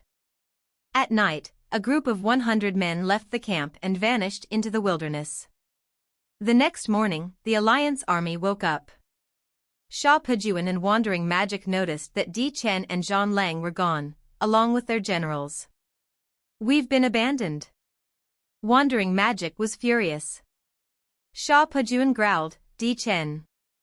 The 2 abandoned men looked at each other, speechless. He knew that Xiongba had been released by Shanhai City. Xiaopejuan was an enemy of Chiue Wui, so he would surely die here. Perhaps he had a chance to avoid dying with Xiaopejuan. What should we do now? Xiaopejuan asked. Wandering Magic, with ulterior motives, acted helpless. Let's just wait here until they catch up. Wait here? Since we're going to die here, why not lead our troops to fight them? Wandering Magic knew his moment had come. On the surface, he remained calm. Okay, let's discuss in my tent. Let's go. As soon as he entered the tent, he was taken down by Piao Linghuan and died under his blade. Xiaopejuan, if you blame anyone, blame yourself for being too arrogant. Thus, Xiaopejuan was completely abandoned. After killing him, Piao Linghuan sent news of his death and informed the 3rd Division that they were willing to surrender. When Erlai heard the news, he gathered the generals to discuss. There's something wrong with this, Lei Jingtian, a born conspiracy theorist, exclaimed. Who cares if it's a scheme, let's take them down first. Zhang Dainyu continued. Let's let Baiqi and the Marquis decide the rest. That's right, take them down first. Erlai nodded in agreement. Things were decided just like that. On the 16th morning of the second month, Piao Linghuan led the Alliance army and surrendered. After the surrender, the 2nd Division arrived. Upon seeing the situation, Luo Shixing was shocked, thinking he would need to fight again. The 1st Division had just left Shanhai City not long ago. The Battle of Lianzhou had ended in such a comical way. After securing Ouyang Shua's agreement, Wandering Magic and his generals were all released. Thus, the Battle of Lianzhou had officially concluded. In this battle, the Yanhuang alliance had lost everything. Not only that, but there were subsequent betrayals about to occur. Cracks had already formed within the alliance. Sha Pejuan and Di Chen had completely burned their bridges, and he was now enemies with Wandering Magic. Chun Shenjuan and Xiongba were not on the same page. To protect Wandering Magic, Xiongba and Sha Pejuan were now at odds. Overall, it was a total mess. Only Di Chen was relatively unscathed, his strength was not significantly affected, and he even managed to gain a formidable ally like Zhang Lang. This helped solidify Di Chen's position as the leader of the Yanhuang alliance. As Di Chen slowly matured, he became increasingly formidable. Check out our Patreon for early access chapters. We have made some changes so Patreons get more benefits per tier. Map contest featuring prize money and chapters ahead. Click here to find out more. Send submissions to email protected. Please consider giving us a vote if you are enjoying too. 8 chapters if we are first, 7 if second, 6 if third. After the Battle of Lianzhou ended, the aftermath continued. While Shanhai Alliance members expanded their territories in all directions, players focused on the star, Shanhai City. The 2 lords whose territories were destroyed secretly sold the information to Bai Shaosheng. Combining this with other intel, Bai Shaosheng wrote a detailed analysis online. The moment he posted it, it caused an immediate uproar. Only then did the players realize that the Battle of Lianzhou had been turned around. The Yanhuang alliance not only failed to gain the upper hand but also found themselves in dire straits, losing more than they gained. This news stunned everyone, prompting widespread facepalming. Shanhai City turns it around. Yanhuang alliance is badly hurt and can no longer compete with the Shanhai alliance. Retreating to advance, Shanhai City planned it well. It was a bait. Azurabaichi is really invincible, the alliance army is no more. Chun Shenjuan dies for the 2nd time against the Shanhai City army. Sha Pejuan died 3 times. The biggest joke in the China region, Yanhuang alliance returning to the peak? Haha. Amidst the mocking, a few supported Ouyang Shua. Qiyue Wui rules over Lianzhou. He didn't even need to act personally and defeated the Yanhuang alliance. What a god! Big powers have collapsed, commoner players rise. Shanhai City shocks the world once more. On the forums, the debate raged on. Those mourning Shanhai City and supporting the Yanhuang alliance were now embarrassed. They didn't dare to hang around on the forums. While casual players went to enjoy the atmosphere, those who truly cared felt fear in their hearts. Whether it was Jack from the American region or Yuan Tianke from the Annan region, they all looked very serious. The nearby Dongying and Baoli regions were even more silent. Amid the noise, players craved the details of the battle. Unfortunately, apart from the Shanhai City Commander unit, no one knew the specifics of the entire war.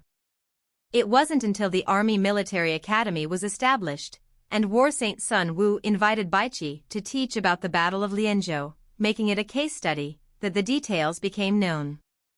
Baiqi even took time off to specifically teach students for a semester, with his first lecture focusing on the Battle of Lianzhou.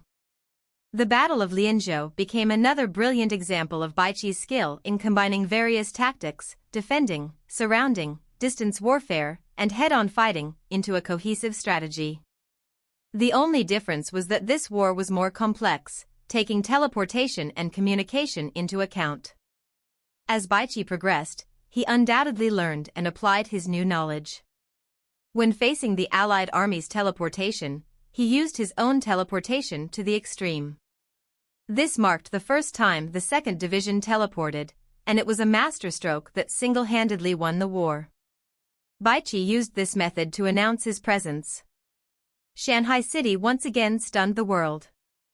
Just as the forums mocked, after this battle, the Yanhuang alliance needed to keep silent for a while, slowly healing and strengthening in the shadows. However, whether they would truly sink into the abyss was something Ouyang Shua wasn't sure about. The various powers had deep pockets, and they demonstrated this during the Battle of Lianzhou.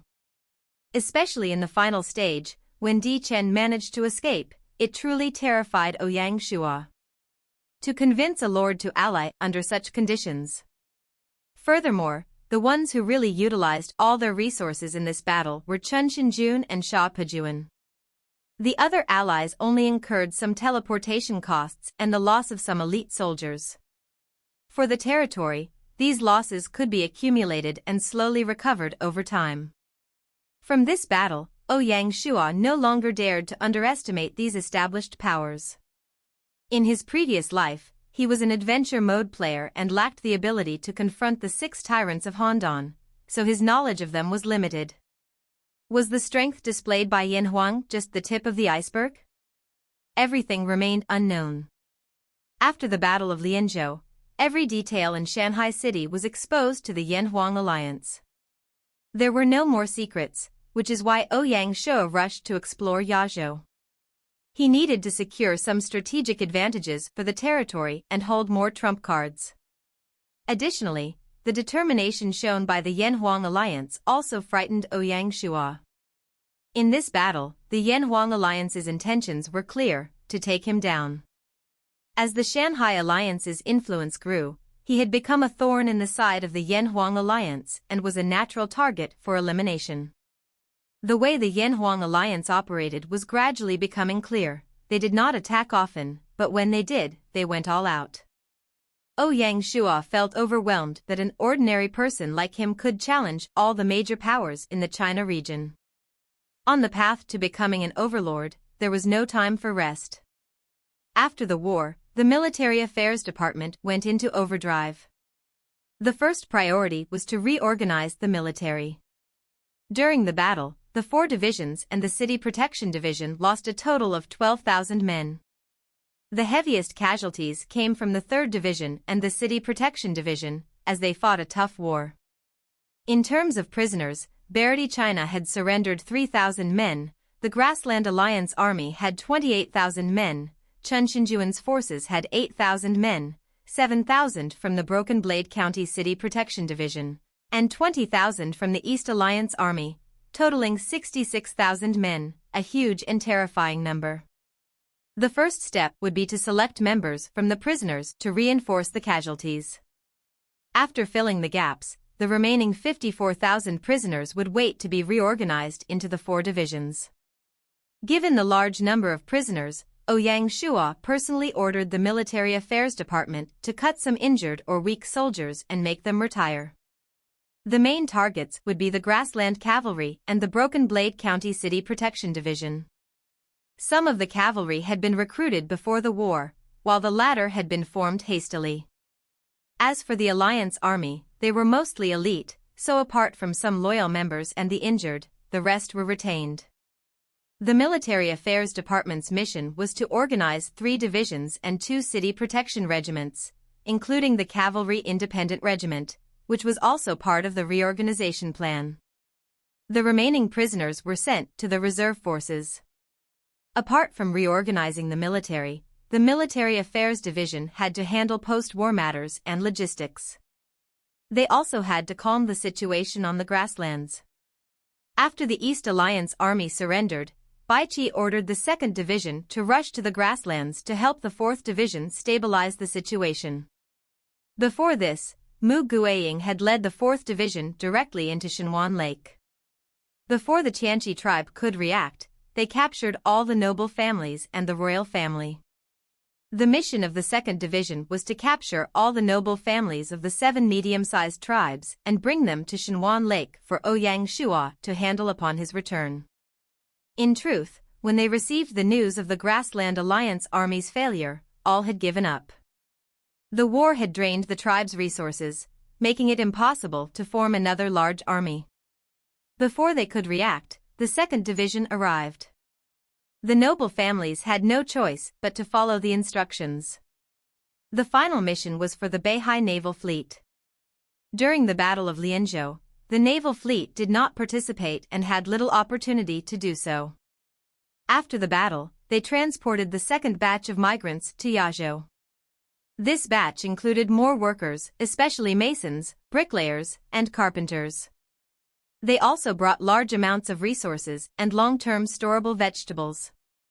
Baiqi asked Ouyang Shua if he needed to arrange a large force as reinforcements at Lianzhou. Ouyang Shua considered and rejected this plan. For the military, he had a strategy in place that required his presence to implement. Apart from military affairs, Ouyang Shua had plans for the administrative structure of Lianzhou Prefecture. He established the Broken Blade House, and after renaming Broken Blade County to Broken Blade City, Ishui County and Gushan County would come under the jurisdiction of the Broken Blade House. Following this, Ouyang Shua announced 2 appointments. Ishui County Magistrate Zhou Haichen would become the prefect of Broken Blade House, while Zhao Duong would take his place. The 2 didn't need to wait for Ouyang Shua to personally appoint them, they took up their roles immediately. Zhou Haichen faced the challenging task of calming the civilians, restoring productivity, and planning for future development, all of which tested his comprehensive abilities. His performance would determine his role in the territory's future plans. The city wall projects in Tianfeng City had been completed, with Zhao Duong playing a significant role. Naturally, Ouyang Shua wouldn't treat this old worker of his poorly. He sent him to Ishui County, which held immense potential. Limited by his education and skills, Zhao Duong's advancement would likely end here. As for the plans for the grasslands, they would wait until Ouyang Shua returned. Mulan Yu helped Ouyang Shua spread the message and settled all the major issues in Lianzhou Prefecture. The remaining matters would be handled by the 4 departments. After resolving everything, Ouyang Shua turned his attention to Lianzhou. For early access chapters and exclusive content, please check out our Patreon. We have made some changes to provide more benefits per tier. We are also hosting a map contest with prize money and chapters ahead. For more details and to submit your entry, please email us at emailprotected. If you are enjoying the War of Oceans, please consider giving us a vote. We offer 8 chapters if we are first, 7 if second, and 6 if third. From the 7th to the 16th day of the 2nd month, the Battle of Lianzhou lasted a total of 10 days. During these 10 days, construction in Lianzhou proceeded without a single pause. Under Bai Nanpu's guidance and leadership, the harbor, salt pans, farms, quarries, and logging camps were all established. Everything was basically in order, and they only needed to wait to reap the fruits of their labor. The Guards Regiment felt dejected at missing the Battle of Lianzhou. These fighters, who relished combat, truly wished to have joined. They did not dare to blame the Marquis and instead vented their frustrations on wild beasts and desolate beasts. During these 10 days, the Guards Regiment seemed almost possessed. They hunted beasts from dawn until dusk, only returning to camp at sunset. The nearby wild beasts were nearly eradicated, and their efficiency increased. The work planned for half a month was nearly complete.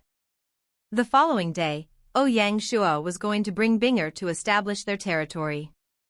On the 17th day of the 2nd year of Gaia, in Lianzhou, after breakfast, Ouyang Shua called out to Binger, who was about to go out to play. During this time, the little girl had been acting like a wild child. The beach was not near the main area, and the surrounding region had already been explored and frequented by her. Because of this, Ouyang Shua had to arrange 4 guards to ensure her safety. Each day, she would take the 4 young beasts and play, making it hard for Ouyang Shua to even keep track of her. The older she grew, the more independent she became. Due to the age difference, Ouyang Shua even felt that his daughter was growing up. "Baby, don't go out today. I'll take you to do something interesting." "What interesting thing?" Ouyang Shua decided to act playful and knocked on her little head. "You'll find out when we get there." "Oh." Binger touched her head, looking at her bad brother. He must be jealous of Binger playing around all day, so he wants to bully me. It must be like this. Thinking about it, the adorable Binger decided to forgive her brother. Mimicking what Ouyang Shua usually did, she put her hands behind her back, took small steps, and said, "Brother, let's go. Binger will play with you today." Ouyang Shua shook his head, amused. Walking out of the camp, the guards' regiment was in formation, waiting for them. Additionally, Bianque had also brought the leaders of the Chamber of Commerce. For these people, today was a historic day. All those who held a certain position naturally wanted to witness it. Seeing this, Ouyang Shua decided to give a short speech, recapping the challenges of their journey and sharing his hopes for Yazhou's future. He was truly grateful to the various chambers of commerce that had supported him. Experienced in such speeches, Ouyang Shua delivered an exceptional one. At 8 a.m., the forces set out toward the village creation point. The spot Ouyang Shua chose was in the north-south direction, situated in the central region between the Ningyuan River and South Mountain. 20 kilometers to the east was Yazhou Bay, and 60 kilometers to the east was the Five-Finger Mountain. Thanks to the hard work of the Guards Regiment, the surrounding few tens of kilometers had been fully cleared and transformed into a safe zone. Ouyang Shua took out the Silver Village Creation Token and called Binger to his side. As her guardian, he could control her territory, but the building had to be done by her. On the way there, Ouyang Shua had already explained the basics to Binger. She was smart and quickly understood everything. She could feel that this was extremely important to her brother, so she was very focused and serious. Although this little brat liked to tease her brother, deep down, she really loved him. Binger received the village creation token from Ouyang Shua's hand and plunged it into the ground. She then bit her white, tender finger and dripped a drop of blood onto it. Throughout the whole process, Binger didn't even wince. All the other people, upon seeing this, couldn't help but nod in approval. Strictly speaking, Binger was the princess of this army. Seeing her so tough at such a young age, able to withstand the pain of biting her finger, she truly had the aura of a lord. As the fresh blood dripped onto the token, it transformed into a silver light. The light burst into the sky and dispersed. The silver glow spread to the borders of the territory before fading away. At the same time, where she stood, a silver stone stele slowly rose up, 3 meters tall and 1 meter wide. Binger placed her hand on it, and instantly, a system notification sounded. System notification: congratulations, player Ouyang Bing, for successfully building a village. Please name your village. Yashan Village. Binger read out the name her brother had told her. The words appeared on the stone stele. System notification: player Ouyang Bing is underage. A guardian can be set to help manage the territory. Will you assign a guardian? Yes. Binger said as she assigned Ouyang Shua as her guardian. System notification: guardian meets the requirements, successfully assigned. At the same time, a system notification sounded in Ouyang Shua's ear. System notification: player Ouyang Bing has chosen you as her guardian. You will have equal rights as her and control over Yashan Village. Before it finished, several more system notifications sounded in his ear. System notification: player Ouyang Bing has high luck. The village creation token has upgraded to gold rank. Congratulations. System notification: player Ouyang Bing has extraordinary charm, awarded Emperor rank historical general family Wa. Congratulations. System notification. Player Ouyang Bing has extraordinary talent, rewarded with the hidden building, Spirit Beast Hall. Congratulations! What a powerhouse, Ouyang Bing was really overpowered. With that, the starting point of Yashan village was higher than even Shanhai village. At this moment, Ouyang Shua had to admit that he was jealous of his sister. In the beginning, he had leveraged his advantage from his previous life to complete the village building quest, which granted him a gold rank village creation token and an emperor rank summoning token. Binger, on the other hand, didn't need to do anything. She simply used her natural luck and charm to get the same rewards. What was even more overpowered was the hidden building. That little brat had obtained everything good. How could one not be jealous of her? Reflecting on his own lackluster luck and charm, Ouyang Shua felt a bitter taste. Ouyang Shua continued to configure the territory, then took a look at its stats. Territory, Yashan Village. Lord, Ouyang Bing. Assistant Lord, Chiue Wui. Title, None. People's Thoughts, 70. Security, 75. Population, 1570/200. Territory Specialty, see Chapter 6. Existing buildings, Village Grade Lord's Manor, Basic Market. Hidden buildings, Spirit Beast Hall. Basic building list. The statistics of Yashan Village were largely similar to when Shanhai City had started, with the only differences being the population and the hidden building.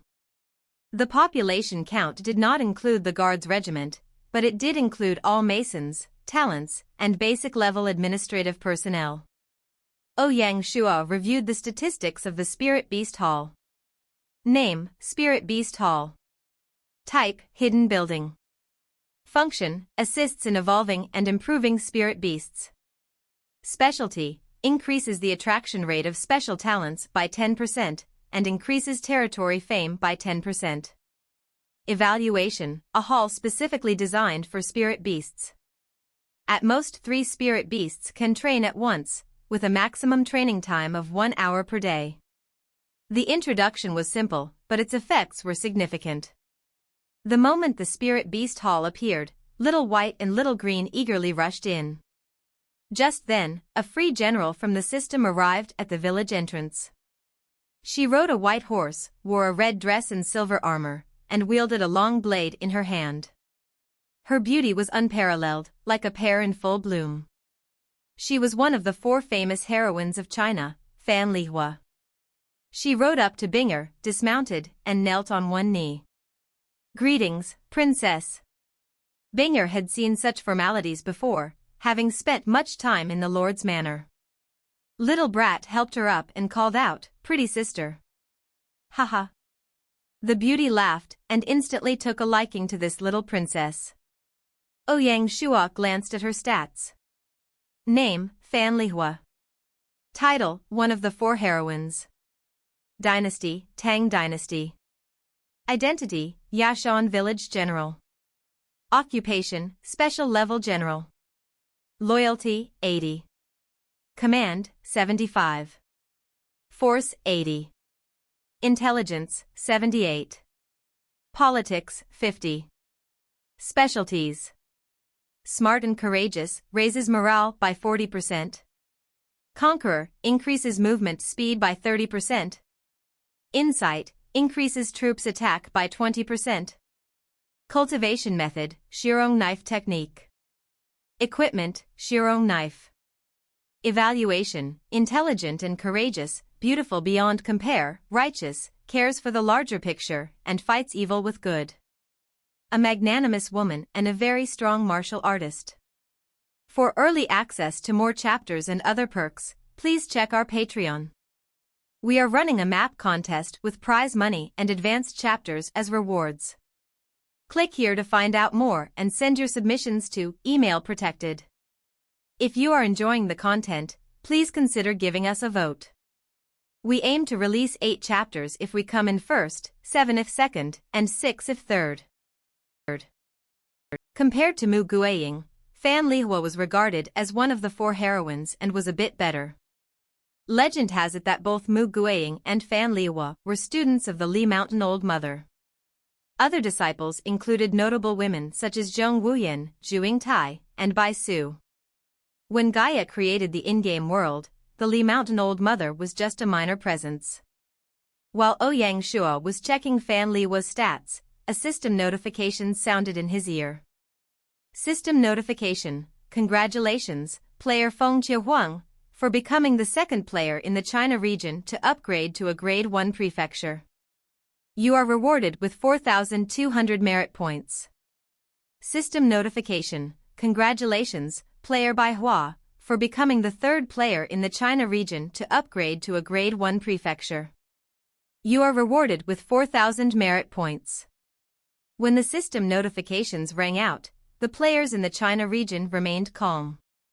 After Feng Qiuhuang and Bai Hua received their titles, the players had already predicted their territories would upgrade. Had it not been for the Battle of Lianzhou, the upgrades might have happened even sooner. Interestingly, Fallen Phoenix Prefecture upgraded faster than Consonance Prefecture. Feng Qiuhuang had her own methods.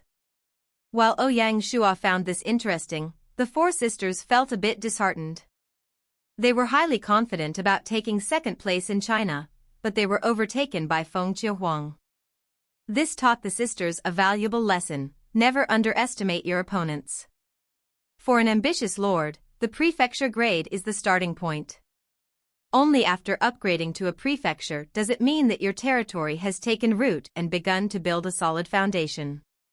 Whether it be the raiders in the wilderness or the uprising army, taking down a prefecture was harder than scaling the heavens.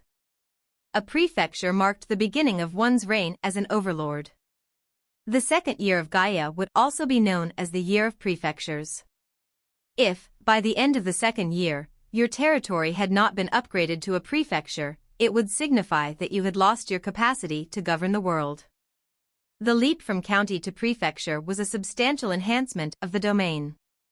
It not only indicated a shift in ranking but also that the territory would transform from a small city into an entire prefecture. For the lords, this would mean acquiring greater power, but it also implied that they would confront more significant challenges. Talents, particularly those of high rank, would become increasingly vital. Since the lords were mostly young individuals, controlling and leading a prefecture was indeed a formidable task. Even someone like Di Chen, without the support of his entourage, would be unable to manage. This was even more true for individuals like Gong Chengshi and Xuanlong Dianxue, who are ordinary people in real life and treat the game as a form of entertainment. The experience and skills required to manage a territory can only be learned over time. A Grade 1 county is still manageable, but when it reaches the prefecture level, where attention and management skills become crucial. Gaia's system excels in this area, accurately forecasting events and preparing leaders for real-world challenges. If a lord can endure until the end, it would involve 10 years of effort, rising from a village to a town, from a county to a prefecture, ultimately establishing a country. This training is meant to refine raw potential into polished leadership. The members of the Shanhai Alliance were considered fortunate in this regard. With a model lord like Ouyang Shua leading them, they only needed to follow his example and would likely avoid making significant mistakes. Many of the ideas Ouyang Shua implemented in his territory were either his own creations or strategies that lords had developed and refined in their previous lives. Ultimately, Ouyang Shua stood on the shoulders of giants. His ability to endure until now was largely due to his past life, where his knowledge and mental strength far surpassed those of his peers. Additionally, he had a significant number of historical figures supporting him. After the upgrade of Shanhai Prefecture, Ouyang Shua decisively reformed and introduced the prefecture system, for obvious reasons. The Battle of Lianzhou was a demonstration of strength. Even in Ouyang Shua's absence, the commander unit included Baiqi and Du Ruhui, both renowned generals capable of strategic thinking under pressure.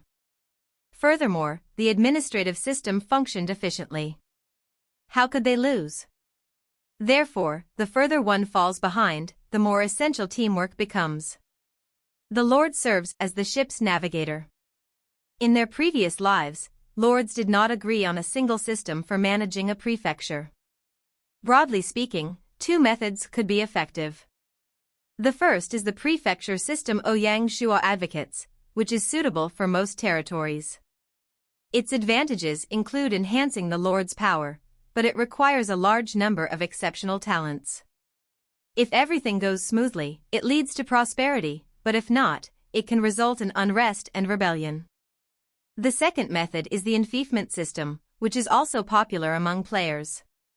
In the past, when the enfeoffment system appeared, many people chose it. One group was represented by the 6 tyrants of Han. They were significant, and the internal power struggles were highly complex. To balance these issues, enfeoffment was a viable choice. The reason it doesn't work now is that a county is too small, making enfeoffment pointless. Therefore, various large powers have reached a tacit understanding. Before reaching the prefecture level, they would fight against outsiders. After reaching the prefecture level, they would start dividing the spoils. As they progressed and their territories grew, more people would emerge eager for a share. Eventually, this method would lead to the formation of a massive conglomerate. Not only that, but the various big powers were also plotting in secret. During the Battle of Changping, how did the Yanhuang alliance manage to win over so many lords? Relationships and connections were just for show. Most crucially, some of these lords were actually representatives of the big powers, just not openly so. For example, when Di Chen's Han County was being established, his family sent people to acquire village creation tokens and build territories around Han village. Once Han County became a prefecture, these territories would immediately surrender and merge with Han Prefecture, allowing Han to easily claim nearby territories without effort. Some innocent lords even sought to ally with these territories to oppose Han County, only to find out that some of their allies were family members. These lords had already fallen into a trap, though they didn't realize it. Only massive powers could employ such a method. For commoners, they didn't even need to think about it. Hence, when Lianzhou predicted that what they showed was just the tip of the iceberg, it was a correct conjecture. There was another group that favored the enfeoffment system, the various alliances that had formed most recently. At the start, all alliances would team up and fight those around them. Once they had cleared the surrounding territories and only the alliance remained, internal war and conflict would begin. Internal conflict was the worst choice, as it would weaken their strength. So, how would they solve the division of interests without letting the alliance fall apart? The enfeoffment system was a good choice. The leader would be the emperor, and the other members would be officials. The officials would be independent but united against external enemies. Historically, the prefecture system came after the enfeoffment system. In the game, however, it would depend on the player's preference. Returning to the topic, once Yashan village was built, everyone started getting busy. The first step was to move the camp to the village. Although Lianzhou acted as Binger's guardian and could manage the territory, he couldn't use his rank to allow the village to break the restrictions. Luckily, the game was open and allowed one to build various structures without breaking through. Thus, apart from the already built quarry and sawmill, as well as the salt pans, farms, and harbor that were under construction, the other buildings were planned and organized according to the prefecture grade. Lianzhou had prepared all the building blueprints. He ordered others to change the name from Yashan Village to Yashan City. The overall planning of Yashan City was naturally handled by Sun Xiaoye. During this time, Xiaoye led her planning team to accompany the Guards regiment along the territory's border. The basic city plan had been formulated. According to this plan, the first step was to construct the city walls. The challenging surroundings of Lianzhou dictated that their sole means of security was to build a robust city wall. There would be 2 city walls, dividing the city into an inner and outer section. The inner wall would span 3 kilometers, while the outer wall would extend for 10 kilometers, mirroring the scale of Shanhai city. Due to the limited workforce, they opted to construct the inner wall first. Fortunately, the second batch of settlers was en route and would soon arrive in Lianzhou, which would greatly accelerate the city's construction pace. As for the specifics of the city planning, Ouyang Shua did not interfere, entrusting all to Sun Xiaoye. Once Yashan City was established, the primary administrative personnel began to function in their designated roles and commenced their work. Bai Nanpu, appointed by Ouyang Shua, took charge of the initial development as the mayor. For the future mayor, Ouyang Shua had someone more capable in mind to assume the role. To these arrangements, Ouyang Shua was preparing to return to Shanhai City. This is not only because Shanhai City has a number of matters awaiting his attention, but also because the 20th of the second month coincides with Chinese New Year's Eve, necessitating his return. What concerned Ouyang Shua was that Song Jua, who had not yet returned from Five Finger Mountain, only checking in every day through the Alliance channel to report her well-being.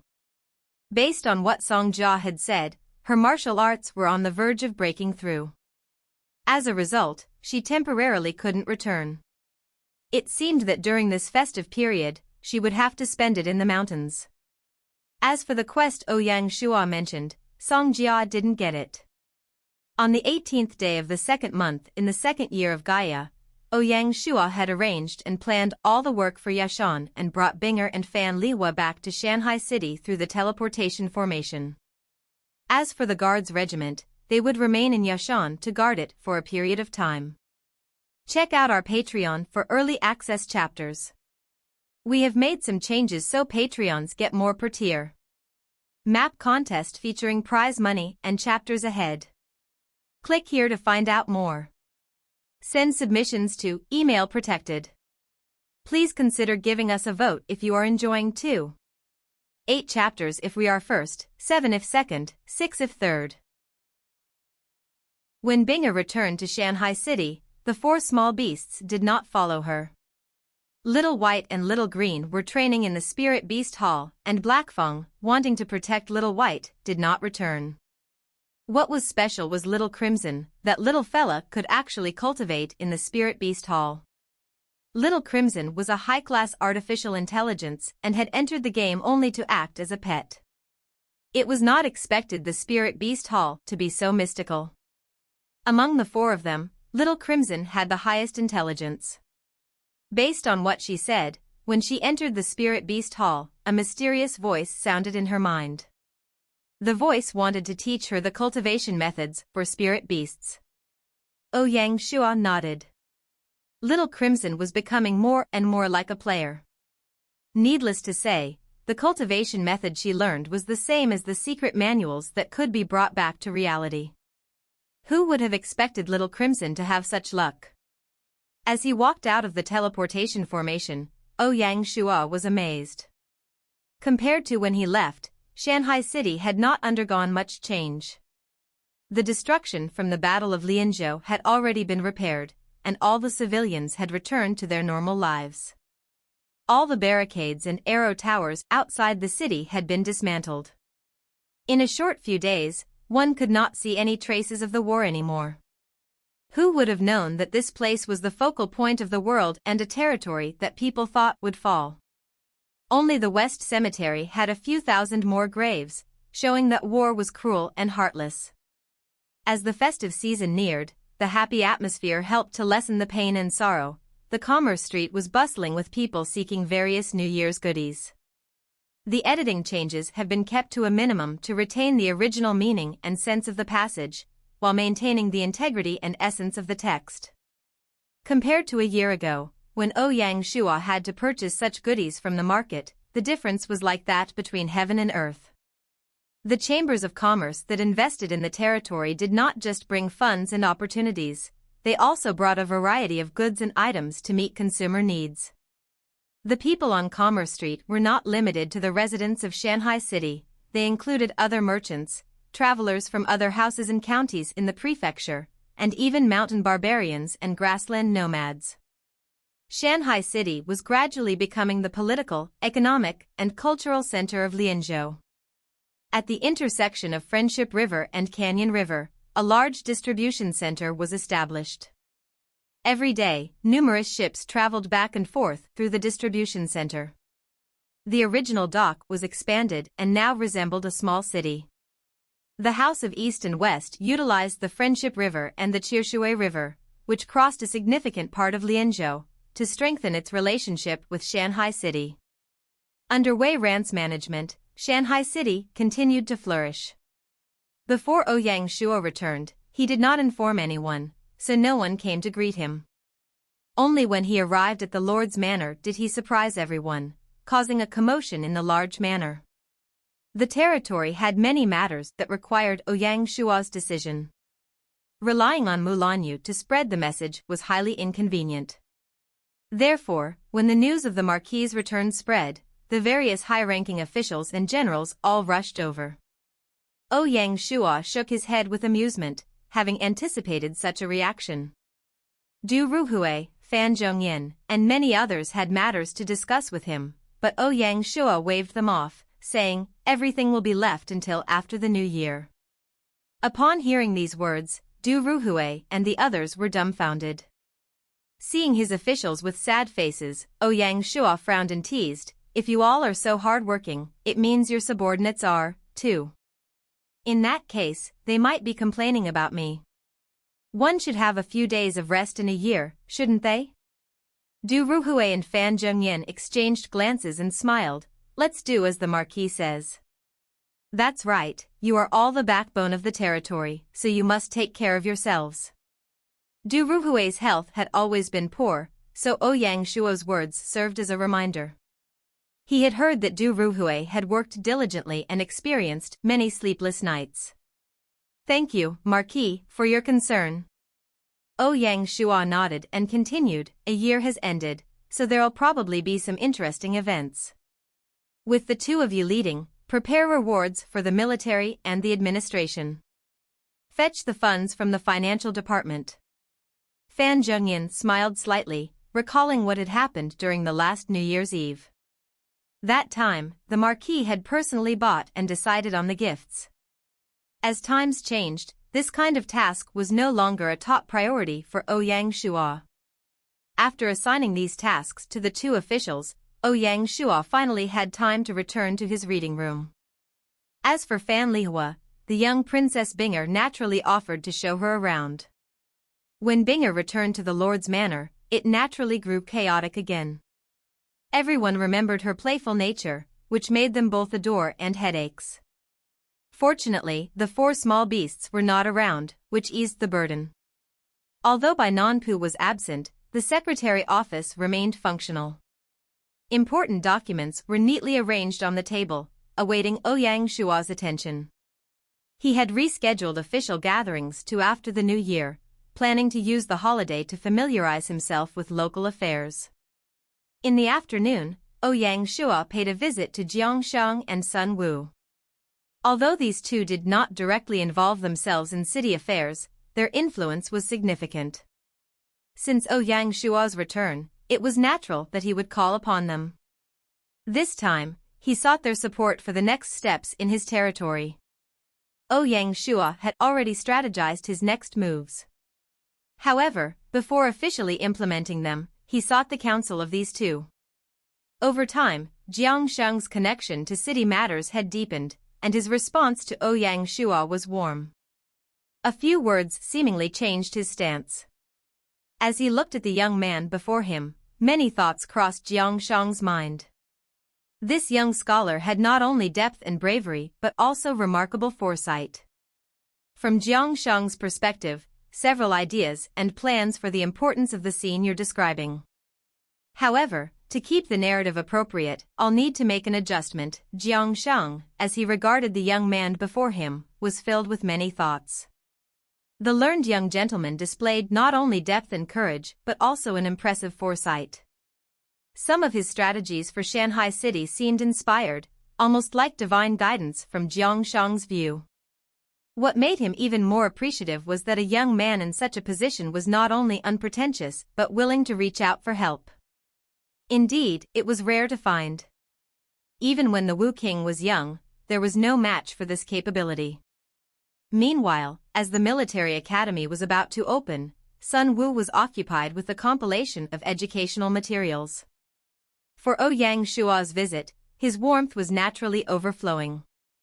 Sun Wu, the war saint, as expected, managed to identify the flaws in Ouyang Shua's plan. One must not underestimate the wisdom of the ancients. Near the end of their meeting, they exchanged thoughts on the construction of the academy. Ouyang Shua intended to select the first semester students from the current military. Sun Wu nodded in agreement, clearly aware of the weaker points of the Shanhai army. After considerable contemplation, Ouyang Shua had reached a decision. After bidding farewell to the war saint, Ouyang Shua took a stroll around the city before heading back. The population of Shanhai city had already surpassed 300,000. Not all the city's residents recognized him. If not for the guards behind him, they might have mistaken him for an ordinary wealthy man.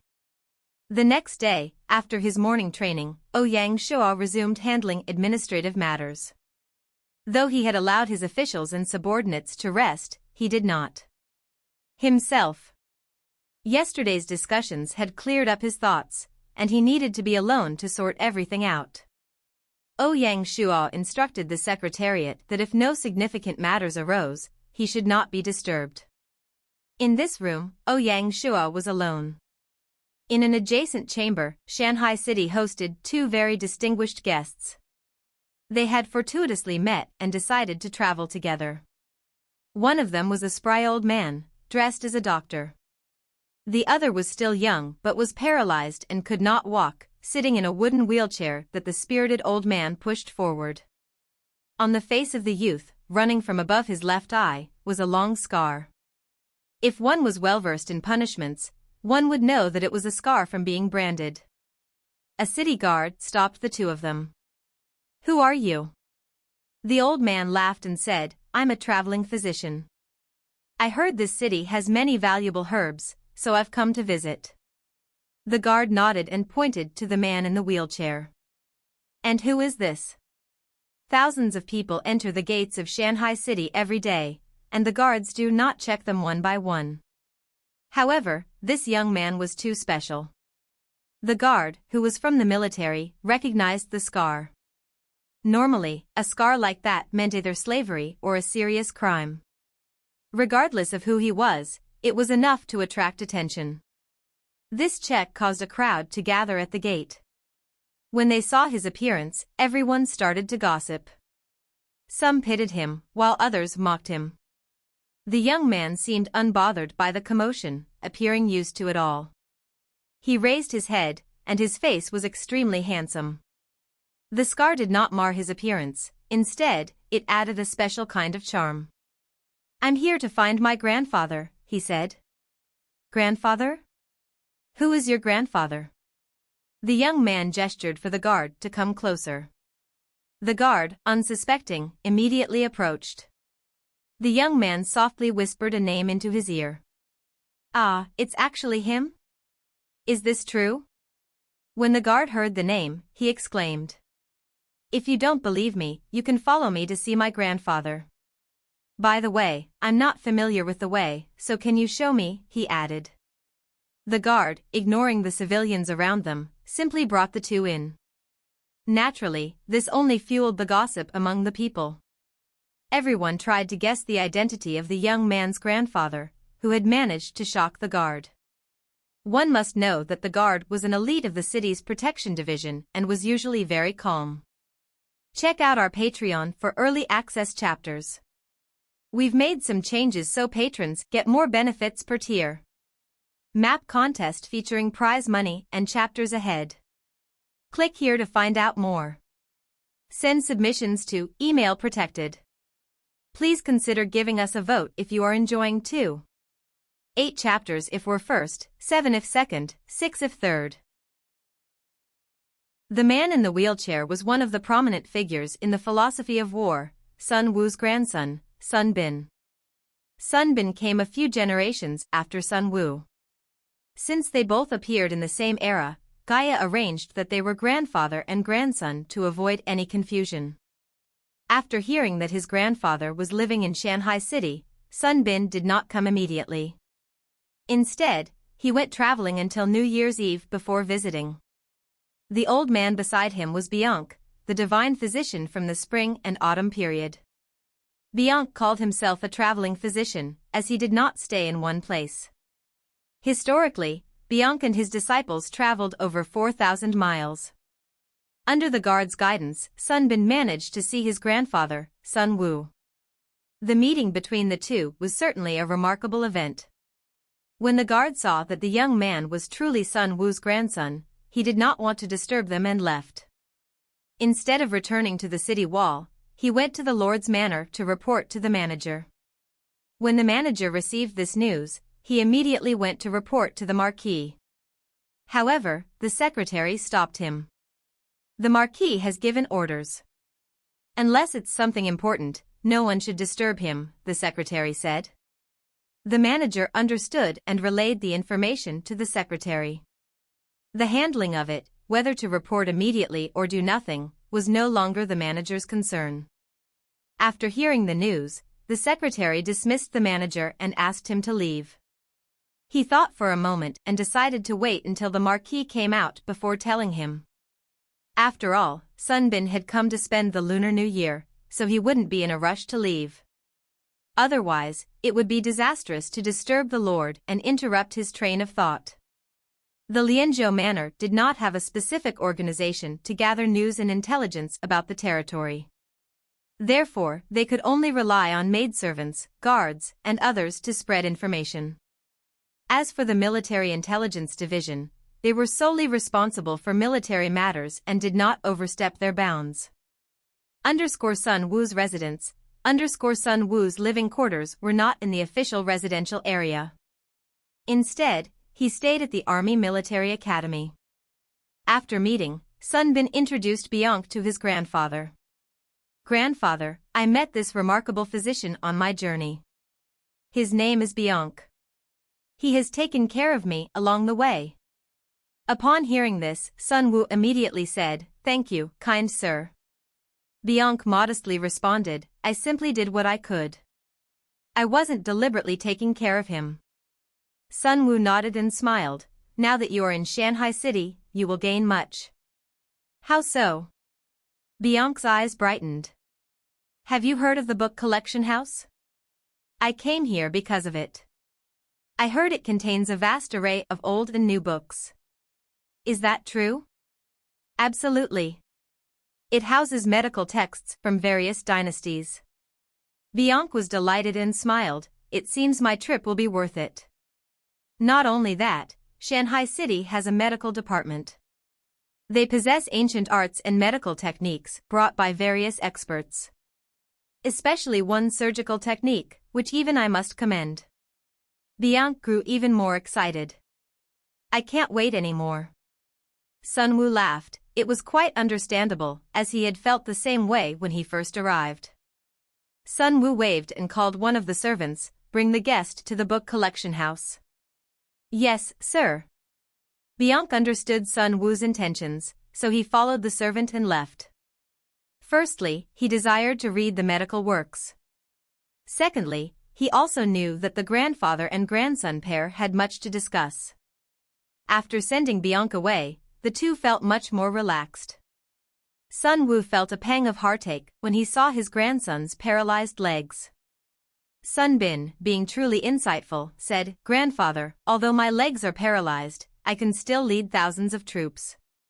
His words conveyed a hint of pride and a slight burden. Sun Wu nodded. "Even the divine physician can do nothing about this, can he?" Sun Bin remained silent and shook his head.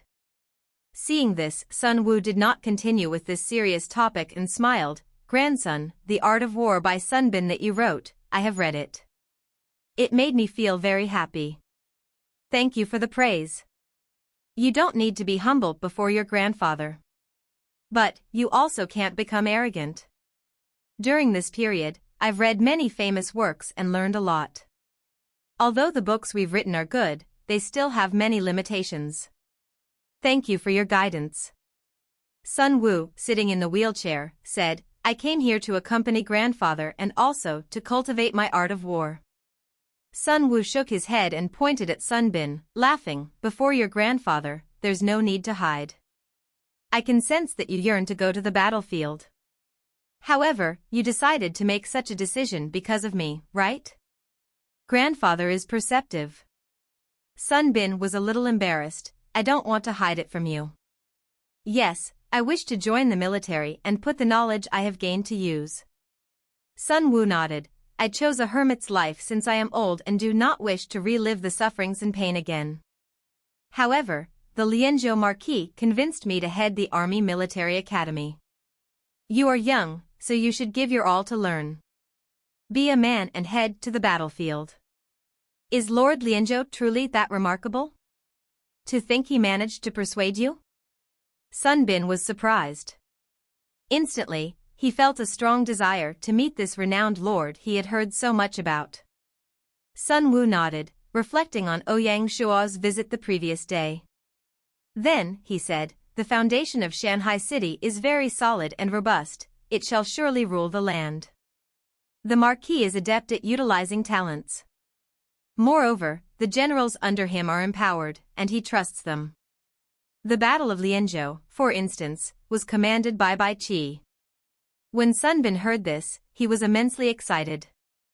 In his book, he wrote that a lord must trust their troops and not interfere, allowing them to manage military affairs. Ouyang Shua's actions were the epitome of the relationship a lord should have with his general.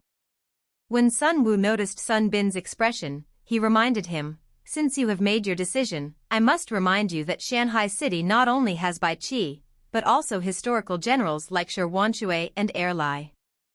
If you want to gain a solid foothold in the military, it won't be easy.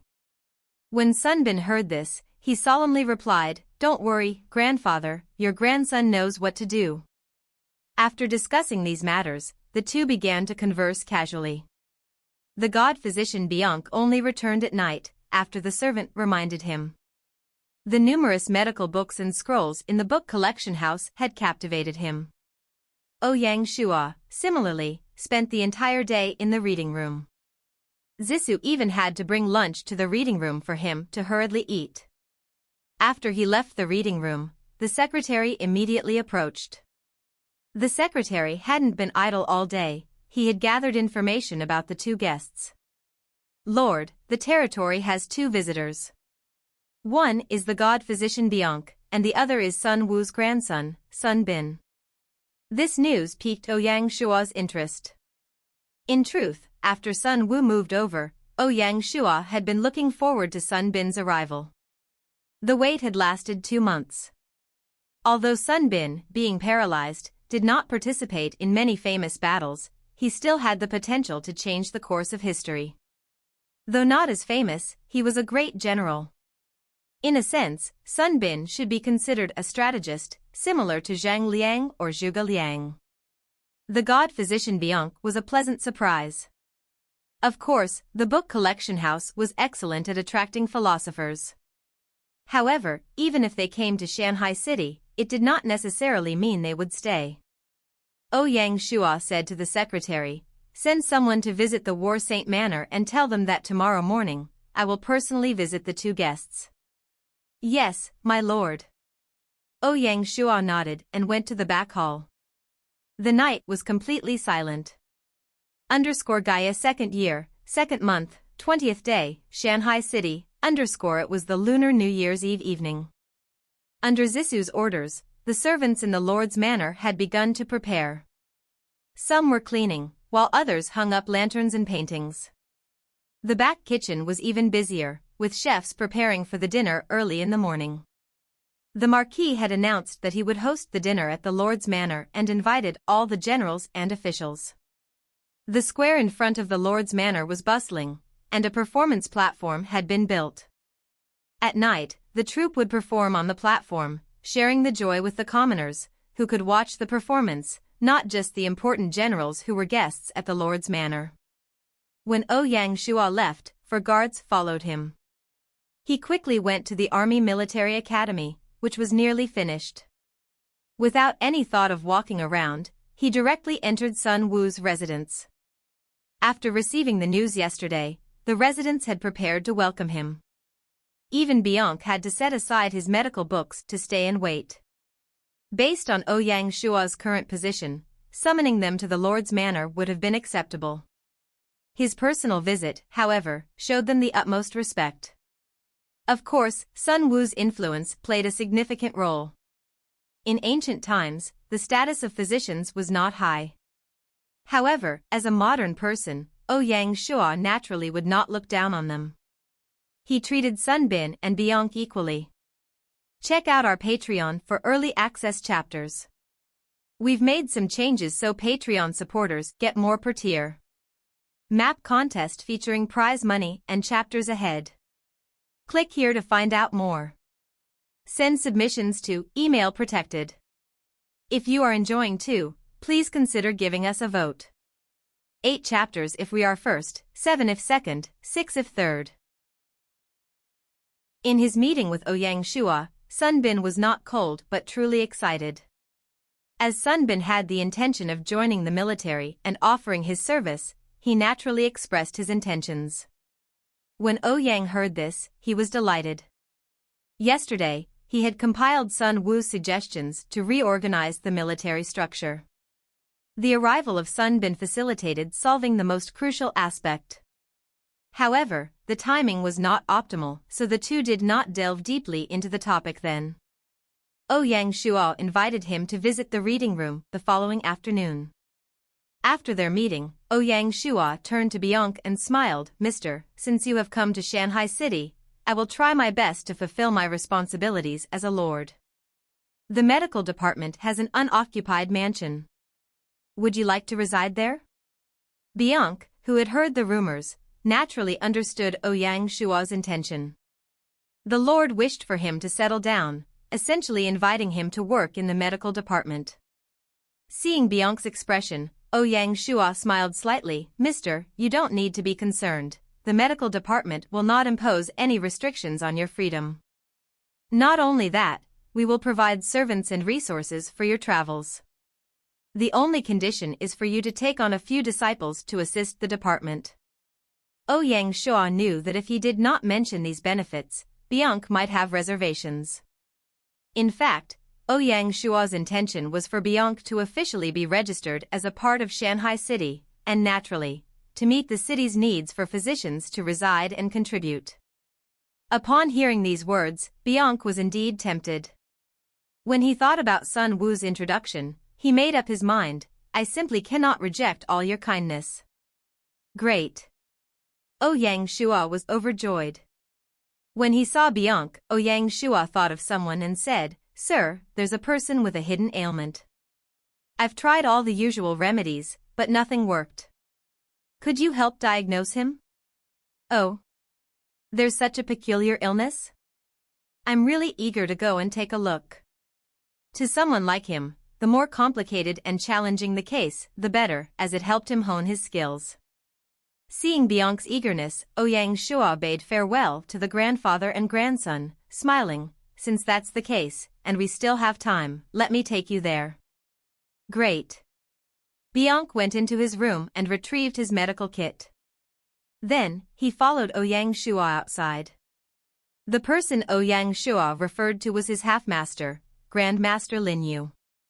Song Jia was having difficulties persuading Lin Yu.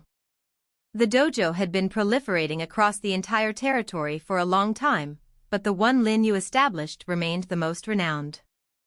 Now called the Bianque Dojo, it had moved several times and was currently located in the importance of engaging with your content, but let's ensure we maintain a respectful and appropriate tone. If you have more details or another section you'd like to edit or discuss, feel free to let me know.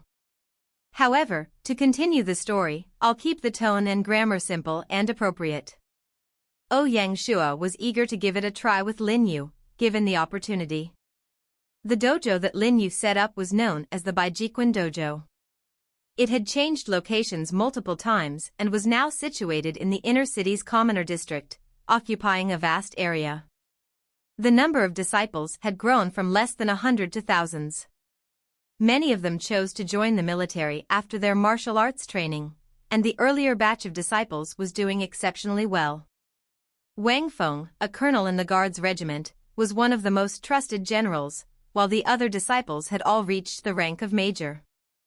As time passed, Bianque gradually became a significant force in the military.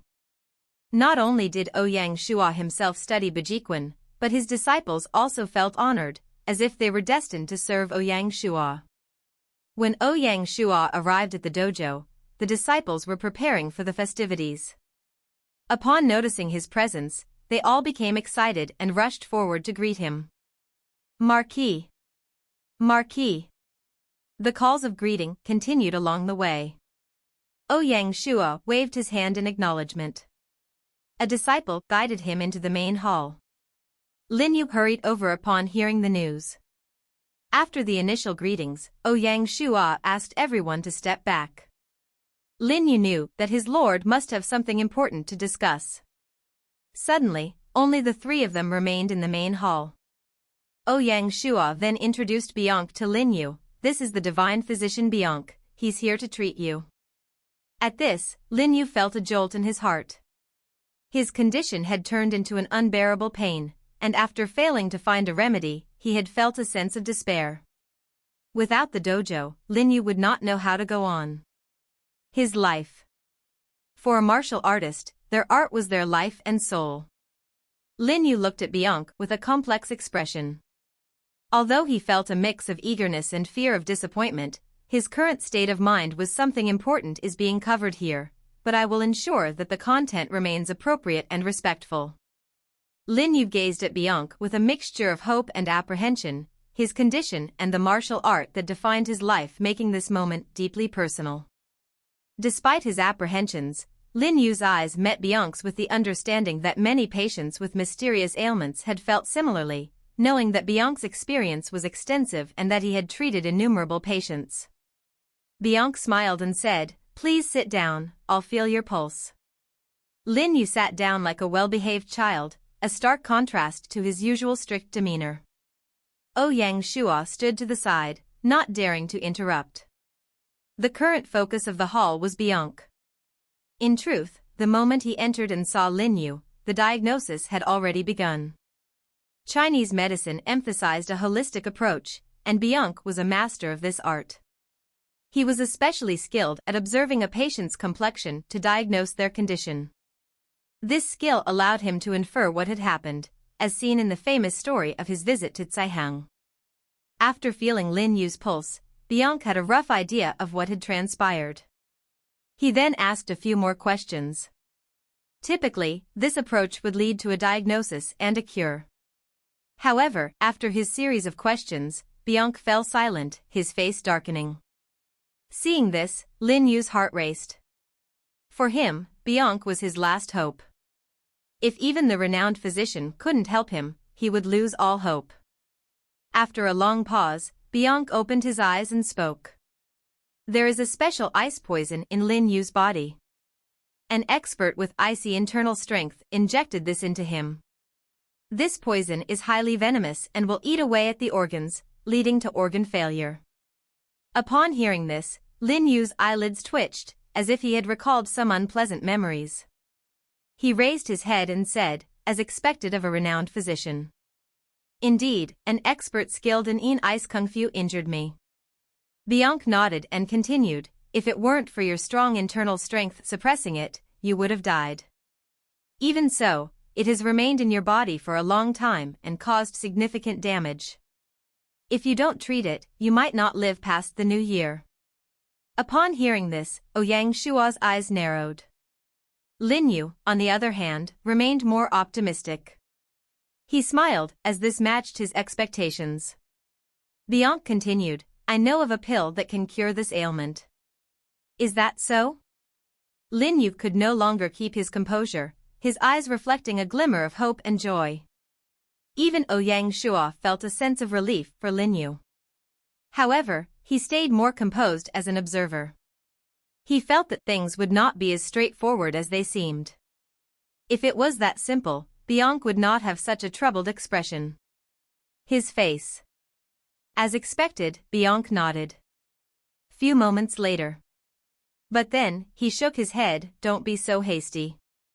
There is a pill known as the What makes it challenging? Although I know the formula and the pill-making technique, the main ingredient required is very rare. What is the main ingredient? Lin Yu regained his calm, though his heart was renewed with a flicker of hope. Light. Desperation. It was the first time he heard about a specific way to cure his condition.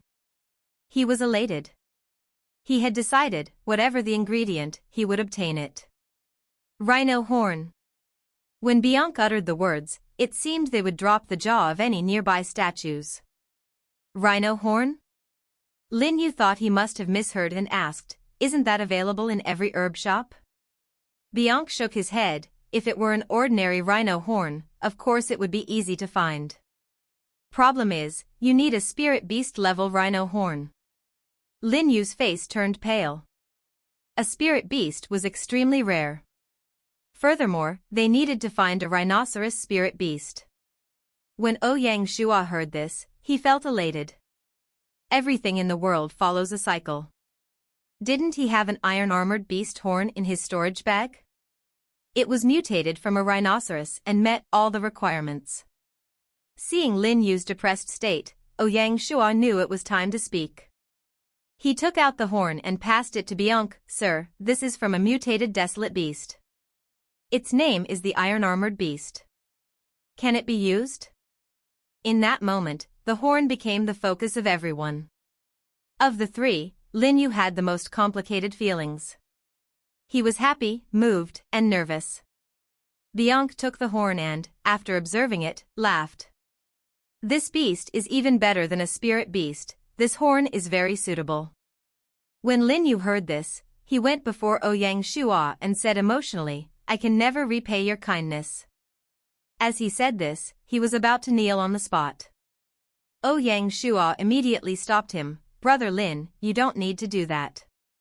When you came to Shanhai village, I said I would cure you. Today, I've fulfilled my promise."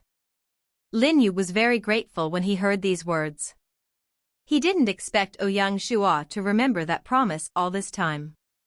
Only through death could he repay such a great favor. Ouyang Shua heaved a sigh of relief. It seemed he had solved the matter he had promised to Song Jia. Ouyang Shua did not stay long. He left Bianque and returned to the Lord's Manor. Check out our Patreon for early access chapters. We have made some changes so Patreons get more per tier. Map contest featuring prize money and chapters ahead. Click here to find out more. Send submissions to email protected.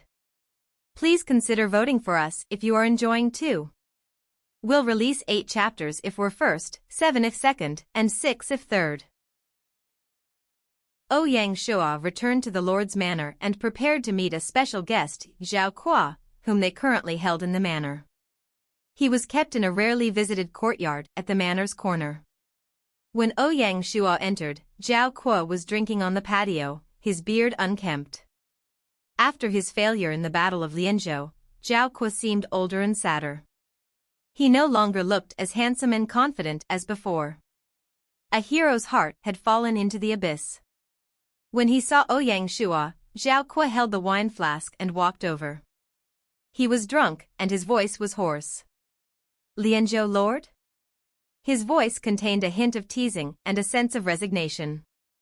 At that moment, Zhao Qua was a man without purpose or will. "Exactly," Ouyang Shua said, unperturbed. He sat down on the stone seat and looked at Zhao Qua. "Why are you here? To humiliate me? Or are you planning to behead me?" Zhao Qua stuttered, venting the frustration and anger in his heart. He no longer cared about life or death. More precisely, even though he was still alive, it felt like a living death to him. Ouyang Shua shook his head. "If you want to give up on yourself, I won't stop you. But if your father learns that his son is useless, what will he think?"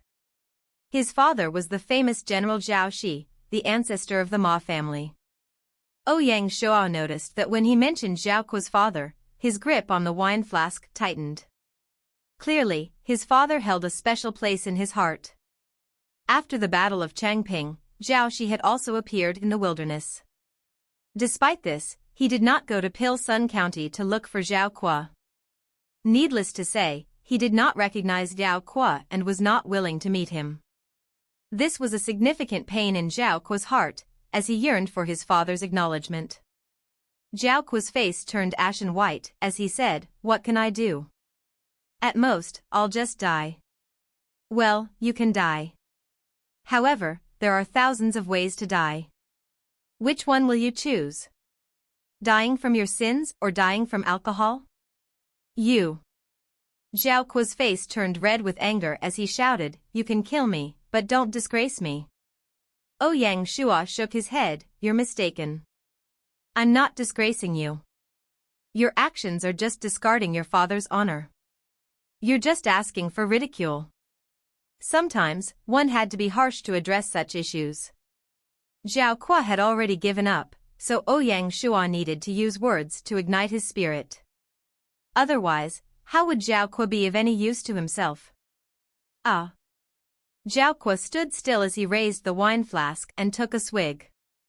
The wine that spilled out soaked his shirt, but he did not care. He was merely drinking away his sorrows. After a long while, he raised his head and looked at Ouyang Shuo. "I'm the general of a defeated army, so what can I do?" His words carried boundless feelings of bitterness and sorrow. Ouyang Shuo remained silent. After all, Zhao Kuo was also unfortunate. His first opponent was Bianque. In the end, he had lost, leaving his reputation in tatters. Moreover, he would be remembered and disgraced due to the Battle of Changping. "I have a position that can let you make a comeback," Ouyang Shuo offered. "Oh? Kiki, is the Lord of Lianzhou trying to recruit me?" Zhao Kuo asked, disbelief evident in his eyes. "You lost because you chose the wrong position. You are knowledgeable and well-versed in the philosophy of war. You excel at advising but are not suited for leading troops into battle. The Lord of Lianzhou's manor has a military affairs department that oversees military matters. Under it is the War Division, responsible for war planning and coordination." Ouyang Shuo explained the military structure of the territory to Zhao Kuo. Upon hearing these words, Zhao Kuo's eyes brightened, though he felt a bit uneasy with Ouyang Shuo's assessment. He believed he had the capability to lead men in war. Noticing Zhao Kuo's hesitation, Ouyang Shuo added, "The military affairs department and the army are not directly related but rely on each other." Once Ouyang Shuo clarified this point, someone as insightful as Zhao Kuo could certainly grasp his meaning. If one mentioned Zhao Kuo's nemesis, it had to be Bianque. The military affairs department and Bianque had a relationship of both cooperation and competition. Upon hearing this, Zhao Kuo's interest was truly piqued. When Ouyang Shuo finished speaking, Zhao Kuo understood that he was expected to express his views. Zhao Kuo sighed, cast aside the wine flask, breaking it, straightened his clothing, and bowed. "Defeated General Zhao Kuo greets the Marquis." Ouyang Shuo helped him up and said, "General, go wash up and prepare for tonight's feast." Every festive season, one thinks of their family. If Zhao Shi knew that you have picked yourself up, he would feel happy. When Zhao Kuo heard these words, his voice choked. Ouyang Shuo slowly left, instructing Zissou to prepare new clothes for Zhao Kuo. He also arranged for 2 maidservants to help him wash up. After leaving the courtyard, Ouyang Shuo used the Lord's Game Mode interface to check Zhao Kuo's stats. Name Zhao Kuo, King rank. Dynasty Warring States, Zhao. Identity Shanhai City General. Occupation Advanced General. Loyalty 70. Command 75. Force 45. Intelligence 75. Politics 58. Specialty well read, raises strategy crafting efficiency by 25%. Evaluation Zhao Kuo has studied the philosophy of war since a young age. He loves to discuss military methods. Gaia's evaluation of Zhao Kuo was not too high. However, he was certainly more than sufficient to lead the war division. With Zhao Kuo's assistance, Du Ruhui would carry less of a burden. After checking Zhao Kuo's stats, Ouyang Shua remembered that he had not reviewed Sun Bin and Bianque's stats. Name * Sun Bin, God rank. Dynasty * Warring States, Qi. Identity * Shanhai City General. Occupation * Special Level General. Loyalty * 80. Command * 99. Force * 50. Intelligence * 88. Politics * 55. Specialty *. Destruction is the only outcome, raises morale by 40%. Racehorse, raises movement speed by 30%. Surround way to save Zhao, raises defense by 20%. Adapt to the enemy, raises damage by 25%. Cultivation method * Sun Bin Fist Technique. Equipment * none. As expected, Sun Bin was exceptional at command. His command stat was even higher than Bai Qi's. However, what surprised Ouyang Shua was that Sun Bin possessed a self-created fist technique. No wonder, despite his paralysis, his strength stat could still reach 50. After Bai Qi, the territory had acquired one more God rank individual. Name, Bianque, God rank. Dynasty, Warring States. Title, one of the 5 great medical physicians in ancient China. Identity, resident of Shanhai City. Occupation, God rank physician. Loyalty, 70. Specialty, careful planning, increases territory trade profits by 1%. Evaluation, in the field of medicine, Bianque is the ancestor. His techniques were precise and accurate, and future generations followed his methods. Known as the ancestor of Chinese traditional medicine, he created both diagnosis and treatment methods. The 5 greatest physicians of ancient times were medical ancestor Bianque, medical Saint Zhang Zhongjing, God Dr. Hua Tuo, medicine king Sun Simiao, and medical scientist Li Shizhen. Among them, Zhang Zhongjing and Sun Simiao were saints, listed among the 24 saints. Sun Simiao was the medicine saint, and Zhang Zhongjing was the saint doctor. The other 3 were god-level historical figures. Together, the 5 of them were the representative figures of Chinese medical studies. Therefore, while medical ancestor Bianque moving into Shanhai City was significant, it would not be enough to claim that medical studies had fully moved into the city. Either Zhang Zhongjing or Sun Simiao would also need to move in. After lunch, night soon arrived. Various generals and officials rushed over to Shanhai City. Among the civil servants were Cui Shaoxi, the prefect of Tianfeng House, Mulan Yu, the prefect of Mulan House, Zhou Haichen, the prefect of Broken Blade House, and Gu Xiuwen, the mayor of Beihai City. Of course, there was also Wei Ran, the prefect of Shanhai House. Apart from the feast, the various houses rushed back to the Lord's manor to speak with the Lord. Zhou Haichen, in particular, had not spoken to Ouyang Shua since taking his appointment. Another civil servant, Yongye County Magistrate Shenjuan, was also invited. The message was clear: anyone could guess that Shenjuan would be put to significant use after the new year. Then, there were the 4 major generals. Besides them, 2 others were invited, Dai Qin and Lin Yi. Of course, Bai Qi, Du Ruhui, Sun Bin, Fan Lihua, and Zhao Kuo were naturally invited. Dai Qin's invitation was a sign that, after Du Ruhui persuaded him to surrender, he had promised Dai Qin a significant role. Similarly, Lin Yi's presence indicated that he would receive an important appointment. The generals did not gather here merely for the feast. Before the new year, the Military Affairs Department, following Ouyang Shua's orders, had divided the prisoners into 3 divisions. During his return, he would likely finalize the appointments of the 3 major generals. Thus, although the military meeting after the new year had not yet started, it had already garnered considerable attention. Shenjuan and Lin Yi, these 2 young men, were naturally the focus. Including the specially invited Jiang Shang and Sun Wu, as well as the 3 heads of the civil service, the guests at this feast could be said to be of historical significance. For early access chapters and more, check out our Patreon. We have made some changes to provide more benefits per tier. Join our map contest for prize money and chapters ahead. Click here to find out more. Send your submissions to Email Protected. Please consider giving us a vote if you are enjoying too. We'll get 8 chapters if we're first, 7 if we're second, and 6 if we're third.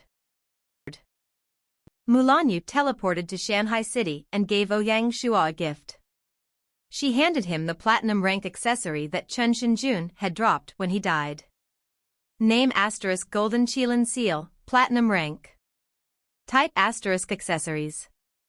Specialty * Purify Evil, doesn't get corrupted, evil avoids you.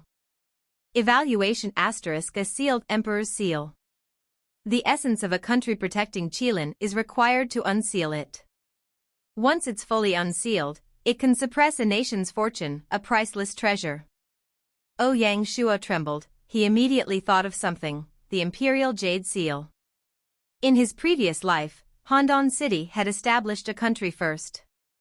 For a lord to establish a country, aside from his rank, he needed 2 other things, an imperial decree and also an imperial jade seal. Ouyang Shua did not expect Shenjuan to possess such a treasure. The loss of the Golden Qilin Seal was enough to make Shenjuan's heart ache for a long time. If he knew of the true use of the Golden Seal, he would probably just burst into tears. Regretfully, the Golden Seal required the injection of Qilin essence to unseal it. The Qilin was an ancient beast of prosperity. To find one and have it willingly give up itself was harder than ascending the heavens. The Golden Qilin Seal was a holy treasure, so it could not be placed into a storage bag. Thus, it had to be carried around. If not, Shenjuan would not have lost it. Luckily, the seal was not too large, so Ouyang Shua could place it in a gold bag, which allowed him to conveniently hang it on his waist. On the Gaia 2nd year, 2nd month, 20th day, New Year's Eve night. The lights of Shanhai City shone brightly, and the atmosphere brimmed with festive spirit. The loud explosions of fireworks filled the air. In the main hall of the Lord's Manor, Ouyang Shua welcomed a group of officials. On both sides, famous figures had lined up. As the music played and people danced, one dish after another of delicious delicacies was brought to the tables. Such a grand feast was something Ouyang Shua could not have imagined a year ago. His only regret was that Song Jia was not present. At the moment, Song Jia had ventured into a mountain farmer's house, where she spent an unforgettable New Year's Eve. Not only Shanhai City, but the entire China region was immersed in the Lunar New Year spirit. This was also the first time the China region players had gathered in the game, so it held a special meaning for them. Both the global channel and the forums were bustling with activity. In the originally quiet wilderness, flames rose into the air, lighting up the night sky. Whether in adventure mode or lord mode, players celebrated the new year in their own ways. The 9 system imperial cities were bustling with excitement, and players swarmed these places. Following the customs of the Aboriginals, they spent New Year's Eve with their families. For players, it was truly a different experience. The New Year's spirit and feelings had thoroughly awakened the memories of the players. Some of the older players were filled with emotion and even shed secret tears. As for the children, they were even happier. They formed small groups and took small fireworks and firecrackers, enjoying a new year that was totally different from what they experienced in a modern city. Binger, the little brat, ate a few mouthfuls of food and disappeared like a monkey. For the children, this was the happiest of times. This was also the first time that the players in the China region could not watch New Year's Eve programs and performances. So, after their New Year's Eve dinner, the players all felt that something was not quite right. Something felt absent. Moreover, they did not have any phones and could not collect red packets, which made the teenagers feel even more out of sorts. Fortunately, whether in the various large territories or the imperial cities, all had performance stages that held shows for the people. These events allowed everyone to set aside their disappointments. The feast, the people in the Lord's Manor all went out to the square to watch the performances. The performing troops were not only from local theaters but were also sponsored by the Chamber of Commerce. On other streets, there were additional smaller performance stages. As the Lord, Ouyang Shua, would naturally enjoy the performances with his people. After the players had their meals with their families, they all had nothing to do. Consequently, they went to the forums. All of a sudden, there were many people who were bored. At this time, the players wished that Gaia would arrange a New Year's celebration. On New Year's Eve night, people naturally looked forward to the Nian Beast event. The exception was Shanhai City. Since the Nian Beasts had turned into city guardians, naturally, no more Nian Beasts would come. For ordinary players, Nian Beasts were too rare, and not all of them would encounter these monsters. Some of the players went on the forums and requested an event where all players could partake. In fact, Gaia had truly prepared a significant surprise for the players in the China region. At 9 p.m., a system notification sounded out with great punctuality. System notification, Gaia 2nd year, 2nd month, 20th day, 9 p.m. The Nian Beast has appeared in the wilderness. All lords, please prepare. The Nian Beast event had officially commenced. This time, however, Ouyang Shua was only a spectator. Similar to Ouyang Shua, many other players could not take part in the event, causing a commotion on the forums. 10 minutes later, just as players were beginning to feel bored, another system notification was sounded. System notification, Gaia 2nd year, 2nd month, 20th day. Today is the traditional New Year's Eve in the China region. To add to the festivities, in 10 minutes, we will open the Red Packet Snatching event. Please look forward to it. When the notification sounded, all players became excited. Red Packet Snatching was such a memorable phrase that it instantly rejuvenated all players' festive spirits. Along with the system notification, the rules for the Red Packet Snatching event were released on the forums. Ouyang Shua browsed through the forums, watching the performances. Mulanyu, who was sitting beside him, was already absorbed. Event. To a little girl, the show seemed rather uninteresting. Truth was, such an event had existed in his previous life. Ouyang Shua went online to confirm this. The Red Packet Snatching event was very straightforward. First, the players who joined in had to voluntarily send Gaia a red packet.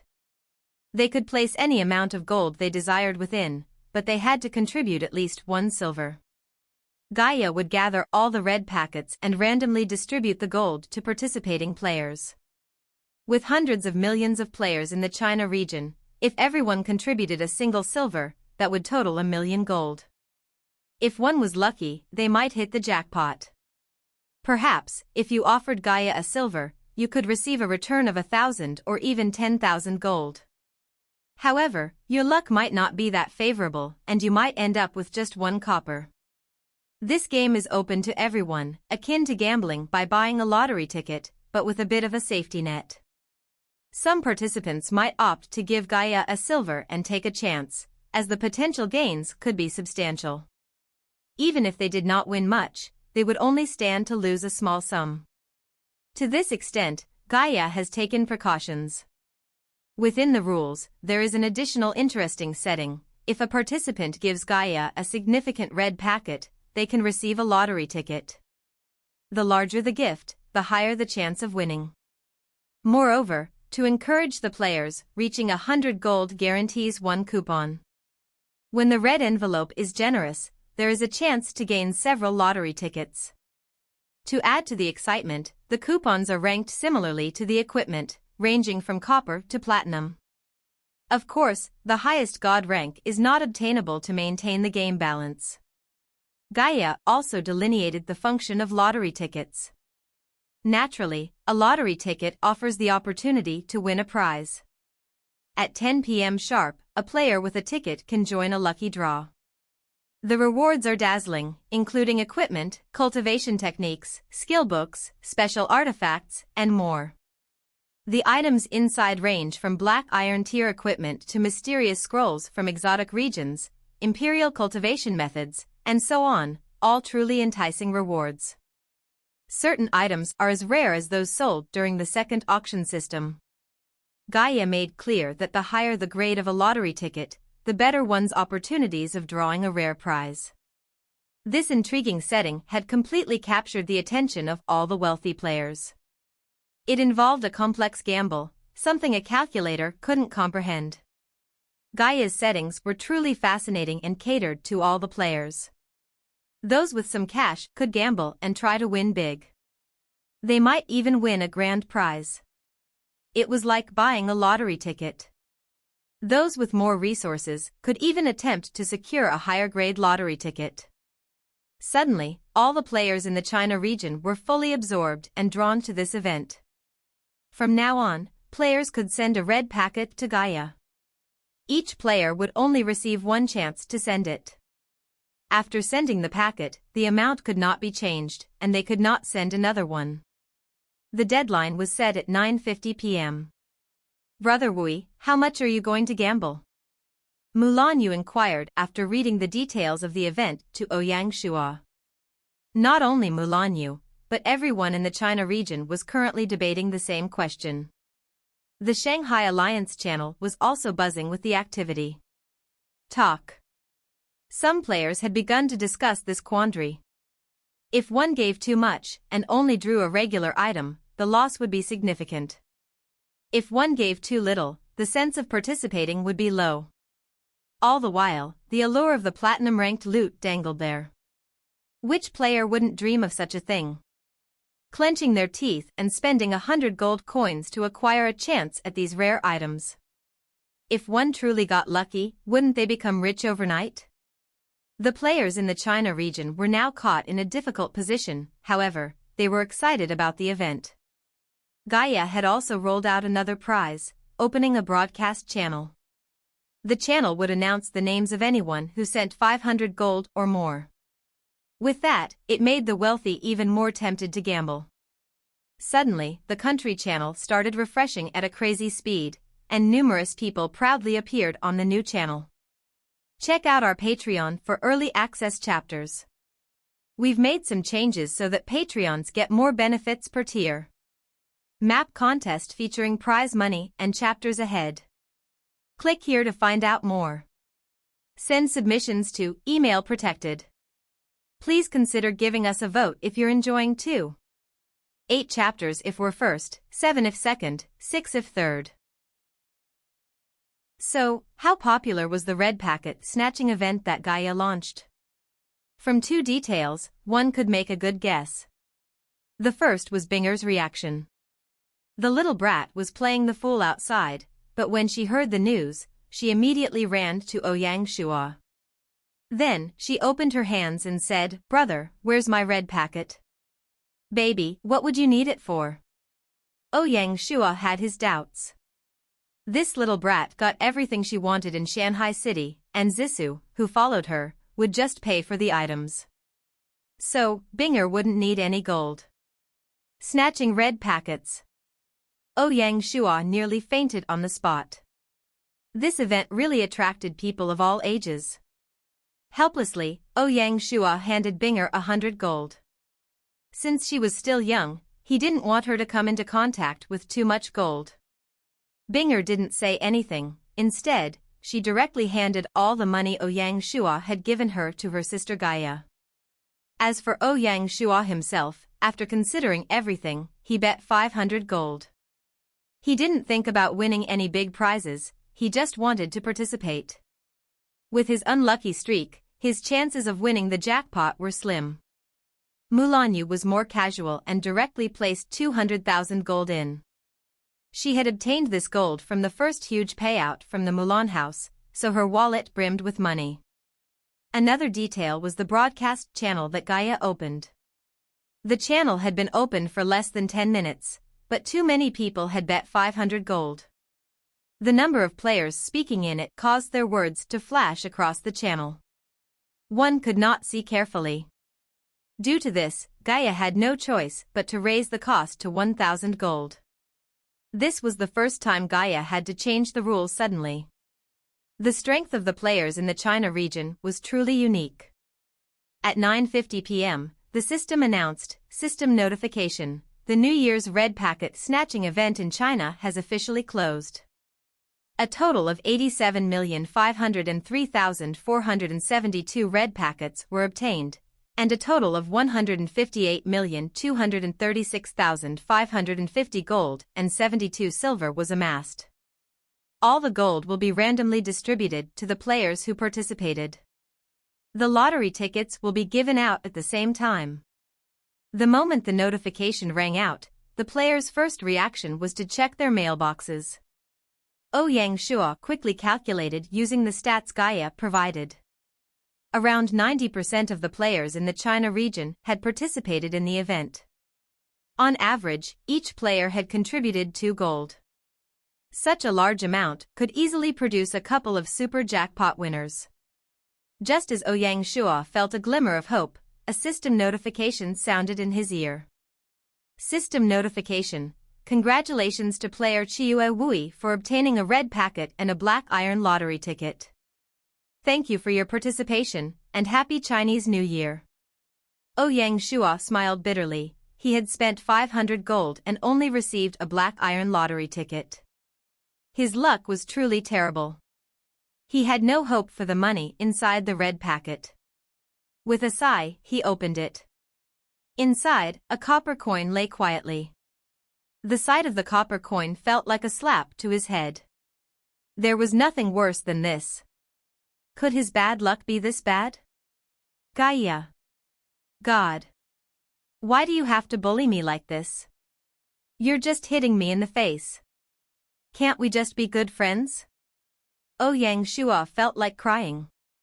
He felt as if 100,000 alpacas had trampled his face. Lianzhou held the pain in his heart. He was about to place the red packet into his storage bag, not wanting anyone to see it. If someone saw it, he would lose a significant amount of face. Unfortunately, things didn't go as planned. Mulanyu, that little kid, was sitting right next to him. She had just opened her red packet and was delighted. Clearly, she had received something good. She turned around and saw Lianzhou just as he was about to put his packet away. She asked, Brother Wui, how much did Gaia give you? Mine had a 5,000 gold ticket. 5,000 gold, 5,000 gold, 5,000 gold. Lianzhou really felt like running into a wall. How could the difference between people be so great? Cough. Lianzhou tried to calm himself and forced a smile. Congratulations, Yeye. I'm not as lucky, I only got 100 gold. When he told this lie, Lianzhou's facial expression didn't change at all. Actually, 100 gold isn't that bad, as long as it's not 1 copper. Who knows which unlucky fool got 1 copper? Cough, cough. Lianzhou's face stiffened. Yeah, that's true. Unlucky fool, yeah, ah. The unlucky fool you're referring to is sitting right next to you. Lianzhou could feel a million points of pain. It's the new year, so why did it feel so painful? Why couldn't it be fun? Lianzhou harbored a deep resentment toward this red packet snatching event. Mulanyu didn't realize that her brother Wui was badly hurt. She happily waved her lottery ticket and continued, also, Brother Wui, I got 2 silver tickets and 1 dark gold one. What about you? Lianzhou had given up all hope. He just waved his ticket, I only have a useless black iron ticket. Mulanyu was stunned by Lianzhou's luck. She didn't know how to console him. Brother, it's okay. Maybe your black iron lottery ticket can yield a dark gold item? As she said this, she didn't believe it herself. Haha, it's fine. What's important is participation. At this point, Lianzhou had adjusted his mindset and had a better understanding of his own luck. At that moment, another flurry of system notifications sounded out. System notification. Congratulations to player Tong Yen for receiving a 10,000 gold red packet. System notification. Congratulations to player Fengyi for receiving a 20,000 gold red packet. Any player who received more than 10,000 gold would get a system notification in the national channel. Wah, they are the lucky ones. Mulanyu also heard the notifications and exclaimed. Just at that moment, another system notification sounded out through the China region. System notification. Congratulations to player Ouyang Bing for obtaining the special prize, the 200,000 gold red packet. The moment this notification came out, the China region fell completely silent. After a brief lull, the region burst into an uproar, with the country channel buzzing with excitement. Oh my god, who is Ouyang Bing? Super lucky girl. Why wasn't it me? 200,000 gold. The richest player is born. Getting rich overnight is no longer a legend. Ouyang Bing, let me be your friend. Those who knew Ouyang Bing's real identity were also shocked. Ouyang Shuo's first reaction was that another player had the same name. After a moment's thought, he realized that couldn't be right. After all, the game wouldn't allow it. Binger's overpowered luck really made others despair. At this moment, Ouyang Shuo felt both happy and depressed. They were siblings, but the gap in their luck was immense. That brat receiving such superstar treatment really made it hard to stay calm. The Yazhou territory building had already stunned Ouyang Shuo. He hadn't expected to receive such a surprise now. If Binger had some luck, her future would be limitless. Apart from Ouyang Shuo, only a few, like Little Ant, Sun Xiaya, and Song Jia, knew her identity. Even Bai Hua and the others weren't clear. They only knew that Ouyang Shuo's sister was called Binger. Of course, Mulanyu knew. She was so shocked she didn't know what to say. Little Shuo, you gave Binger money to join? Such a huge bombshell left even Little Ant speechless. So, she directly asked Ouyang Shuo through the Alliance channel. Yep.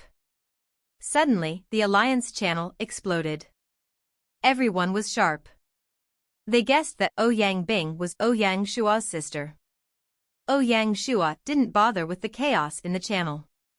Right now, he needed to find Binger. When he thought about her holding 200,000 gold, he felt terrified.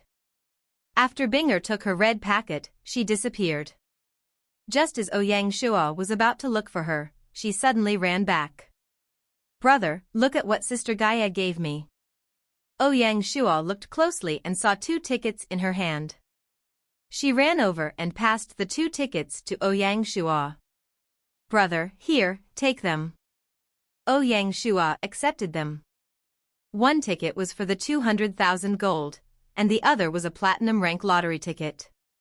Seeing the lottery ticket, Ouyang Shuo already felt a little numb. Since she had won the special prize, obtaining a platinum rank lottery ticket was normal. Mulanyu also came over. When she saw the 2 tickets, she drooled. Compared to Binger's luck, Mulanyu felt her rewards were so dull. Binger, do you know you won the special prize?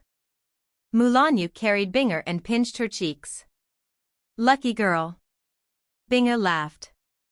I know, Sister Gaia told me. Check out our Patreon for early access chapters. We've made some changes so that Patreons get more per tier. Map contest featuring prize money and chapters ahead. Click here to find out more. Send submissions to email protected. Please consider giving us a vote if you are enjoying too. We'll release 8 chapters if we are first, 7 if second, and 6 if third. Sister Gaia? Ouyang Shuo finally reacted, realizing the oddity in her words. Yeah. Binger replied, her face filled with doubt. She didn't understand what was unusual. Baby, you talked to Gaia, cough, Sister Gaia? Ouyang Shuo had to carefully choose his words. Binger rolled her eyes. This little brat wasn't as dumb as before. She pulled Ouyang Shuo to her side and whispered, Sister Gaia often talks to Binger. But she says I shouldn't tell anyone. Binger will only tell you. Ouyang Shuo understood and rubbed her head. You did good. As the brain of Skynet, Gaia possessed much higher intelligence than humans. The Federation had already classified it as an AI, not a mere machine. Ouyang Shua didn't know why Gaia had chosen Binger but knew it was better not to delve too deeply into it. Baby, Big Brother will just act like he doesn't know anything. You also don't need to talk to Big Brother about it, okay? And this gold ticket. Big Brother will help you take care of it. Ouyang Shua waved the 200,000 gold ticket. He had been worrying about the funds for Yazhou, but now the problem was solved. Binger was a lord with almost no responsibilities, living a life of ease. As the siblings continued to chat, it was already 10 p.m., and the lottery event was about to begin. Baby, draw your prize. Ouyang Shua handed the platinum lottery ticket to Binger. Okay. Binger was very excited about the lottery, she looked forward to it. A virtual spinner would appear before the players who won lottery tickets. Due to the sheer number of items, Gaia made a selection, and only 12 items would be shown to them. The chances of winning a prize were actually 1 in 12. Of course, different people would have different obtainable prizes. Brother, Sister Gaia said that Binger can choose 1 out of the 12. Binger had not even drawn her prize, yet she secretly revealed this information to Ouyang Shua. Gaia is simply too good to Binger. The 12 items all had different values. For players, some items were suitable, while others were not. Naturally, they wished to obtain a suitable item. Binger, on the other hand, could just choose what she wanted. Baby, just pick any item you like. You don't need to consider anything else, she said. This was her luck, so Ouyang Shua naturally would not interfere. Yeah. Shortly after, Binger chose her prize, and a book appeared in her hand. Ouyang Shua took it to have a look and was stunned. It was actually a secret manual. Name, Wugo Heart Sutra. Rank? Level, 118th. Stat, for every level gained, bone structure increases by 4, comprehension increases by 2, and all other stats increase by 2. Specialty, unique, cannot be dropped, cannot be traded. Evaluation, unsullied. Heart is pure and calm. Needs to be cultivated from a young age. No impure thoughts, not tainted, pure body. Note, this cultivation technique is a special heart sutra. It requires a pure environment to cultivate. Ouyang Shua was amazed, the unsullied heart sutra seemed to be made for Binger. Although one could not see its rank, based on its stats, it was even better than Ouyang Shua's Yellow Emperor internal cultivation technique. Ouyang Shua estimated that only after he managed to merge the 3 cultivation techniques into one could he surpass the Unsullied Heart Sutra. Before this, Ouyang Shua had been thinking about what cultivation method to get for Binger. Now that the problem was settled, everything was good. Ouyang Shua returned the manual to Binger and said, Baby, use this book when you're about to sleep. Since Gaia had such plans, it would naturally tell Binger how to cultivate this technique. Thus, Ouyang Shua did not need to worry. When he thought about this, Ouyang Shua removed the cooling bead he wore and hung it around her neck. Brother, what is this? It's so cool. Ouyang Shua smiled, this is my New Year's gift to you. Do you like it? Yes. The little brat smiled so sweetly that her eyes formed a thin line. Binger was happy not because of the cooling bead, but because Ouyang Shua remembered to give her a New Year's gift. This was what truly made the little brat so happy. Ouyang Shua pinched her nose, knowing her thoughts all too well. A warm feeling built up in both their hearts. Oh, by the way, baby. What other prizes were there when you were drawing? Ouyang Shua could not control his curiosity. What other items could compare to the Wugo Heart Sutra? Binger scratched her head and said, there was the 9 Yang cultivation method, the Sunflower Precious Manual, and other such strange names. There was also a city creation token, a treasure sword, and a treasure bead. Oh, there was also another treasure armor. The rest, I can't remember. Baby, ah. Do you know that every one of those items is enough to drive players crazy?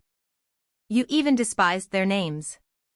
If other people learned this, they would feel so jealous. It seems like Binger drawing the Unsullied Heart Sutra was not unexpected.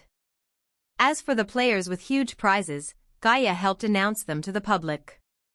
System notification. Congratulations to player Car on Qiuming Mountain for drawing a dark gold sword, the Fengya sword. System notification. Congratulations to player Warheart Fengyan for drawing a king rank cultivation method, the Sankai sword manual. Strangely, the system did not announce the Unsullied Heart Sutra that Binger had gained. Ouyang Shua knew that Gaia was protecting her. If the system had announced her prize, it would have been too astounding. At this point, Mulan Yu had finished drawing her prize. Brother Wui, look at this. She held a sword in her hand. This is a dark gold sword known as the Shuangyue sword. You can't use it. Ouyang Shua teased her. Being worse off than Binger was one thing, but having Yoya tease and mock him was another.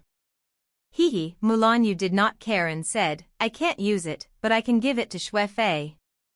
Mulan Yu was a girl who cared a lot about friendship and brotherhood. Since Li Feishui had protected her, she was willing to give away such a precious gift so easily. Brother Wui, you haven't drawn a prize yet.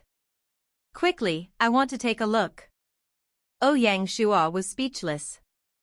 This little girl was just mocking him. He did not mind and really started to draw his prize. As for whatever he got, he didn't hold much hope. He didn't even bother to check what items were available, he just started to draw. The needle in the lottery spun quickly before finally stopping. Ouyang Shua looked and was rendered speechless. What did you think?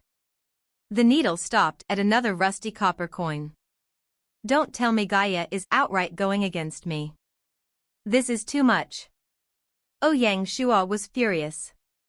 Even if he didn't expect to obtain anything good, it shouldn't have given him a copper coin, a dirty copper coin. Ouyang Shua even had the urge to kill himself. Big sister Gaia, we're siblings, so why must you treat us so differently, he thought. When the copper coin appeared in his hand, Mulan Yu burst into laughter. Haha, Brother Wui, what's this? A copper coin? Haha, as she laughed, she clutched her stomach. Io, haha, I can't, my stomach hurts. Ouyang Shua frowned. Yeah, big miss, please maintain your image. It's really funny. Mulan Yu tried to compose herself but couldn't help but mock, Brother Wui, what's your luck stat? How can you be so unlucky? 5. Mulan Yu had a face of sympathy and muttered, no wonder. Such low luck, if you walked down a hill, a rock from the mountain would probably hit you. Cough, cough. This little girl's comment truly triggered Ouyang Shua. Binger also finds this copper coin ugly. Why not throw it away, the little brat added, joining in the fun. When Ouyang Shua heard her, he actually considered throwing it away. At the last moment, he decided to just take a look at its stats. Name, Yin Yang copper coin, Yang, type, special item specialty, after use, can revive without any losses evaluation, Yin Yang copper coin, 1 Ing, 1 Yang. After he looked at its stats, Ouyang Shua smirked. This copper coin actually had a special effect, the same effect as the substitute doll. Ouyang Shua immediately thought about the similar rusty copper coin in his red packet. As he took it out, as expected, it was the Ing copper coin. The moment the two coins touched, they merged together and the rust instantly disappeared. Now, the copper coin looked mysterious. On the surface, it had a weird Grim Reaper, which seemed like it was about to come alive. There was one phrase, hidden in unfortunate circumstances is some good luck. It was true. This god, Gaia, seemed to have some conscience. With the Yin Yang copper coin, Ouyang Shua could give the substitute doll to Binger and keep the coin. When they saw the changed copper coin, Mulan Yu and Binger mouths both gaped open. Especially Binger, who had never seen such a magical scene. Her current expression was really cute. Mulanyu had seen more than Binger, so she instantly guessed that the copper coin was not ordinary. It was definitely special. "Brother Wui, let me see." "No." Suddenly, she said, "Brother Wui, the other copper coin was from the red packet, right?" "Ha." When she saw his expression, Mulanyu acted as if she had discovered a new continent. She shouted out loud, "It definitely is. You actually lied and saw you won 100 gold, liar."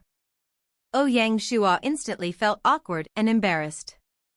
After she exposed him, he naturally could not retort. "So what if it is? It proves that it isn't a normal copper coin." Toward Ouyang Shua's thick skin, she really had nothing to say. Amidst the laughter, the New Year's Eve night came to an end. Check out our Patreon for early access chapters. We've made some changes so patrons get more per tier. Map contest featuring prize money and chapters ahead. Click here to find out more. Send submissions to email protected. Please consider giving us a vote if you are enjoying too. 8 chapters if we are first, 7 if second, 6 if third. On the second year, second month, and 21st day, which also marked the first day of the Lunar New Year, the bustling New Year's Eve night had transitioned into a serene early morning. A new year was about to dawn. The light, morning fog drifted in and out under the influence of the north wind, creating a dreamlike atmosphere. Shanhai city had passed a quiet night, with a thin layer of fog covering the city, making it appear as if veiled in a paradise. The commerce street, enveloped in the fog, resembled a celestial path. As birds chirped, Shanhai city gradually awoke. The city gates opened, and the merchants, some of whom had stayed up all night, began to trickle in and out. Among them, there were common people, celebrating the new year. In the middle of Commerce Street and on its sides, the earliest risers had awoken. The shop assistants, invigorated by their supervisors, began to open their businesses. Following this, they tidied the floors, arranged the merchandise, and prepared to welcome the first group of customers. From the first day of the Lunar New Year until the Lantern Festival, Shanhai City would host the Grand Mazu Temple Fair for half a month. Thousands of believers would once more congregate from afar, coming from around Lianzhou, to take part in the festivities. Not only that, but also, numerous residents from various neighborhoods in the Lianzhou basin would rush to the fair either for family visits or shopping.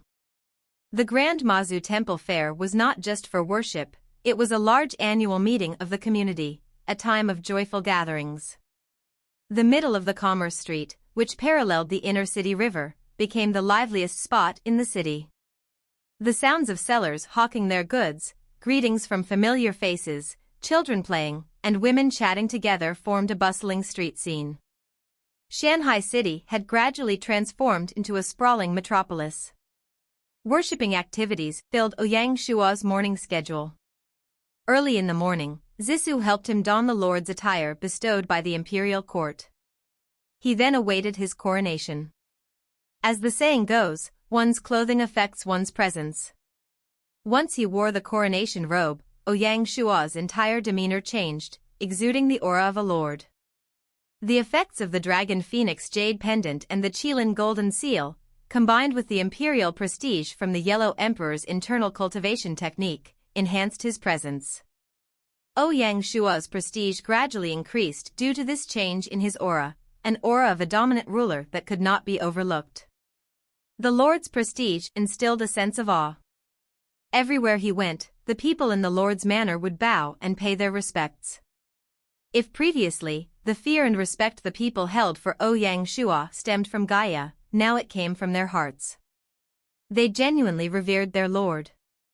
In Shanhai City, Ouyang Shua personally attended the sacrificial ceremonies at the Yellow Emperor Temple, Confucius Temple, Martial Temple, and Mazu Temple. The Shanhai House handled the other temples like the Changhuang Temple and the Earth Temple. As the primary site of worship, the Yellow Emperor Temple was the core of the sacrificial ceremony. Ouyang Shua had specially invited the esteemed Jiang Shang to lead the proceedings and assist in the wine offering. All the officials and generals in the territory attended the sacrificial ceremony.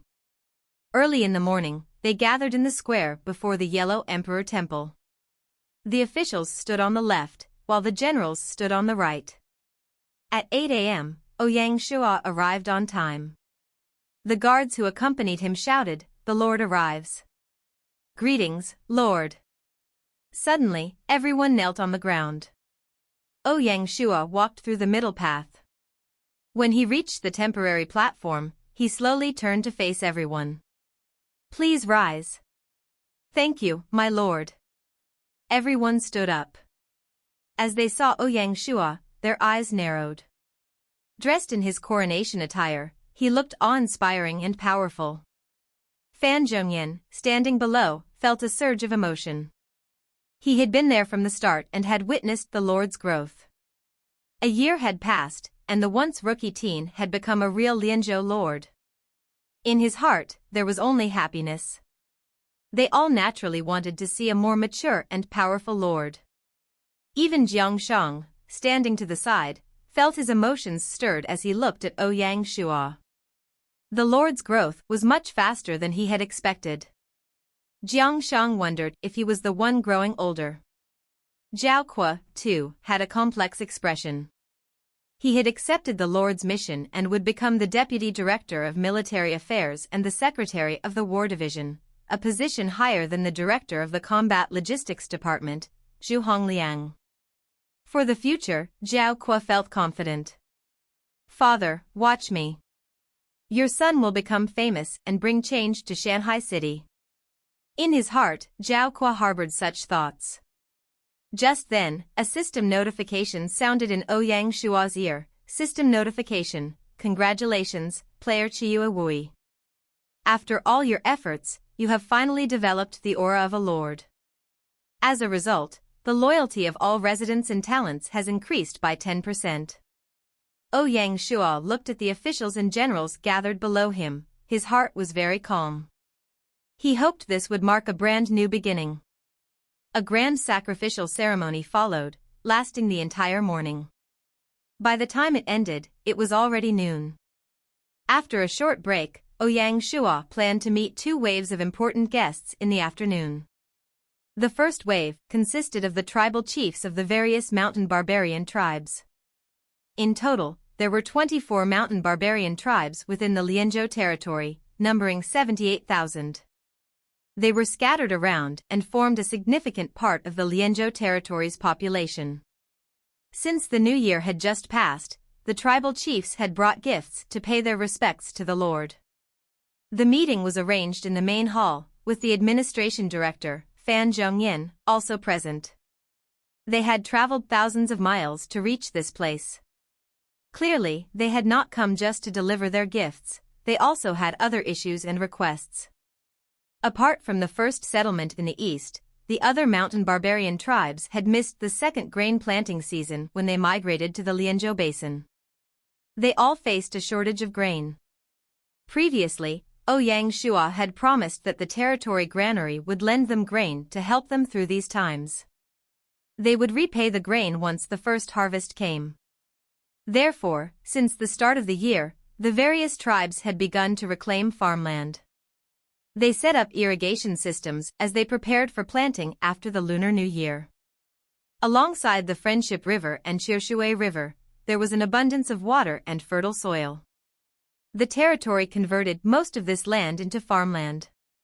In the short winter, hundreds of thousands of mu of farmland were reclaimed in the prefecture. The population began to boom. Solely from the Battle of Lianzhou, a total of 56,000 people were added. Needless to say, after they took down the grasslands, there was an even larger group of people to feed. After all, didn't the Grassland Alliance army also attack due to a lack of grain? The territory would have to bear this burden after defeating the Grassland Alliance. The territory was similarly short of grain. Every month, the financial department had to purchase large amounts of grain through various chambers of commerce. In the end, they allowed the chambers to open rice shops and sell to the commoners. Some chambers even brought large carts of rice directly into the grasslands to do business.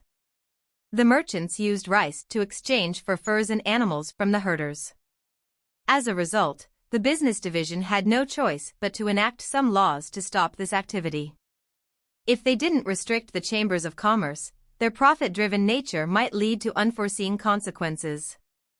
Due to the grain shortage, Ouyang Shuo also specifically requested a meeting with the Agriculture Division Secretary, Sun Yanong. He ordered the Agriculture Division to ensure that the territory could become self-sufficient in the second half of the second year. At that time, they should no longer need to purchase grain from the market. To achieve this, the financial department even prepared 10,000 gold as a subsidy to purchase farming tools, nurture sowing cattle, build irrigation facilities, and more. Ouyang Shuo did not keep a single gold from the income of the first month of the year. The tribal leaders who rushed over all hoped the Agriculture Division could help them at their self-governed areas. After all, they were farming for the first time and were not familiar with the task. In response to the tribal chief's cries for help, Ouyang Shuo responded positively. He promised to provide all the seeds, tools, and sowing cows to the self-governed areas. They were all delighted to secure the Lord's promise. "Thank you, my lord." Ouyang Shuo nodded, but his facial expression did not change. Instead, he used this opportunity to make a small request. "Tribal chiefs, I have a suggestion. Why don't you go back and think about it? Please tell us." Since they had received the Lord's help, they all naturally gave a friendly reply. To tell the truth, if you want to truly integrate into the Lianzhou system, you need to put in more effort. The tribe system has its positives and reasons, so I won't criticize it. However, it is becoming increasingly unsuitable for Lianzhou. The moment Ouyang Shuo spoke, it was as if the sky had broken. All of them felt a tremble in their hearts. Was the Lord trying to make an example of them? Facing the Lord who sat above them with such prestige and intent, they all found it hard to breathe. Ouyang Shuo smiled, having seen through their thoughts. "You don't need to worry. Letting you govern yourselves was my original promise, and that won't change." All of the tribal chiefs let out a huge sigh of relief. As long as he allowed the mountain barbarians to self-rule and did not cross that bottom line, there was still room for discussion. Ouyang Shuo naturally would not act so rashly, and he said, "I mean to separate the tribal leader from the tribal chief." Apart from Gushan County, the tribal leader held the position of tribal chief in the other settlement points. Fan Zhengyin had grumbled about this, as their system made it easy for them to group up. Whether the tax officials or the household management officials, they all faced issues when trying to ascertain the exact details of the settlements. They either concealed their population or hid their land size. The problem was that the mountain barbarian tribes had too deep a tribal view, placing the interests of the tribe above the territory. When the two did not align, problems would obviously arise. Fan Zhengyin had suggested some administrative changes, but Ouyang Shuo had set these suggestions aside at the time. Ouyang Shuo clearly knew the troubles and problems he would face. Undoubtedly, he needed to find the right timing. Now was the best time. The tribes all had something to ask of the territory. Moreover, Ouyang Shuo's prestige and power had grown, making the tribal leaders fear him. Furthermore, Ouyang Shuo had accepted one of their demands, giving the tribal leaders a way to back down. After all, the Lord's manner did not force an agreement. At least, the Lord was still seeking their opinion. Additionally, this was not a minor suggestion. As expected, after they heard his suggestion, the various tribal leaders all fell completely quiet. They were all the elites of their tribes, so they naturally understood the implicit meaning. After a long while, one of the tribal leaders stood up as the representative and said, "For the Lord's suggestion, we need to return and consult our shaman. I believe we will be able to give you a satisfactory answer." Ouyang Shuo nodded. "Then I don't have anything to worry about." Fan Zhengyin sat to the side. When he saw the Lord employ such tactics, his expression grew complicated. The current lord, in both prestige and ability, had grown immensely. This was essential for becoming a great leader. Note: the promotional content has been removed to focus on the clean and grammatically edited text. After sending away the various tribal leaders of the mountain barbarian tribes, Lianzhou was ready to meet his second batch of guests. This group had a more special identity. They were the leaders of the various grassland tribes. Apart from Qihan Monk, who could not personally come due to health reasons, the other 7 leaders of medium-sized tribes all arrived. During New Year's Eve, the second division had invited the various leaders over. When Lianzhou returned to Shanhai city, he was busy and didn't have the time to see all of them. "Greetings, my lord." As they walked into the main hall, all of them greeted him in unison. This was a historical moment. The various tribal leaders knelt down, an action that symbolized the successful pledge of allegiance of the grassland tribes to Shanhai city. Lianzhou sat in the leader's seat and said emotionlessly, "Please take your seats." "Yes, my lord." They all returned to their seats, most of them with exceptionally anxious expressions. Among them, representing the Tianqi tribe, was Monk's eldest son, Jita. He was close to 30 years old. Compared to the other leaders, he looked particularly arrogant and sat at the front. He wore a large gold necklace and a gold sword. When Lianzhou saw this, he couldn't help but frown. The other leaders all noticed this and felt a sense of schadenfreude. Jita was truly arrogant and didn't know his place. At this point, he was still acting as though he were the leader of the best tribe on the grasslands. Compared to the warmth and friendliness he had shown when welcoming the mountain barbarians, the current Lianzhou looked truly cold. "Before all of you surrendered, on the grasslands, a leader named Dari Asi also surrendered." The moment his words sounded, they felt a shiver run down their spines. During the Battle of Lianzhou, Dari Asi had tried to assist the Alliance army. As a result, he was sent to jail. This news had long since spread through the grasslands. When they heard the Lianzhou lord suddenly bring this up, the meaning was clear. As expected, Lianzhou's face was full of rage, and he said, "We have never treated him badly. I didn't expect him to be so ambitious and try to betray us. For such a person, I won't give him any other chances. The Procuratorate Division has already decided to execute him tomorrow in the streets." The various tribe leaders were all ashen white with fear, trembling as they responded, "Wise decision, Lord." This feeling was truly a mixed one. "I won't hide anything from all of you. Some of my officials told me in the past that Dari Asi was the role model of the grasslands. To the grassland tribes, I should show no mercy and root out their leadership to ensure their loyalty." Lianzhou's expression was emotionless, but the words that dripped from his mouth were cruel and bloody. "What do you all think?" Lianzhou's words were not just meant to scare them. The official he mentioned was the Internal Affairs Director, Tian Wenjing. The Internal Affairs Department had handled the entire case of Dari Asi. After Tian Wenjing reported the situation to Lianzhou, he suggested they eliminate the leaders and roots of the grassland tribes. At that time, Lianzhou did not give much thought to it and shelved the proposal. Compared to using force, Lianzhou was more inclined towards peaceful methods to prevent the rise of resentment. He didn't want to decimate the noble families of the tribes. After all, Dari Asi was just one example. The grassland tribes couldn't defy him even if they tried, especially since Lianzhou wanted the grassland tribes to back him. He had to treat these noble families well. If not, many side effects would build up. Lianzhou didn't wish to see the grassland tribes create unrest under his rule. His goal was to rule the entire Lianzhou basin and make it an impregnable fortress. In other words, slaughtering the noble grassland families would not only affect the grassland tribes but also the mountain tribes. The various tribal leaders looked at each other with faces growing increasingly pale as they observed the situation becoming more and more against them. The leaders couldn't remain idle. They all stood out and pledged their loyalty.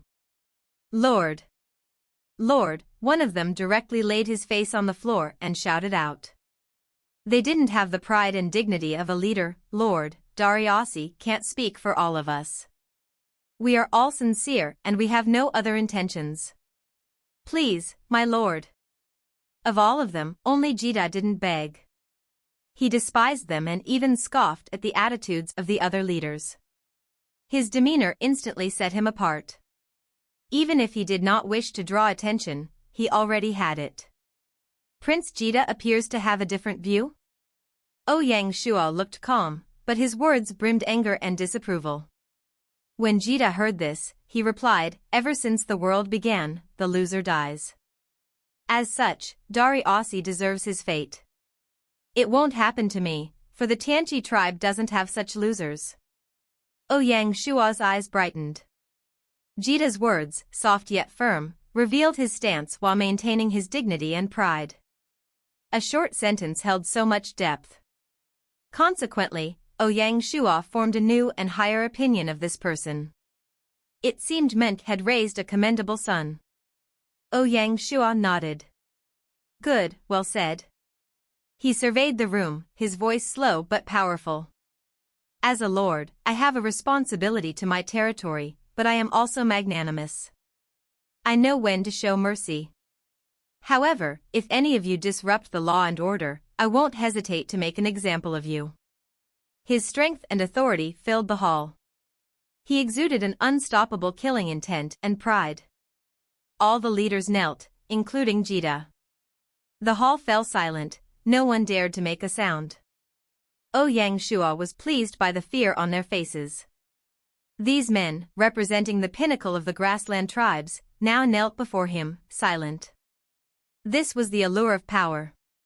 No wonder so many heroes throughout history had fought for it. That afternoon, Ouyang Shuo made a promise. He allowed the leaders and noble families to bring their assets and move into Shanhai city.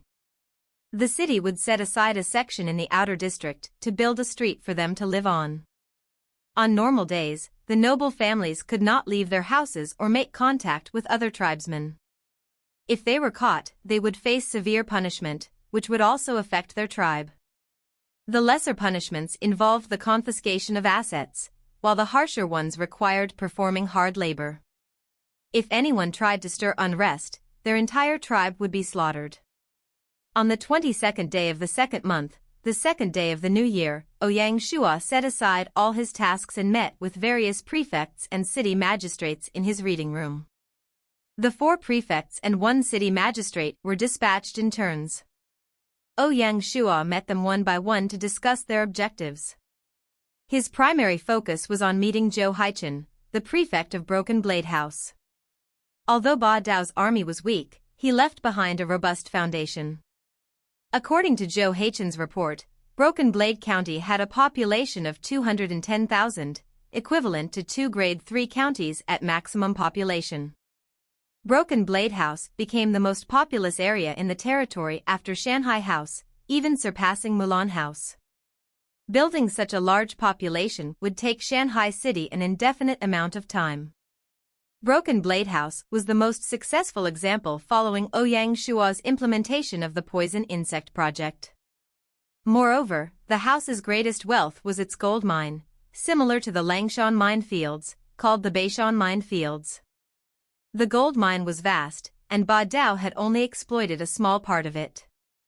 Ouyang Shuo immediately promised to place the mine under the control of Broken Blade House, hoping they could use it to improve their financial situation.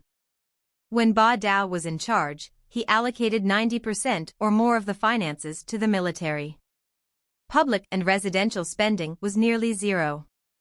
The Broken Blade House desperately needed to recover. Of course, the Beishan mines were under the control of the Broken Blade House. The Lord's Manor would not be concerned with it, only requiring a set ratio of the income. Ouyang Shuo also ordered the Langshan mine fields to send experts to teach the Beishan mine fields, which would improve skill levels and efficiency. In the end, Ouyang Shuo presented 3 requirements to Zhou Haichen. First, the Broken Blade House needed to establish the Sheila Lake Sailor Unit to clear out the water bandits around the lake. Whether for obtaining water products or pearl production, they needed to start early. Second, the various counties under the house, especially the Tier 2 subsidiary territories, needed to be dissolved. Their populations would all move to the main city. Third, the plan for the outer wall must proceed quickly. Before the spring planting season, they had to finish building it. If they failed, they would have to postpone it until after the spring planting season. Additionally, Ouyang Shua sent instructions to the Military Affairs Department to oversee the establishment of the Broken Blade City Protection Regiment. Compared to Gushan County, Broken Blade City was even closer to the 100,000 mountains. The future city would serve as the front line in the defense against Qiyu. After Ouyang Shua outlined their roles, the prefects set forth to their respective areas the next day. Spring was the most important time of the year. As prefects, they simply did not have time to idle. Even Cui Shaoxi only had a brief meeting with Cuiyingyu before leaving. Before Zhou Haichin departed, Ouyang Shua handed him a token. It was the village creation token that Ouyang Shua had used the merger token on. This token would revive Broken Blade City. After giving out this token, Ouyang Shua now had 3 such tokens remaining in his storage bag. Check out our Patreon for early access chapters. We've made some changes so Patreons get more per tier. Map contest featuring prize money and chapters ahead. Click here to find out more. Send submissions to email protected. Please consider giving us a vote if you are enjoying too. 8 chapters if we are first, 7 if second, 6 if third. Gaia, Year 2, Month 2, Day 23, the 3rd day of the Lunar New Year. On the 3rd day of the New Year, Ouyang Shua had a busy schedule. In the morning, he arranged to meet with the 3 directors and the Yangye County Magistrate, Shenjuan. After the grassland tribes submitted, Shanhai needed to build a city in the grasslands to reinforce their control over the area. Fortunately, Friendship County had 3 unused Tier 2 subsidiary territories. Ouyang Shua planned to build Shenjuan City beside Shenjuan Lake and 2 more cities to the east and west. With these 3 cities as a base, they would establish Shenjuan House, which would become the largest house in the entire Lianzhou Prefecture. Ouyang Shua naturally chose Shenjuan to be the prefect. He always had high hopes for Shenjuan, who had trained in the Material Reserves Department and served as county magistrate. Shenjuan had the necessary skills and experience to lead Shenjuan House. Unlike the other houses, Shenjuan House would practically start from scratch.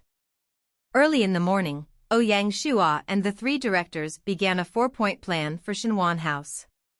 First, all the grassland tribes, including the Tianfeng tribe, would move into the 3 cities. There were 1 large-scale tribe and 8 medium-sized tribes, with a total population of about 130,000. After the Battle of Lianzhou, excluding the dead soldiers and reorganized cavalry, they had fewer than 100,000 people remaining.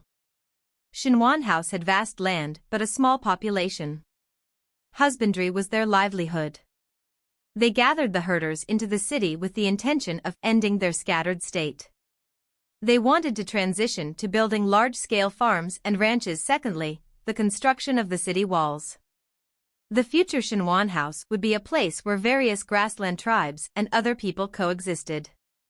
Building a city required the construction of a solid city wall, which would attract agricultural experts to integrate into the nomadic culture.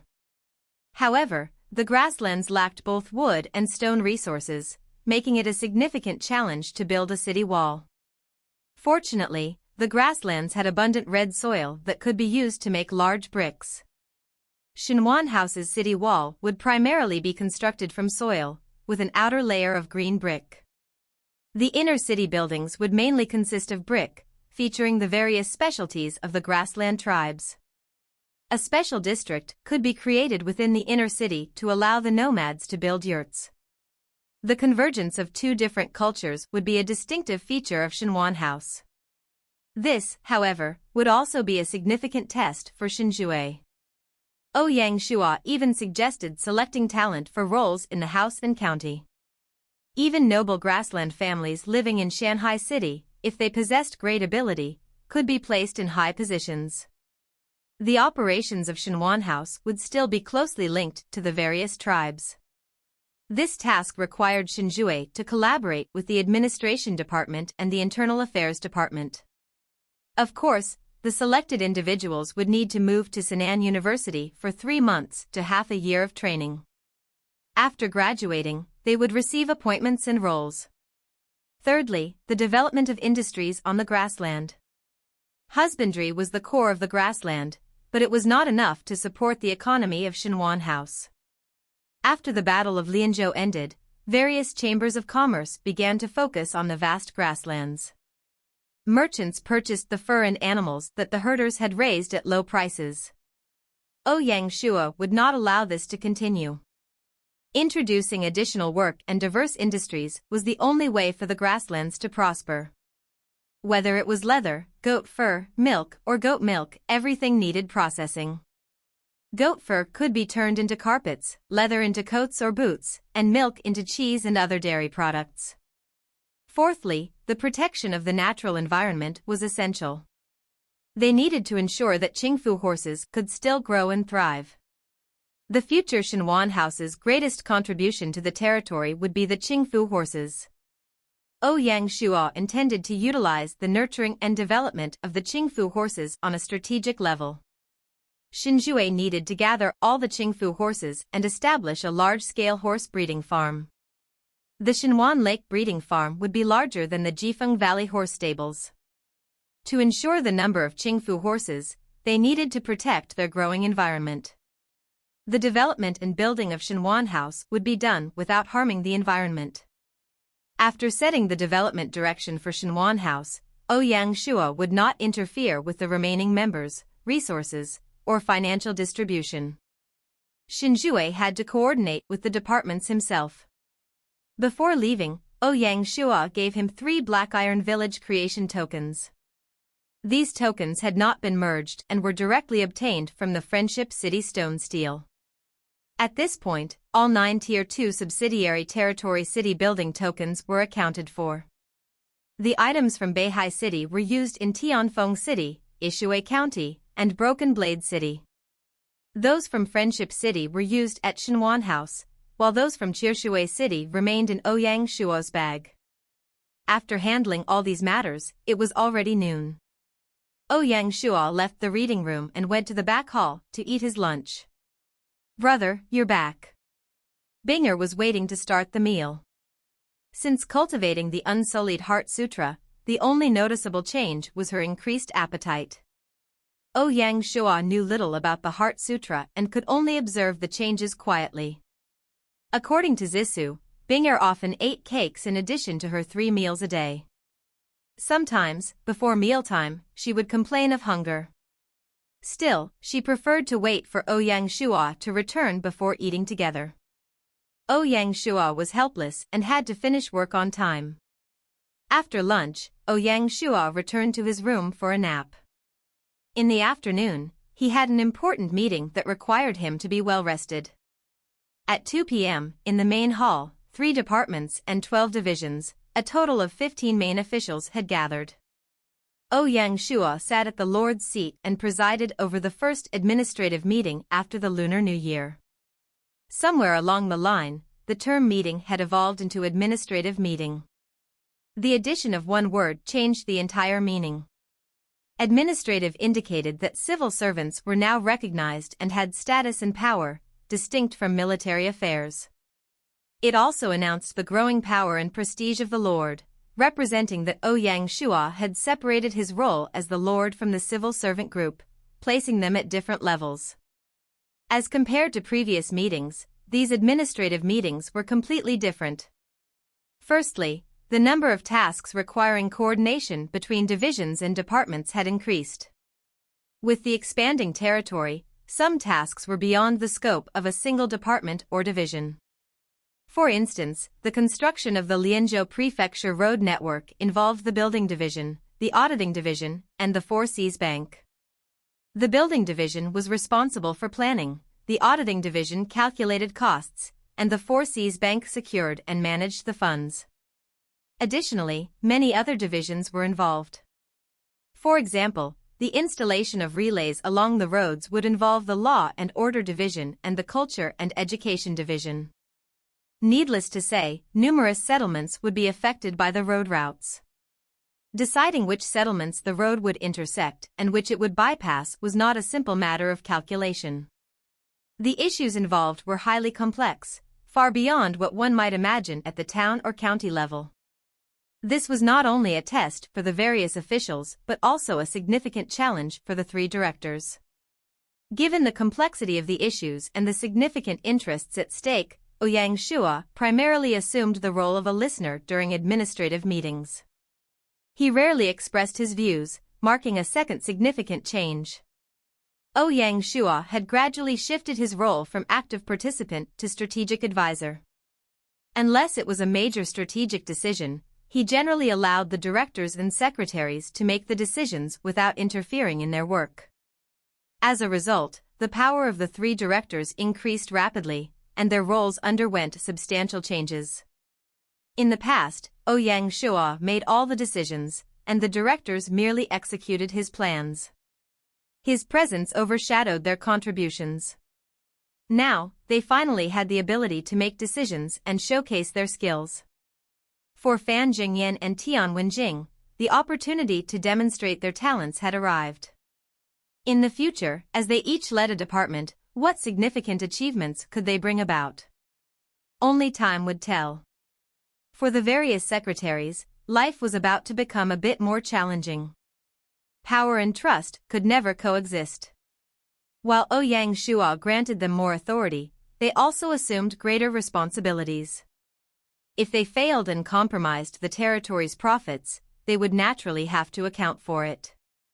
Less serious mistakes would result in lower grades in the year-end evaluation, while more serious errors might even lead to their removal from their positions.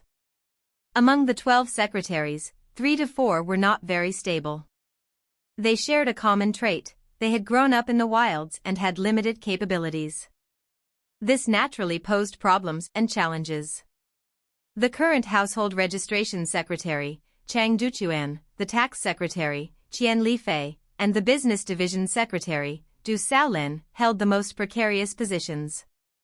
As soon as the right opportunity arose, Ouyang Shua would transfer them to some of the houses. The meritorious services secretary, Qin Shijian, the agriculture secretary, Sun Nongyan, and the construction secretary, Hao Zhencheng, were still under evaluation. As for the other 6, both in terms of ability and experience, they stood out. For now, they were secure. Check out our Patreon for early access chapters. We've made some changes so Patreons get more benefits per tier. Map contest featuring prize money and chapters ahead. Click here to find out more. Send submissions to email protected. If you are enjoying too, please consider giving us a vote. 8 chapters if we are first, 7 if second, 6 if third. February 24th, the 4th day of the new year, was sunny. It was another tiring day for Ouyang Shua. Yesterday, he had the administrative meeting, and today, he was to hold the military meeting in the morning, again in the main hall. Compared to the civil servants, the generals appeared as a star-studded group. Du Ruhui headed the military affairs department, which also included Zhao Qua, Zhu Hongliang, and Song San. Bai Qi and the other 4 major generals led the army. Among them were Sun Bin, Fan Lihua, Dai Qin, and Lin Yi. Colonel Wang Feng of the Guard Regiment had teleported over from Yashan City. Despite the illustrious gathering, one person felt out of place and uneasy: Song San, the Secretary of Military Intelligence. While Zhu Hongliang might have had some skill and, thus, the confidence to sit behind Du Ruhui, Song San felt a sense of low esteem when facing these legendary generals. Moreover, the Military Intelligence Division was one of the most important in the department. Suddenly, Song San felt like he was sitting on needles. If possible, he even wanted to resign from his position and return to the army, where he could easily become a colonel with a far more relaxed post. Even Lin Yi and Wang Feng, these two high-potential generals, were taking the meeting seriously. This year, Lin Yi had participated in numerous battles and was on the brink of advancing to advanced general, becoming the first among the homegrown soldiers to achieve this status. As for Wang Feng and Zhao Sihu, they were still some distance from reaching the advanced general rank. As for the other generals, it was even harder. Some could not even see the hope of breaking through. The difficulty of upgrading to an advanced general was evident from this fact. In Ouyang Shua's last life, some territories had to compromise due to a lack of advanced generals. The divisions they built could not find a suitable major general. Either the Lord himself took up the role or handed it to someone as deputy major general. In these cases, the deputy would perform the duties of the actual major general. This was similar to the situation with the City Protection Division Deputy Major General, Zhao Sihu. As a City Protection Force General, Zhao Sihu did not have the right to participate in this military meeting. Among all the generals, Zhao Kuo, Sun Bin, Fan Lihua, and Dai Qin were present for the first time. Therefore, before the meeting started, Ouyang Shua decided to arrive half an hour late, leaving some time for them to get to know one another. Of the four, Zhao Kuo was somewhat familiar. During the Battle of Changping, many generals in the Shanhai army had clashed with Zhao Kuo's forces. At that time, he was an ambitious young commander. Now, he had willingly decided to work in the military affairs department. Among the generals, Baiqi was the most familiar with Zhao Kuo. Although they knew each other, they were not friends. Meetings often felt awkward. Of course, this was only due to Zhao Kuo's overthinking. To Baiqi, whether on the battle map or in the main world, Zhao Kuo was a minor general. Though he had great potential, he was far from being Baiqi's match. As for the Lord placing Zhao Kuo at the helm of the war division, Baiqi thought it was a masterstroke. With Zhao Kuo's abilities, the war division was the most suitable for him. As for the rivalry between him and the military affairs department, Baiqi could stay calm and notice it. As long as the Lord trusted him and his methods, there was no need to object to any of the plans and arrangements. A lack of trust from their Lord was what could make a general afraid. On the other hand, restricting him proved that the Lord trusted him a great deal. Among the four, although Sun Bin was a stranger, he could be considered a famous person. Apart from Lai, many of the generals had served during Sun Bin's time. Most importantly, as a general, who hadn't read Sun Bin's Art of War? Sun Bin created the chariot circle formation that Zhao Kuo used during the Battle of Changping. Whether it was Baiqi or Shi Wanshui, they all revered Sun Bin. Thus, the moment this youth in a wheelchair entered Shanhai city, even though he had not done anything, he had established prestige and influence among the generals. Prestige in the military can only be built through real battles. Given his fame, Sun Bin had the highest number of generals seeking him out for a chat in the main hall. When he saw all these renowned generals, Sun Bin himself felt shocked. At that moment, he understood what his grandfather had meant. His blood began to boil with excitement. Thinking about it, with so many famous generals, his dream had a real chance of coming true. His grandfather was right, Shanhai City was the best place for him to take on a role. Although it was his first time attending a military meeting, he knew some matters concerning the Shanhai City Army. After their first meeting, Ouyang Shua had a deep conversation with Sun Bin. No one else knew about the specific details of their conversation. Most crucially, it had something to do with the military meeting today. When they were talking, Sun Bin still lacked confidence. But today, after he learned of all the generals in the main hall, Sun Bin's heart had grown calmer and calmer. Soon, he would lead a huge army. Of the four, only the female General Fan Lihua seemed a little awkward. A few days were enough to let Fan Lihua realize the relationship between Princess and the Lianzhou Lord. Hence, Fan Lihua became very self-aware and adapted herself to the Shanhai city system. Of course, in her heart, she felt a little closer to Ouyang Bing, her little princess. Binger was a natural diplomat. As long as anyone came into contact with her, there would be no dislike. During these few days, Binger did not just play around. Her main mission was to bring her sister around Shanhai city. It made Fan Lihua realize the prosperity of the city. Of course, as a commander, Fan Lihua had seen the world. Although Shanhai city was prosperous, it was far from Chang'an city.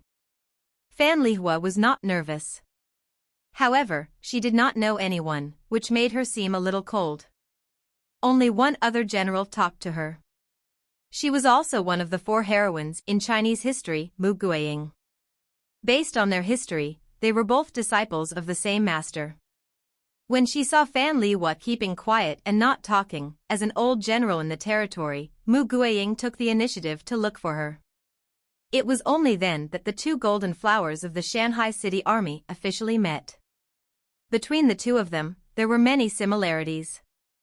They were both daughters-in-law of famous generals. Both of their husbands were captured in battle, which made them widows. However, they both managed to win a huge battle and received the reward of the imperial court, making them famous generals.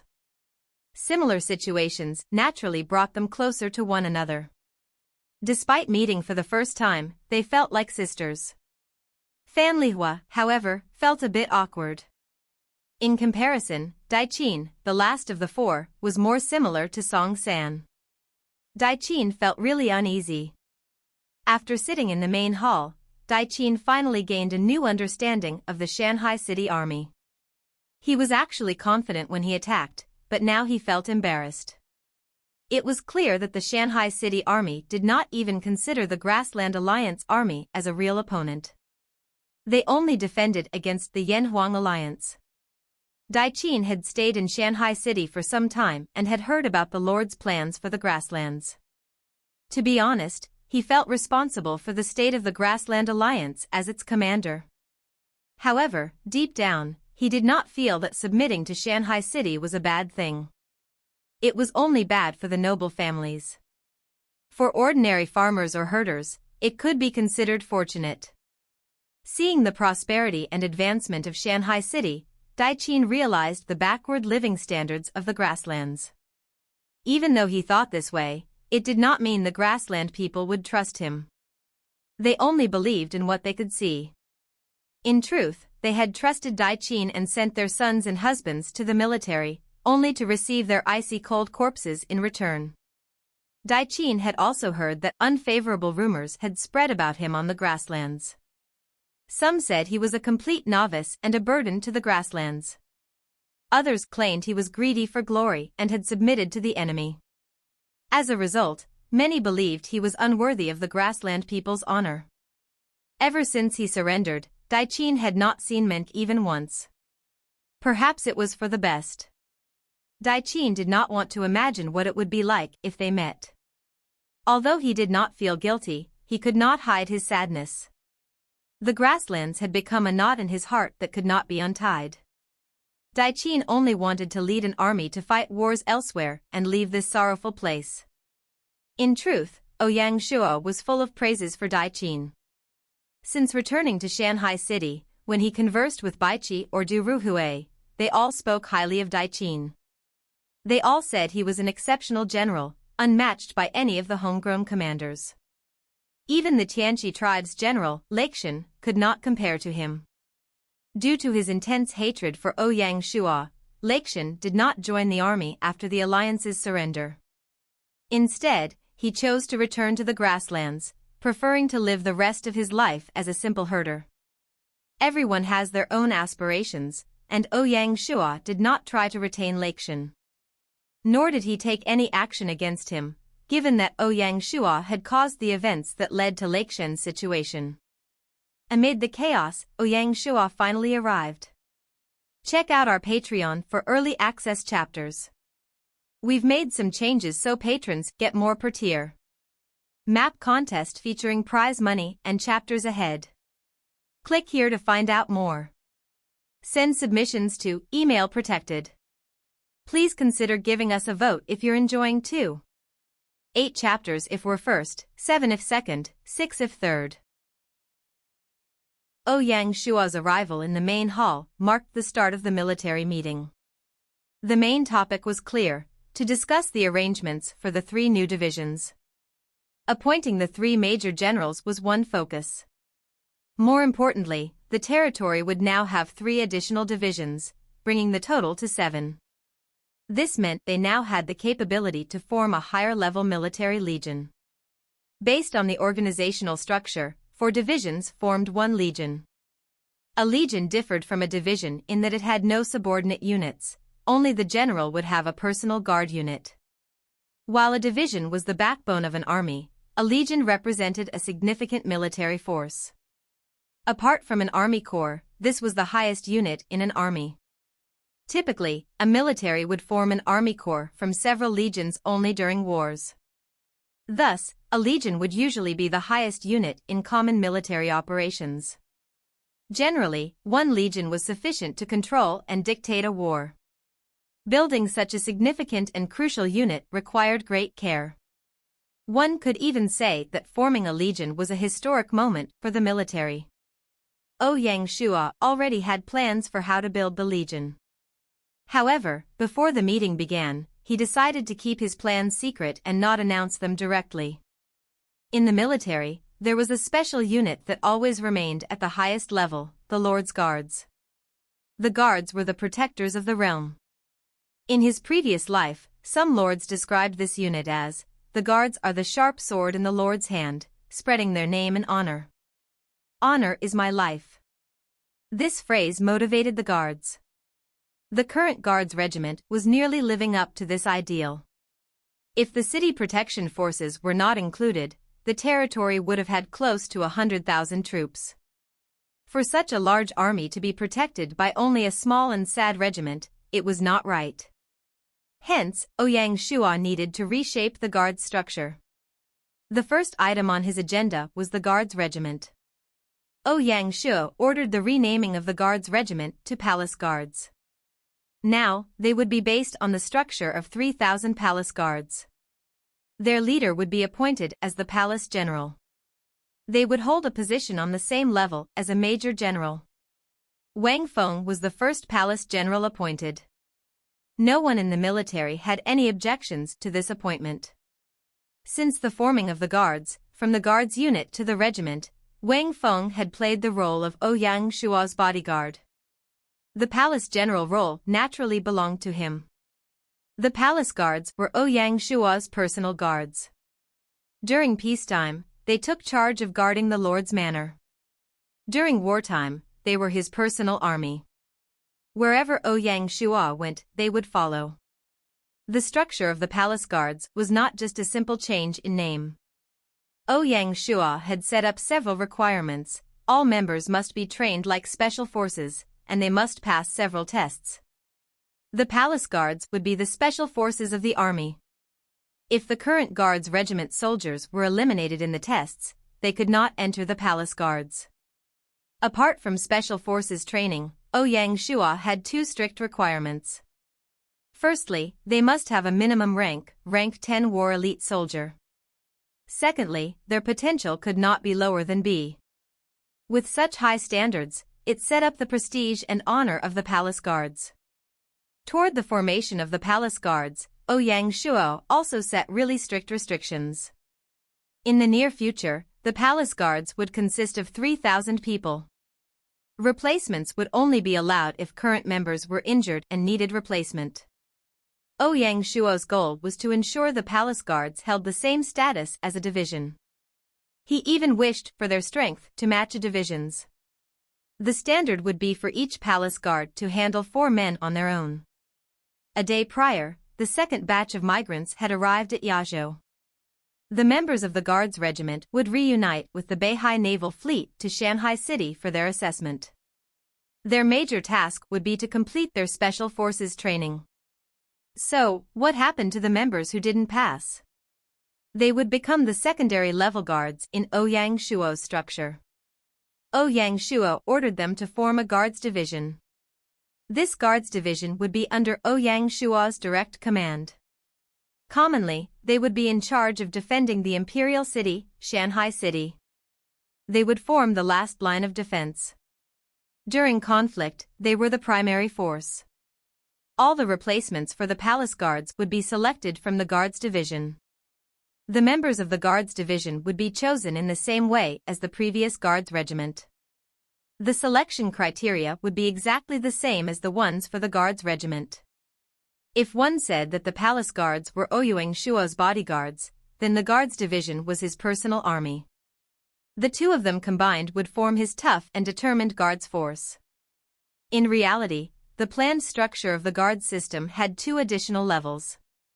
Only the current territory did not meet the criteria to establish the two levels. He could only wait until the time was appropriate.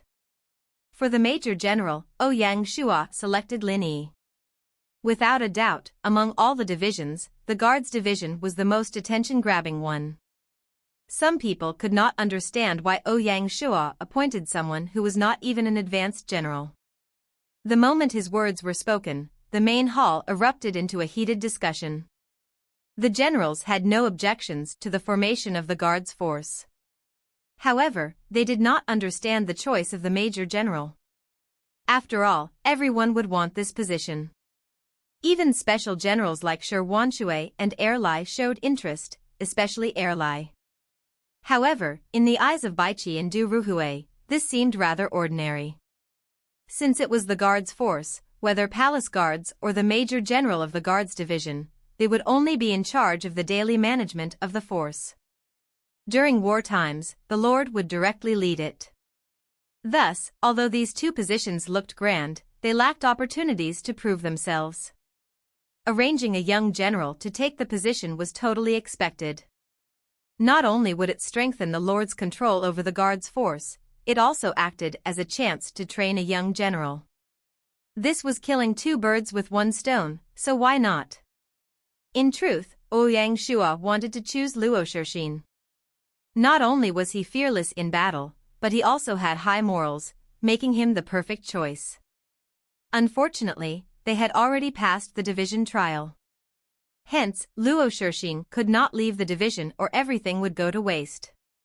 Balancing everything, Ouyang Shuo decided to choose Lin Yi. After receiving such an appointment, he felt both delighted and anxious. The eyes of the surrounding generals made Lin Yi feel very uneasy. Even so, Lin Yi still wanted to thank the Lord for his trust. As for the doubts of his comrades, the only way to prove himself was through battle. The military was a place where one acted with strength. After forming the guards division, in truth, only two divisions remained. As for these two divisions, Ouyang Shuo already had plans.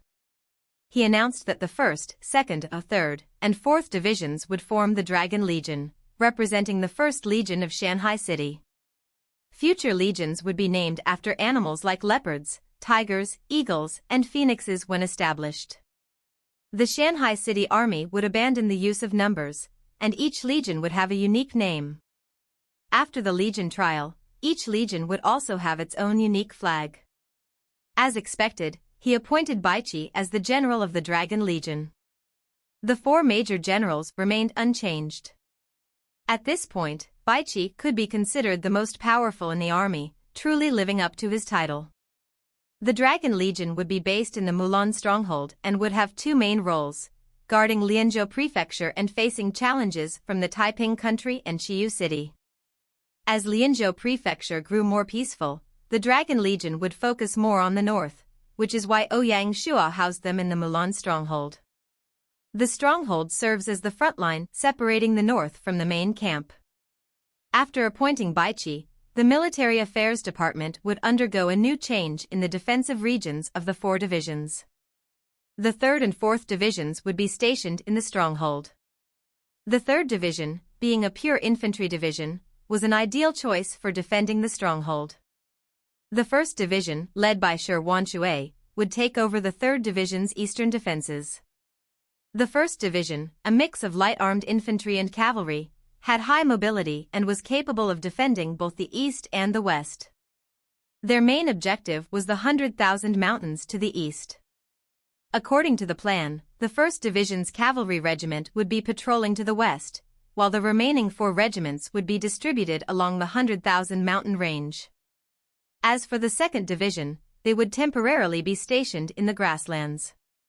Only after the situation stabilizes would they move according to the needs and status of the northern battlefield to assist the Mulan stronghold. For the defense of Shanhai city itself, the City Protection Division secured the outer perimeter, and the Guards Division protected the inner areas. This included the outer wall, which was expected to complete in 1 to 2 months. The main camp had no more concerns. Check out our Patreon for early access to chapters. We have made some adjustments so patrons at Patreon receive more per-tier benefits. A map contest featuring prize money and upcoming chapters. Click here to find out more. Send submissions to email protected. Please consider giving us a vote if you are enjoying this content, 8 chapters if we are first, 7 if second, 6 if third. Apart from forming the Dragon Legion, Ouyang Shuo also established the 2nd Legion, the Tiger Legion. Ouyang Shuo issued the order and appointed Sun Bin as the general. He was now only second in power to Baiqi. Sun Bin was the 2nd person after Baiqi to be granted a title. Baiqi was titled as Commander-in-Chief, while Sun Bin was titled Great General. Currently, the Tiger Legion would have only 2 divisions. The 1st Division would be led by Fan Lihua as the Major General, with the main troops being prisoners from the Yanhuang Alliance, mainly a mix of cavalry and infantry. The 2nd Division would be led by Dai Qin as the Major General, with the main force being the Grassland Alliance Army, a pure cavalry division. These 2 divisions were the same as the 1st and 2nd Divisions of the Dragon Legion. The Military Affairs Department would be responsible for reorganizing the prisoners of war. Apart from soldiers, there were also some mid-level generals. Among them, there were generals from the Alliance Army and the Grassland Alliance. Ouyang Shuo had his own plans for this group. The overall principle would be for them to take up roles on the opposite force. For example, the 2nd Division colonels, Sun Tengjiao and Haiki, would be shifted to the position of colonels in the 2nd Division of the Tiger Legion. Of the 7 generals of the Grassland Army, 1 died, 1 was badly hurt, and 1 was unsuitable for the role of colonel. Of the remaining 4, 3 were assigned to the 2nd Division of the Dragon Legion, while the last one was sent to the Tiger Legion to work under Dai Qin. The remaining 2 colonels of the Tiger Legion would be chosen from the surrendered generals of the Alliance Army. Similarly, the 1st Division of the Dragon Legion and the Tiger Legion would swap generals. Zhao Zhan and Li Mingliang will be transferred to the Tiger Legion. The generals who surrendered or chose majors will fill the remaining positions. The 3 guards unit majors, Guoyang, Suwang, and Liaokai, were all promoted. Promoting old generals ensured Ouyang Shuo's control over the 2 legions. The main base of the Tiger Legion will not be in Lianzhou Prefecture, instead, it will be located in Yashan City. When the Beihai Naval Fleet returns, the Tiger Legion will follow the 3rd batch of migrants to Yashan City. Qiongzhou Island will be their battlefield. Sun Bin and Dai Qin aim to conquer Yazhou, where Fan Lihua also belongs. This plan is a masterstroke. Shortly after its inception, Yashan City had 2 strong divisions.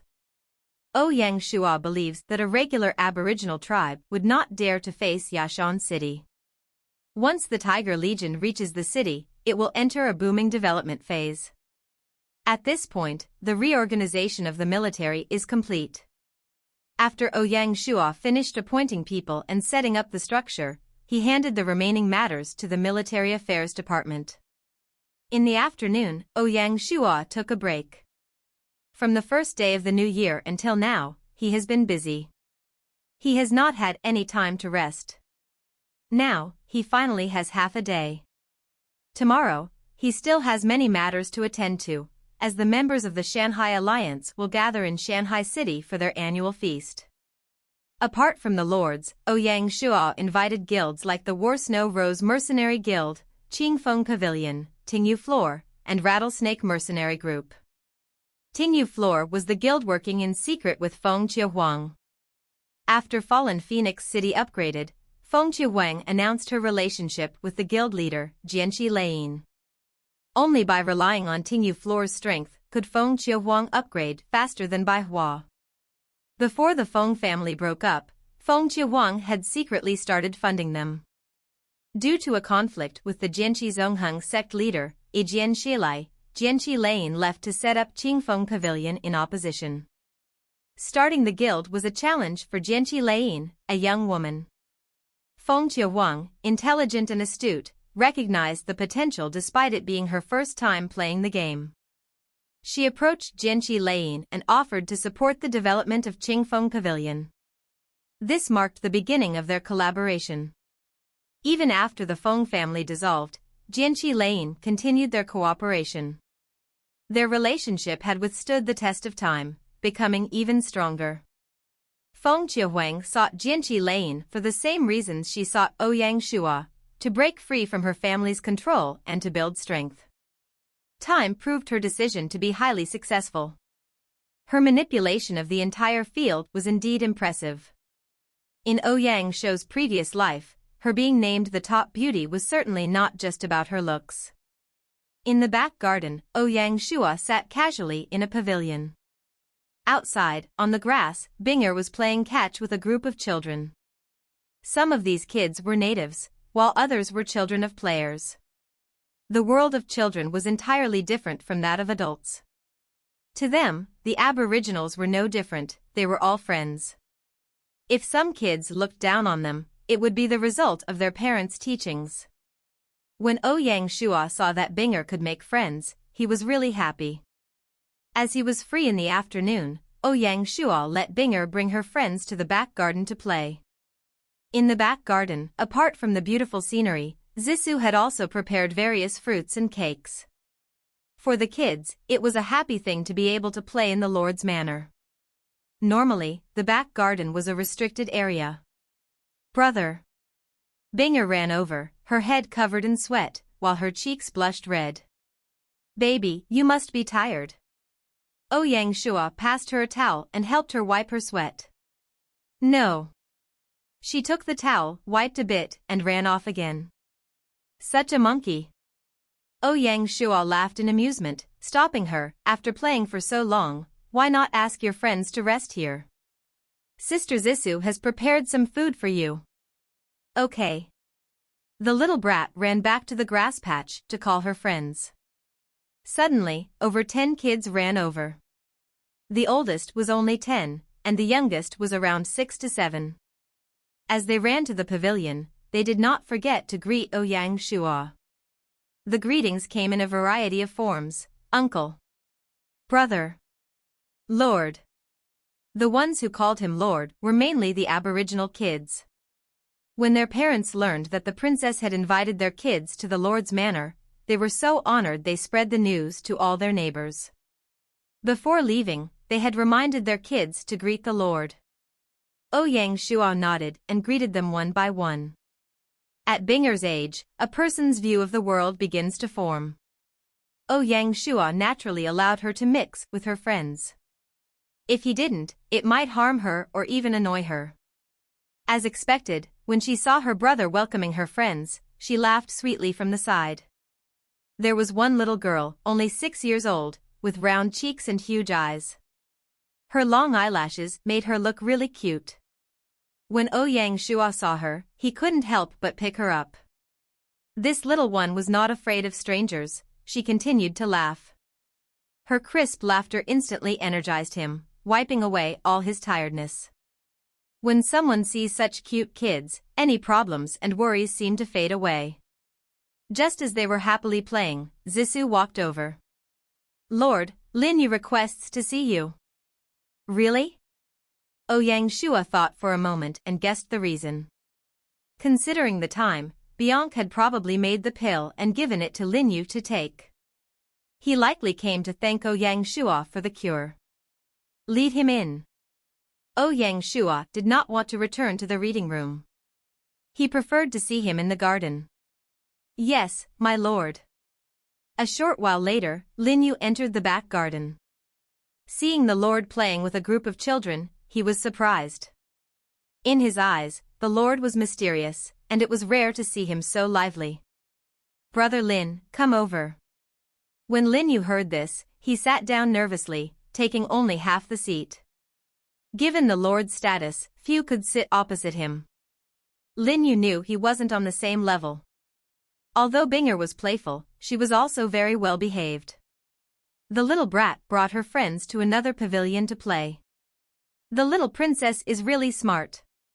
Lin Yu couldn't help but praise. Ouyang Shua shook his head and smiled, she only knows how to play, I can't handle her. Lin Yu didn't reply, he just stood up and kneeled onto the ground. Thank you, Lord, for your kindness. When Ouyang Shua saw this, he helped Lin Yu up. Brother Lin, you don't have to. Lin Yu bowed. Luckily, Bianque managed to cure me. The Lord has basically saved my life. This is a good thing, we must celebrate. Men, bring the wine.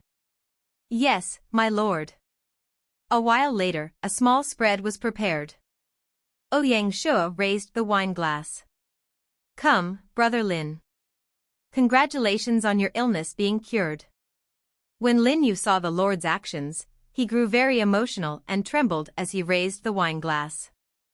Although he was a man, his voice had grown a little hoarse at this point. His voice carried both his gratitude and the joy of his recovery. Thank you, Lord. As he finished speaking, he emptied the wine glass in his hand. If you enjoy this story, please consider supporting us on Patreon for early access chapters. We've made some changes so patrons get more content per tier. Join our map contest featuring prize money and chapters ahead.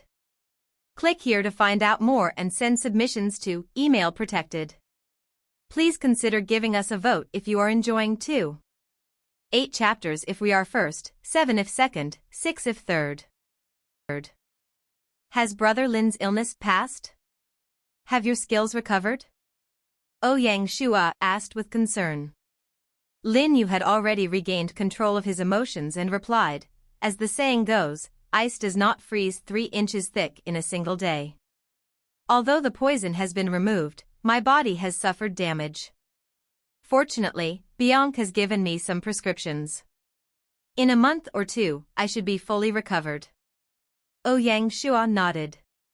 The Lord's Manor also has some nourishing medicines. I'll have someone send some to you. Some of these precious herbs were gifts from the mountain barbarians, while others came from the Chamber of Commerce.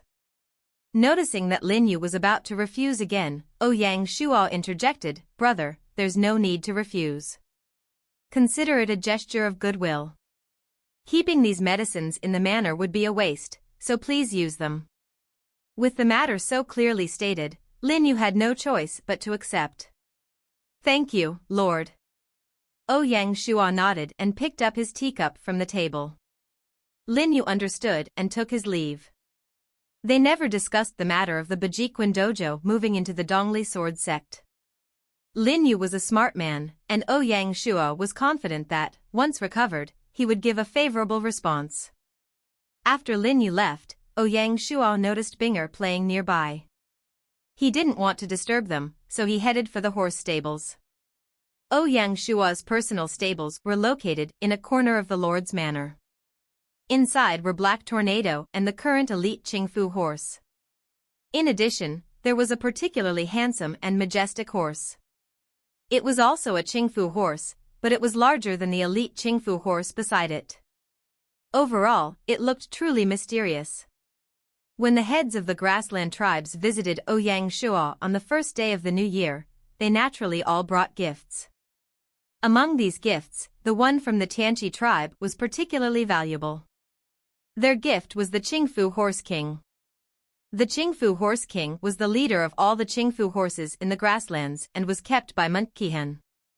To protect his other assets, he had to part with this horse and give it to Ouyang Shua. Ouyang Shua was delighted. On the spot, Ouyang Shua appointed Monk's son, Jida, at Shenjuan House. Jida did not need to move to Shanhai city.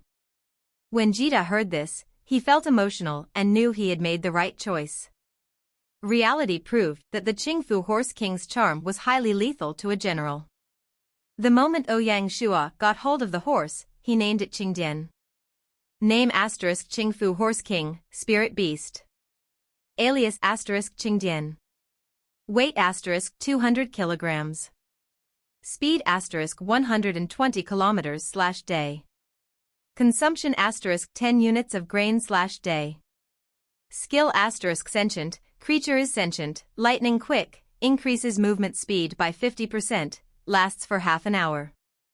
Evaluation asterisk legends say that the Qingfu horse was the offspring of the ancient god Qingfu and a wild horse, thus inheriting Qingfu's divine will and becoming the most elite warhorse.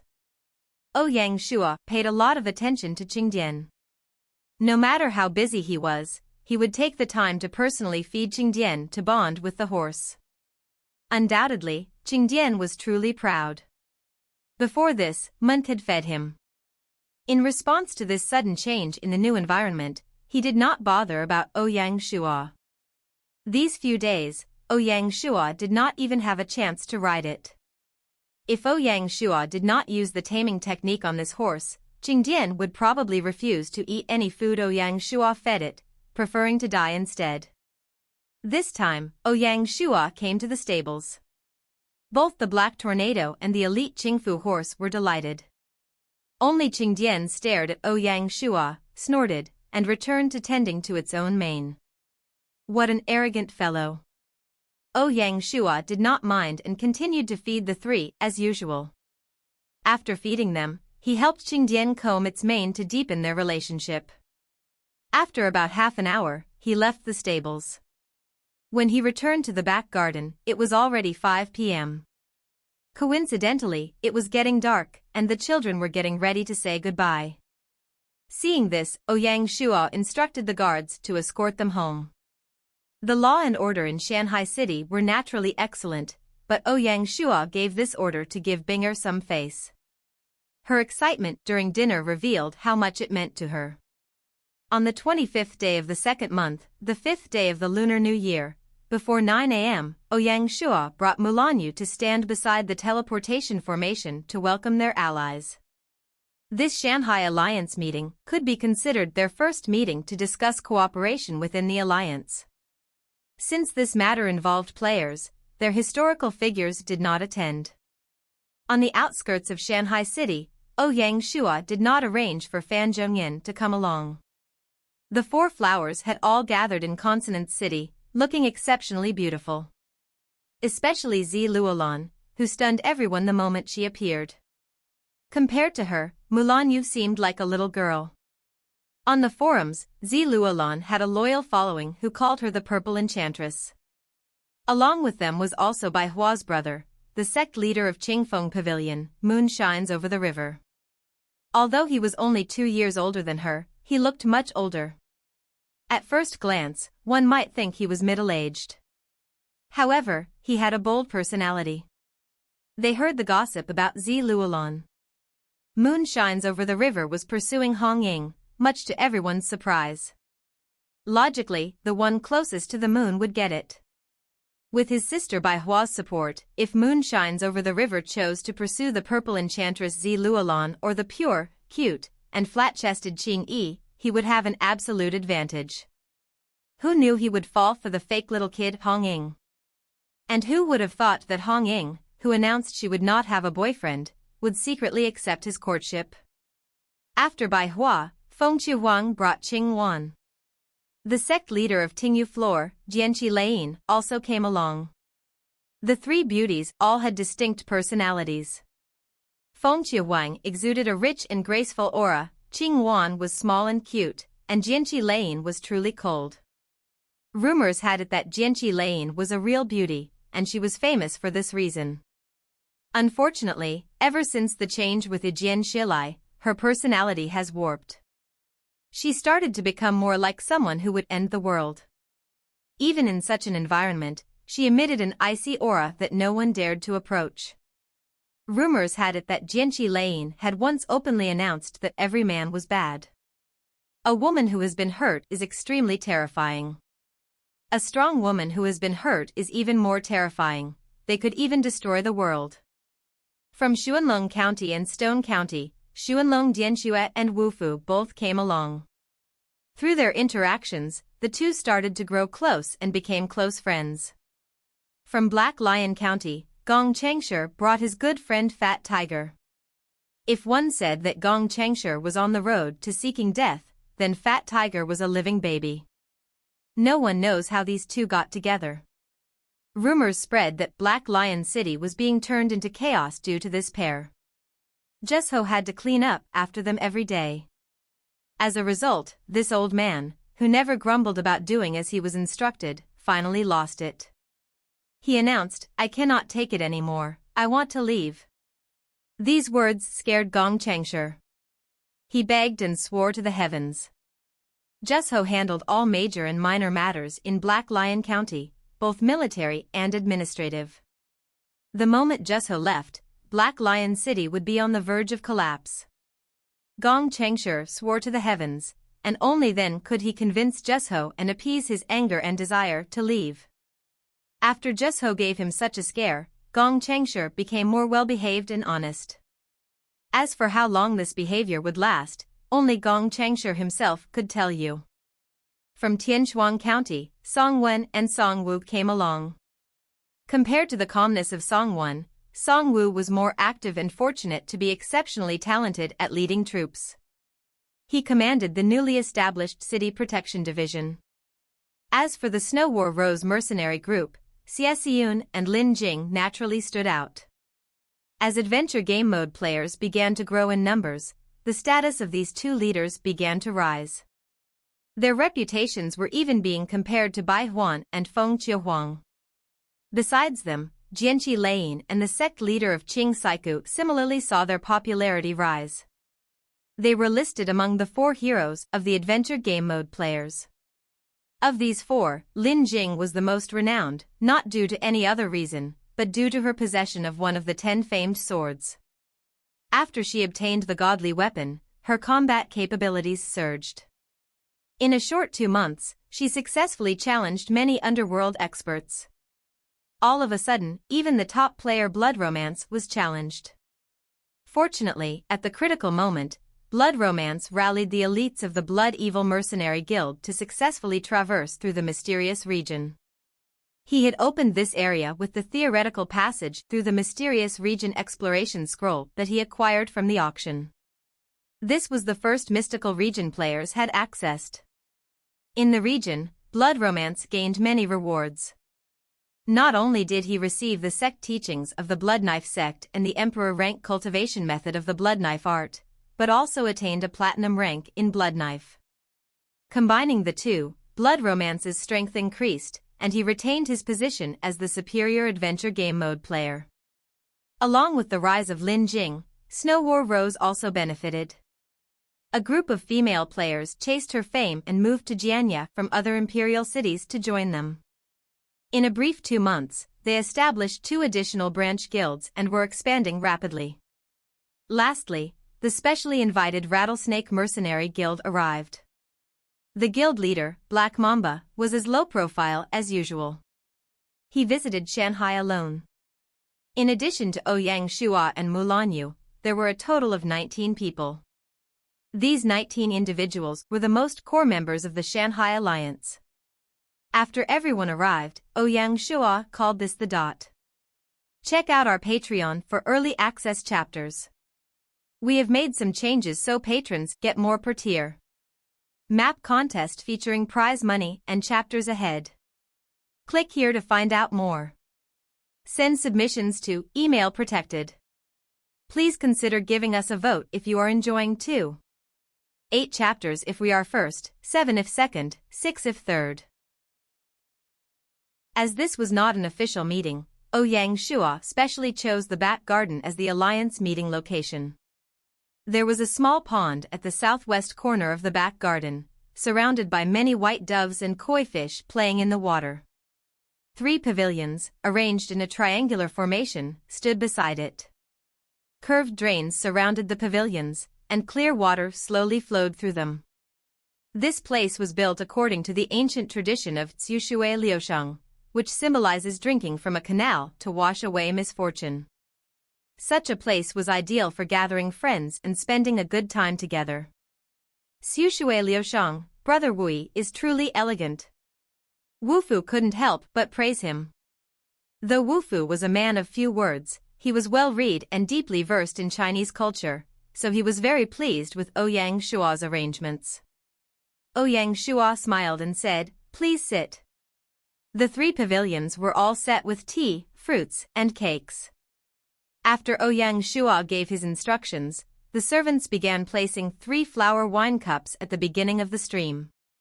As the cups floated down and passed by the pavilions, whoever they stopped in front of would take them and drink. Ouyang Shua invited Songwon, Moon Shines Over the River, Black Mamba, Xie Bai Hua, and Feng Qiuwang to sit together. Mulanyu, who could be considered a master, invited Lin Jing, Jianqi Leiyin, Qingwan, Zi Luolan, Hong Ying, and Xing Yi to join her. These 7 women sat together. Xuanlong Dianxue, Wufu, Fat Tiger, Gong Chengshi, and Song Wu took their seats at the last pavilion. Out of the 3 tables, Ouyang Shua's table was where the most important people sat. Songwen was only invited because he was the brother of Song Jua.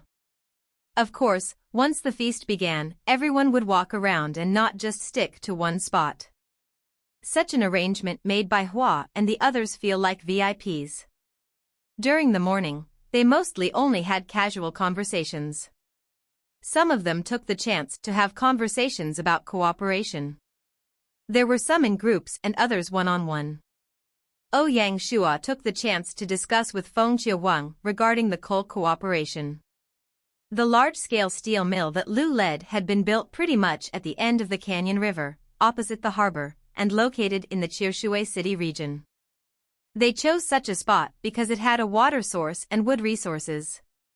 Before they obtained coal, they could only use wood to make charcoal and use it as their primary fuel. Apart from that, building it beside the river would make transporting the steel much easier. As a large order had appeared in front of her, Feng Qiuwang naturally did not object. Just as Ouyang Shua had predicted, the Fallen Phoenix Prefecture was filled with coal sources. It was just arranging some coal workers to her. After upgrading the Fallen Phoenix City, she had worried about how to raise money.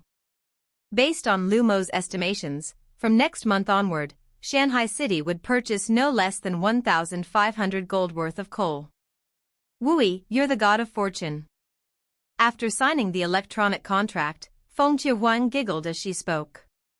Bai Hua, who was sitting at the side, decided to butt in when she saw them discuss serious matters. "Fengwu, don't be cheated by him."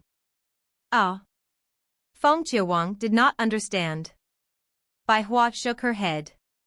"What's the point of Wui investing in the steel mill?" Without waiting for Feng Qiuwang's reply, she continued, "Isn't it to make better steel for better weapons?" After she said that, if Feng Qiuwang still did not understand, then she really wasn't Feng Qiuwang. That's right, the equipment Shanhai City made would be sold back to them. In the end, they would all foot the cost of the steel mill. They were also unable to reject the equipment that Shanhai City sold. This meant she was being a free coal worker for Ouyang Shua. After she understood that, Feng Qiuwang's expression grew a little depressed. Ouyang Shua bitterly smiled. With 2 smart partners, he did not know whether to laugh or cry. "Fengwu, don't listen to Bai Hua. No matter what, as long as you earn, isn't it good?" Feng Qiuwang shook her head and sighed. "I can only think of it that way." "Speaking of equipment, Wui, where is the equipment you promised us?" Bai Hua took the chance to steer the topic back to arms trading. Feng Qiuwang also paid a lot of attention to this issue. In the alliance, apart from Shanhai City, the strengths of Consonant City and Fallen Phoenix City were the most important. Although they were not like the basically self-sufficient Shanhai City, who were building warships, bows, tang blades, horse lances, Burin armor, and Mingguang armor, both had their killing points. Consonant City excelled in siege weapons and shields. Fallen Phoenix City excelled in iron fruitier armor and heavy swords. These 4 things were all things that Shanhai City needed. Siege weapons didn't need to be mentioned, as Ouyang Shua was very interested in the trebuchet. During the Battle of Lianzhou, the Yanhuang alliance brought many trebuchets, which badly damaged Shanhai City. The shields that Consonant City made using the technical manual were definitely better than those built in Shanhai City's factories. Although the Iron Tiefu armor was similar to the Mingguang armor, Shanhai City still needed it. The Mingguang armor was too expensive and cost too much to produce, making it unsuitable for arming a large army. The heavy sword was the weapon that Bianque specialized in, and his original units used heavy swords. After becoming the general of the Dragon Legion, Bianque could build a guards unit. Based on his intentions, he wanted to train another Iron Eagle swordsman unit. However, crafting heavy swords was different from making tang blades and horse lances. The only option was to buy these heavy swords from Fallen Phoenix City. Each city specialized in a particular area, allowing both to sell their goods. Although 2 months had passed since Bai Hu obtained the siege weapon-making technical manual, siege weapons had blueprints, making them easier to produce. Additionally, siege weapons didn't require large-scale production. Fallen Phoenix City's own limitations restricted them. The Iron Tiefu armor required warhorses in a way that the Mingguang armor could not match. Fallen Phoenix City could not compare to Shanhai City, which could build 2 to 3 cavalry divisions. After a year of rapid development, the factories and workshops in Shanhai City could now sell their items. The 3 of them clicked, and after some discussion, they decided to trade their goods. Ouyang Shua used 12,000 tang blades to exchange for 10,000 shields. He intended to use these shields to equip the 2 heavily armored mountain barbarian infantry regiments of the 3rd Division, with each soldier receiving 2 shields.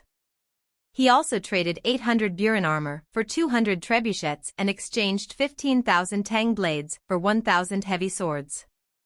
Bianque planned to use these heavy swords to equip his Iron Eagle swordsmen, with each of them receiving 2 heavy swords. Additionally, he used 7,000 strong bows to exchange for 3,000 Iron Tiefu armor, which would be used to equip a heavy armored cavalry regiment.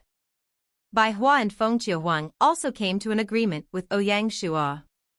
The 3 of them agreed that trading with each other would be a priority. Until their deal was completed, they would not sell to others. This cooperation involving equipment might not seem significant, but in reality, it tied the 3 territories together. Other territories found it nearly impossible to challenge them. They had no choice. Who could have blamed them for lacking the technical manuals for equipment production? Ouyang Shua also hoped that all other members could acquire 1 or 2 critical abilities. After all, the strength of one territory was limited. Even Shanhai City could not produce all types of equipment. When Xie Xiyun saw the 3 leaders come to an agreement, she couldn't remain calm. The equipment produced by the territory was highly coveted, even by guild leaders. Among the various types of equipment, players particularly favored shields, heavy swords, and strong bows. Full body armor, on the other hand, was not as popular due to its cumbersome nature. Only general-type players who owned mounts would use such heavy armor.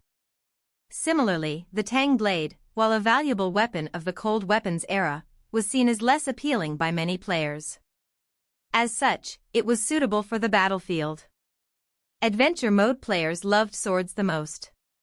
When territories crafted such equipment, it was divided into soldier, sergeant, and general ranks, similar to gold, dark gold, and platinum ranks. After a year, gold equipment was no longer rare. Most high-end players would own 1 or 2 gold rank items. Dark gold equipment, however, was still rare and only the truly high-class players would possess it. Platinum equipment was at the pinnacle.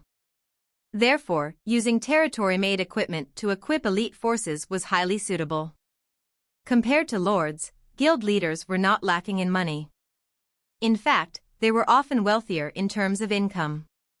As the treasury system became more refined, guild leaders could receive significantly more funds. During the second system auction, this allowed various guild leaders to bring out substantial amounts of money.